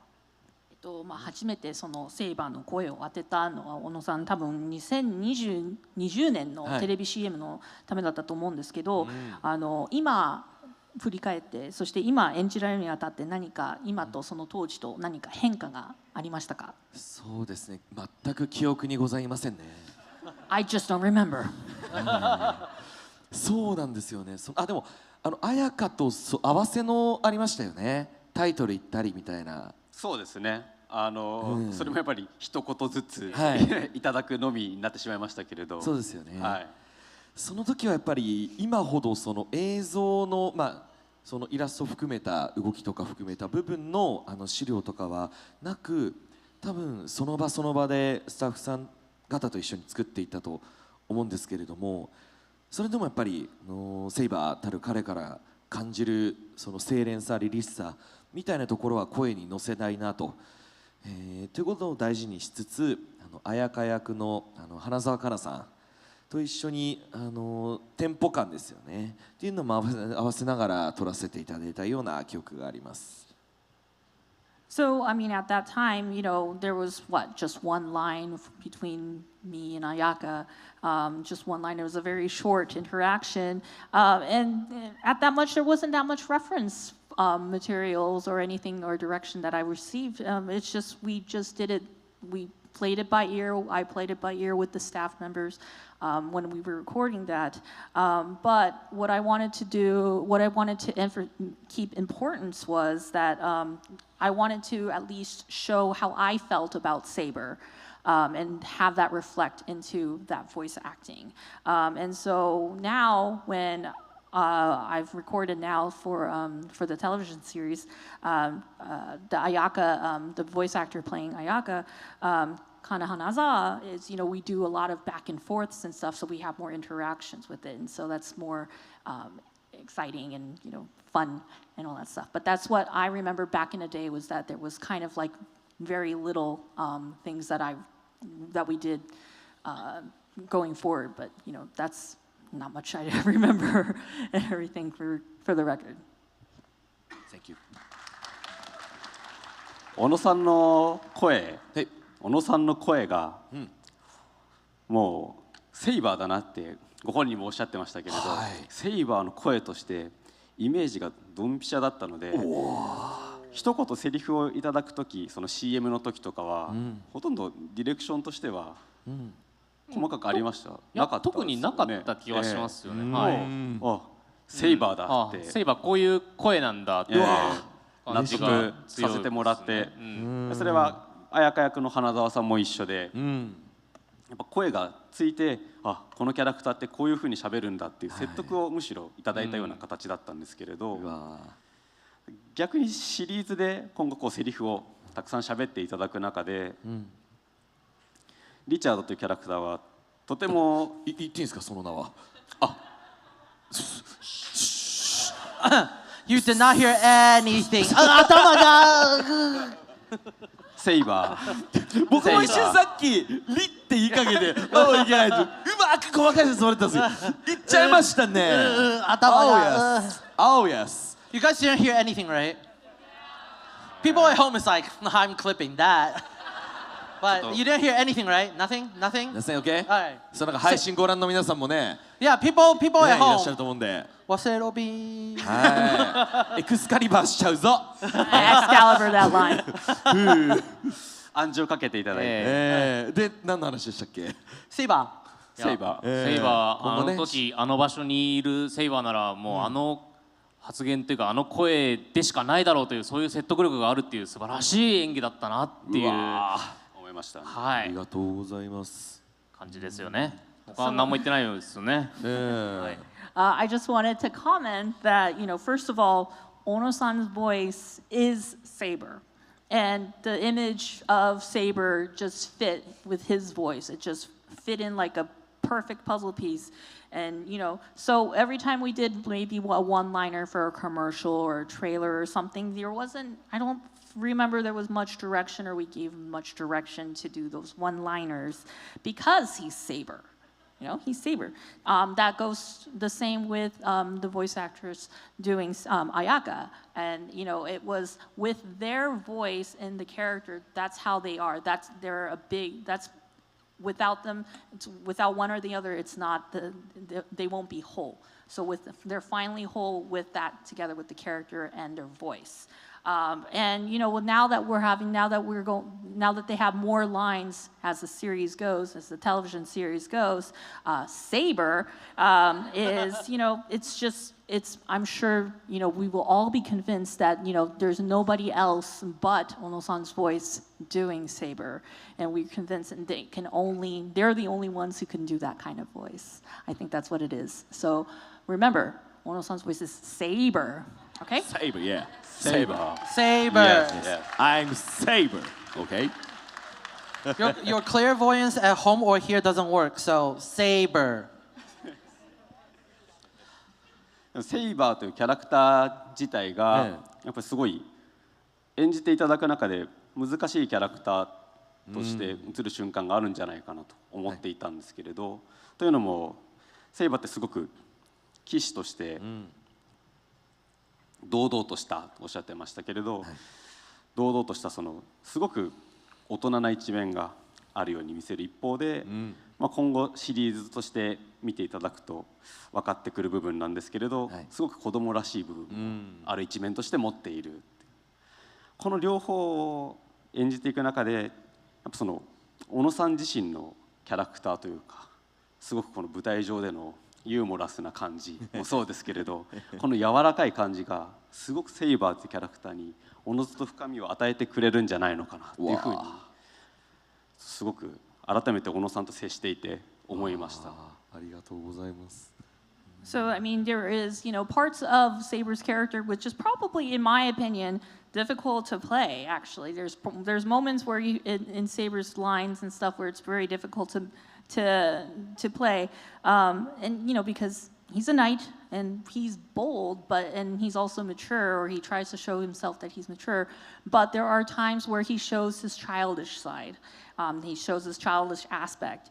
And so playing that, Ono-san's playfulness also reflects that.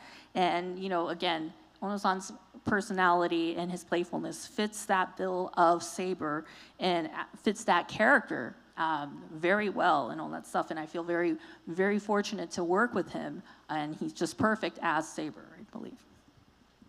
Yeah. ありがとうございます。Thank you for the wonderful insight. So next, our Yamada-san. Ooh, Yamada time. Yamada time. Oh, let's go. Okay. So how close are we to completion of the illustration? 完成のほどはいかがでしょうか? 80%. Oh. So we will let Yamada-san to keep working on it, and then we'll go back to Yamada-san to check. So for the final illustration, we will show later on social media. So please go to the social media, the Fate 20th Anniversary social media, and Fate Strange Fake to check it out. But when Yamada-san completes, we'll have him do a quick teaser, so you guys will see what he was working on. Now, as we're waiting for Yamada-san to finish the illustration, I do have a latest trailer for Fate Strange Fake.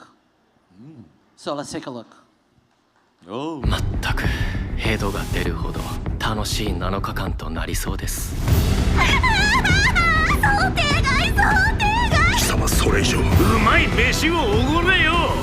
聖杯を求める魔術師か。何もかもがイレギュラー尽くしだということだが。聞け民衆よ。これが私の運命か。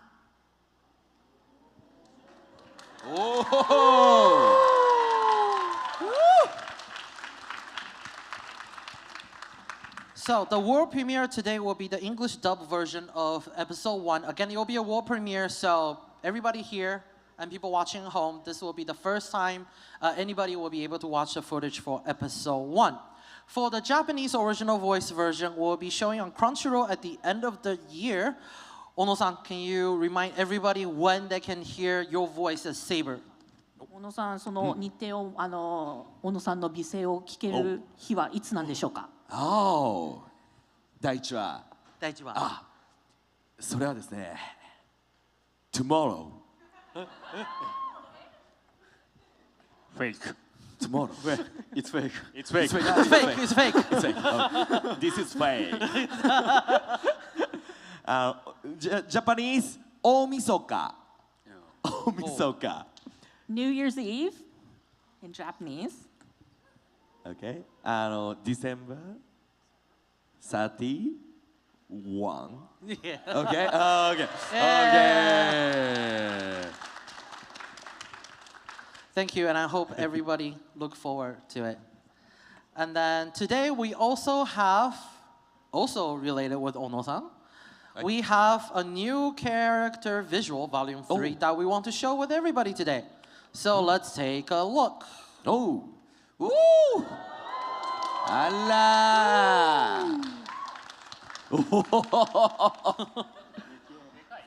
まずでかい So big. でかいですね So big. うん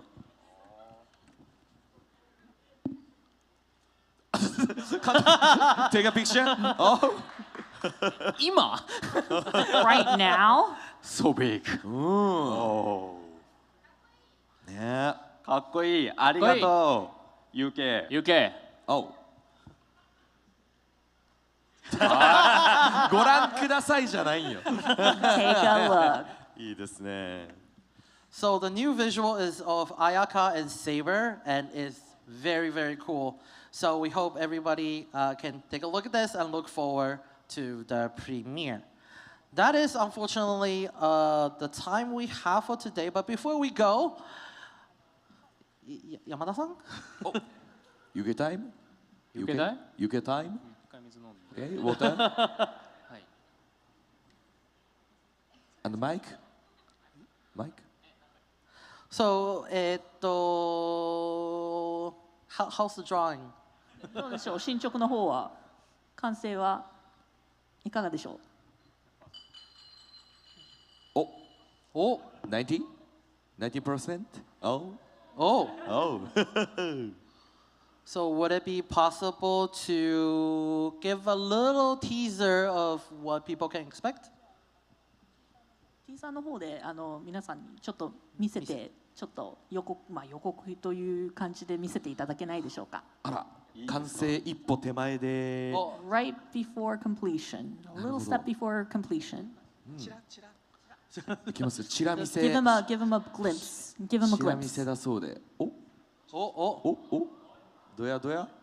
てる。チラ。チラ。チラチラ。チラ。チラリよ。おお。本当にチラリ。It really was a tease. おお。 Coming soon. あら、でも色もね塗っていただいて。It's all coloring too. It's all colored. So then we'll come back to Yamada-san, but first I would like to have a closing comment from our guest today. And then later I actually, again, have comment from 2 people. Whoa. So first, Ono-san, can we have a little closing comment right before we show the premiere? もう最後なんですね。 Oh, so this is the end, huh? そうじゃあ改めまして、セイバー役小野勇気です。本当配信でね見てくださってる方も本当にありがとうございます。あと噂によると成田凌吾先生も徹夜で見てくださってるので見てね凌吾さん見てねというねその先生方も作品愛のすごい強いフェイトこちらに参加できて僕自身も嬉しく思います。しかもセイバーとして参戦できていることを改めて光栄に思いますしこのロサンゼルスの地でねこうしてフェイト愛あふれる皆さんと一緒に思いをね衣装もね着てらっしゃったりとか本当に素敵な方々と一緒に時間を過ごせて嬉しく思います。そして、大晦日12月31日をぜひ、第1話楽しみにしていただきつつ会場の皆さんにはこの後見られるみたいな英語吹き替え版です。吹き替えですね、はい、日本語としてはじゃあ本当にその大晦日の時に本当に大晦日がなるほどわかりました。ちょっと長くなりましたけれども楽屋の方でも英語版の、セイバーの方とねご挨拶させていただいて固く握手を交わさせていただいたりとかその方自身もありがたいことに声優としての僕のファンでもいてくださったみたいなので、お互いリスペクトを持ちながらこの日英のセイバーを演じていけたらなと思っております。なので最後になりましたが、本当にこれからも末永くフェイト、そして僕も演じさせていただくセイバー愛していただけると嬉しいなと思っております。会場の皆さん、そして配信でご覧くださった皆さん、本当にありがとうございました。小野ゆきでした。See you next time. Thank you. So once again, I'm Yuki Ono, voice of Saber. Thank you all for watching, for everybody here on the site, as well as the people watching on the stream. And thank you for watching again. And I've been happy because, you know, this is a title that everybody that's involved, everybody who's involved is very passionate and they love this title. And I'm very happy to be a part of this as Saber. And, you know, especially I get to share this moment in this special occasion in Los Angeles, of all places. And I see a lot of people, you know, cosplaying as well, too, showing their love for Fate. And and I get to spend time with all of you here. It was a very happy moment for me.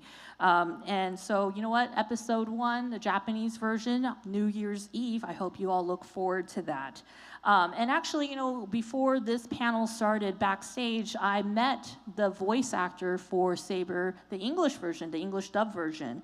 And, you know, we said hello, we shook hands very tightly, and then, you know, we exchanged pleasantries and everything. And, you know, fortunate for me, you know, he told me that he is a big fan of my voice acting, and there's a lot of respect that was shown to me, and I respect as well to him too. So both the Japanese and the English Sabers, we have now a great relation. We have a Japan-English, Japan-US relationship between the two Sabers. I think that's great. So continue. I ask everybody, please continue to support and love Fate as well as Saber that I play. And thank you once again for everybody here as well as the people watching the stream. Thank you again. Thank you very much. Thank you. Thank you. お、山田さんは、お。So let's have Yamada-san show the artful teaser, and then let's have a closing comment from Yamada-san as well.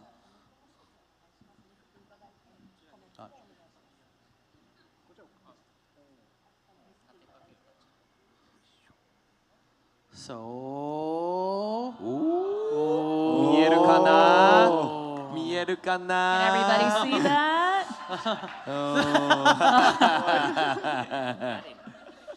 Hi. Yeah.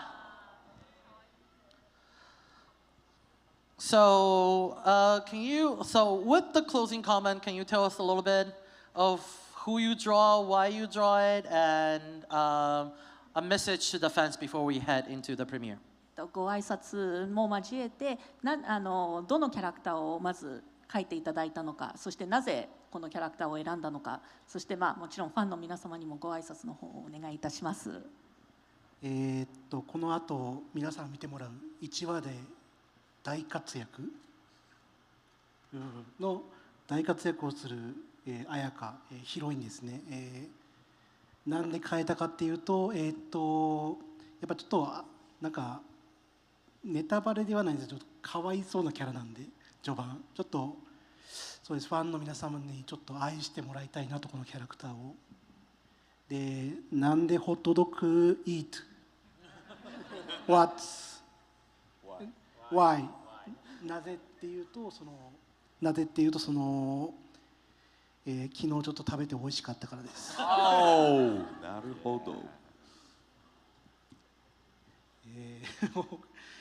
今回のイベント参加できて本当にたくさんの刺激をいただけて、この後この、熱気や刺激、作品作りに生かしていこうと思いますんで、本当ありがとうございました。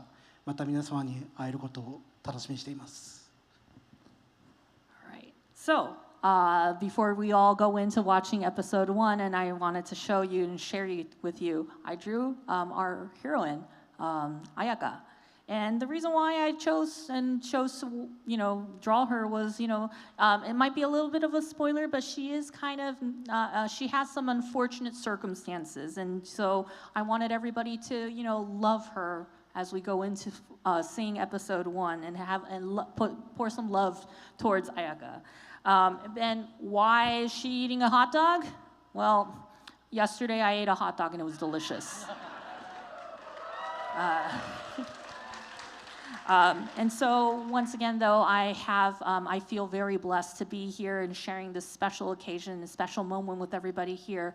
I've received so much interacting with so many different people here. I've been stimulated, and it's going to hopefully I can carry that over to my work, and I will continue to work very hard to deliver the best I can so that you can all enjoy this upcoming series. So thank you very much again.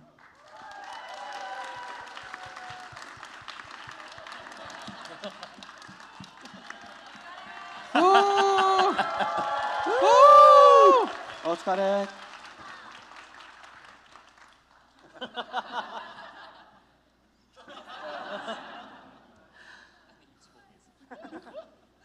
So last, let's have our directors to have a little closing comments. So let's start with Enokido-san. えのきどさんからご挨拶を。今日は本当に。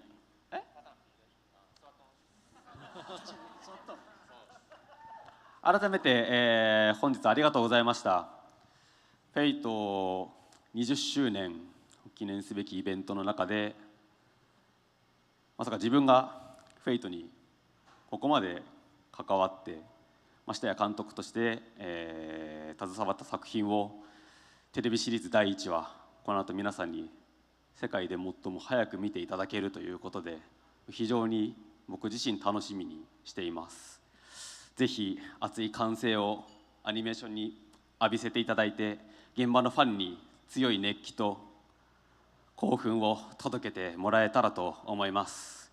引き続きテレビシリーズのフェイトストレンジフェイク並びに原作の方も最後まで応援をよろしくお願いします。今日は本当にありがとうございました。Thank you again for everybody for watching this, as well as everybody watching this stream.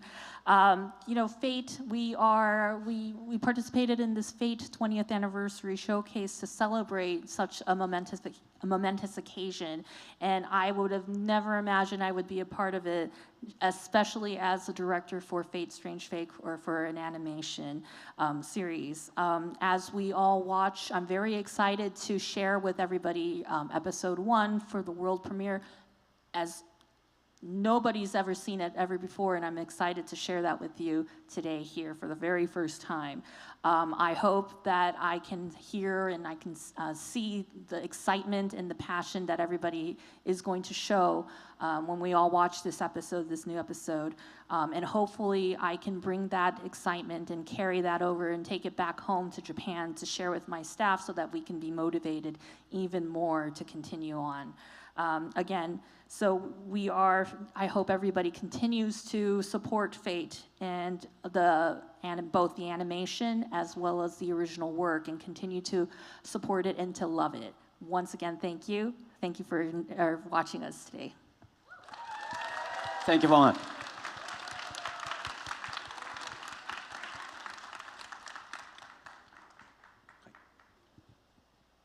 そうですね、本当にフェイト20周年というこの記念すべきイベントの場にご招待いただき、これからこの後皆さんに1話を見ていただくことを本当に楽しみにしております。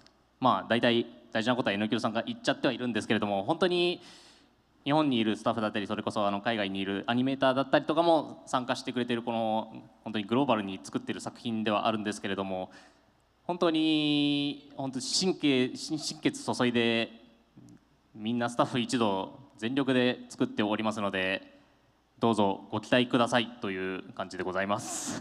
はい。Thank you again for coming. And we are here on a momentous occasion like this Fate 20th anniversary.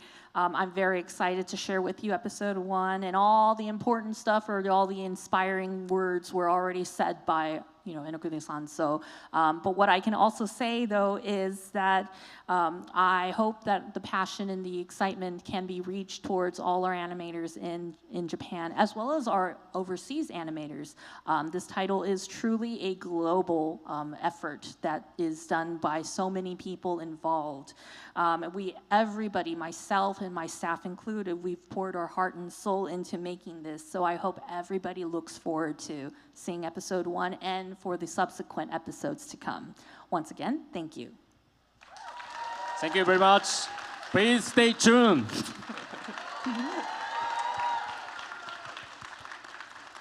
Last, I would like to read. So we received actually a special comment from the original author of Fate Strange Fake, Ryogo Narita Sensei. And we also have received another comment from the original character designer, Shizuki Mori Sensei. So I would like to read both. So first, the comment from Ryogo Narita Sensei. So I'm going to read it. Hello, this is Ryogo Narita, writer for Fate Strange Fake.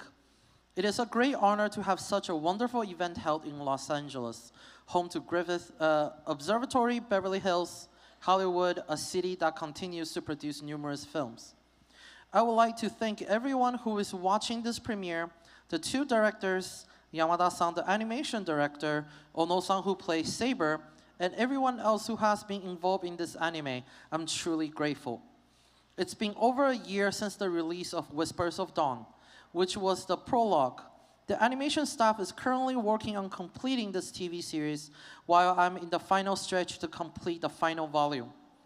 The joy and enthusiasm the audience shows for the anime is fuel for all of us to keep going. This story may be about a false Holy Grail war, but the experience everyone will have at today's premiere will be undoubtedly real.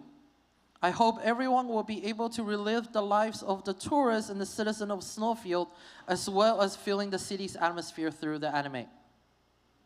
I hope everyone will enjoy the prologue that set the stage through the many characters and then be entertained by the rocking and rolling antics by Saber from this first episode. I hope you all have a great day.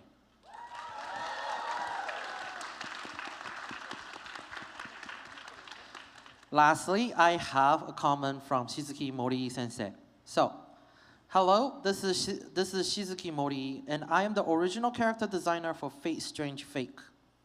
Thank you all for attending today's world premiere of Fate Strange Fake. I'm extremely happy to share this title with everyone in Los Angeles, miles away from Japan. I wonder if it's sunny or raining there, and I'm also picturing what the showcase site is like right now. The production staff and the voice actors have all put so much passion and love into the project, making a truly wonderful title. The gentleman on stage today, starting with the character design and the chief animation director, Yukei Yamada, has supervised countless character designs. And from the long list of characters, Saber, voiced by Yuki Ono, has breathed life into the characters through his intricate performance. And finally, under the capable hands of directors Shun Enokido and Takahito Sakazume, all the characters have been vividly portrayed, making a truly mesmerizing and immersive title. As you watch the first episode, my hope is that you will all be drawn into the world of Fate Strange Fake, and that you will have many memorable scenes stay with you. Please enjoy it until the very end.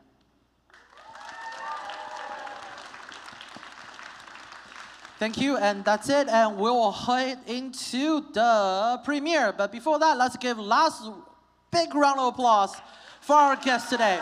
For the directors, Enokido-san, Sakazume-san, for the animation director, Yamada-san, and for our Saber, Ono Yuki-san.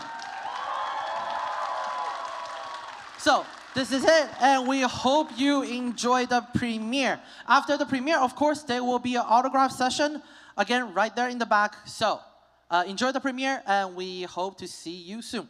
Thank you.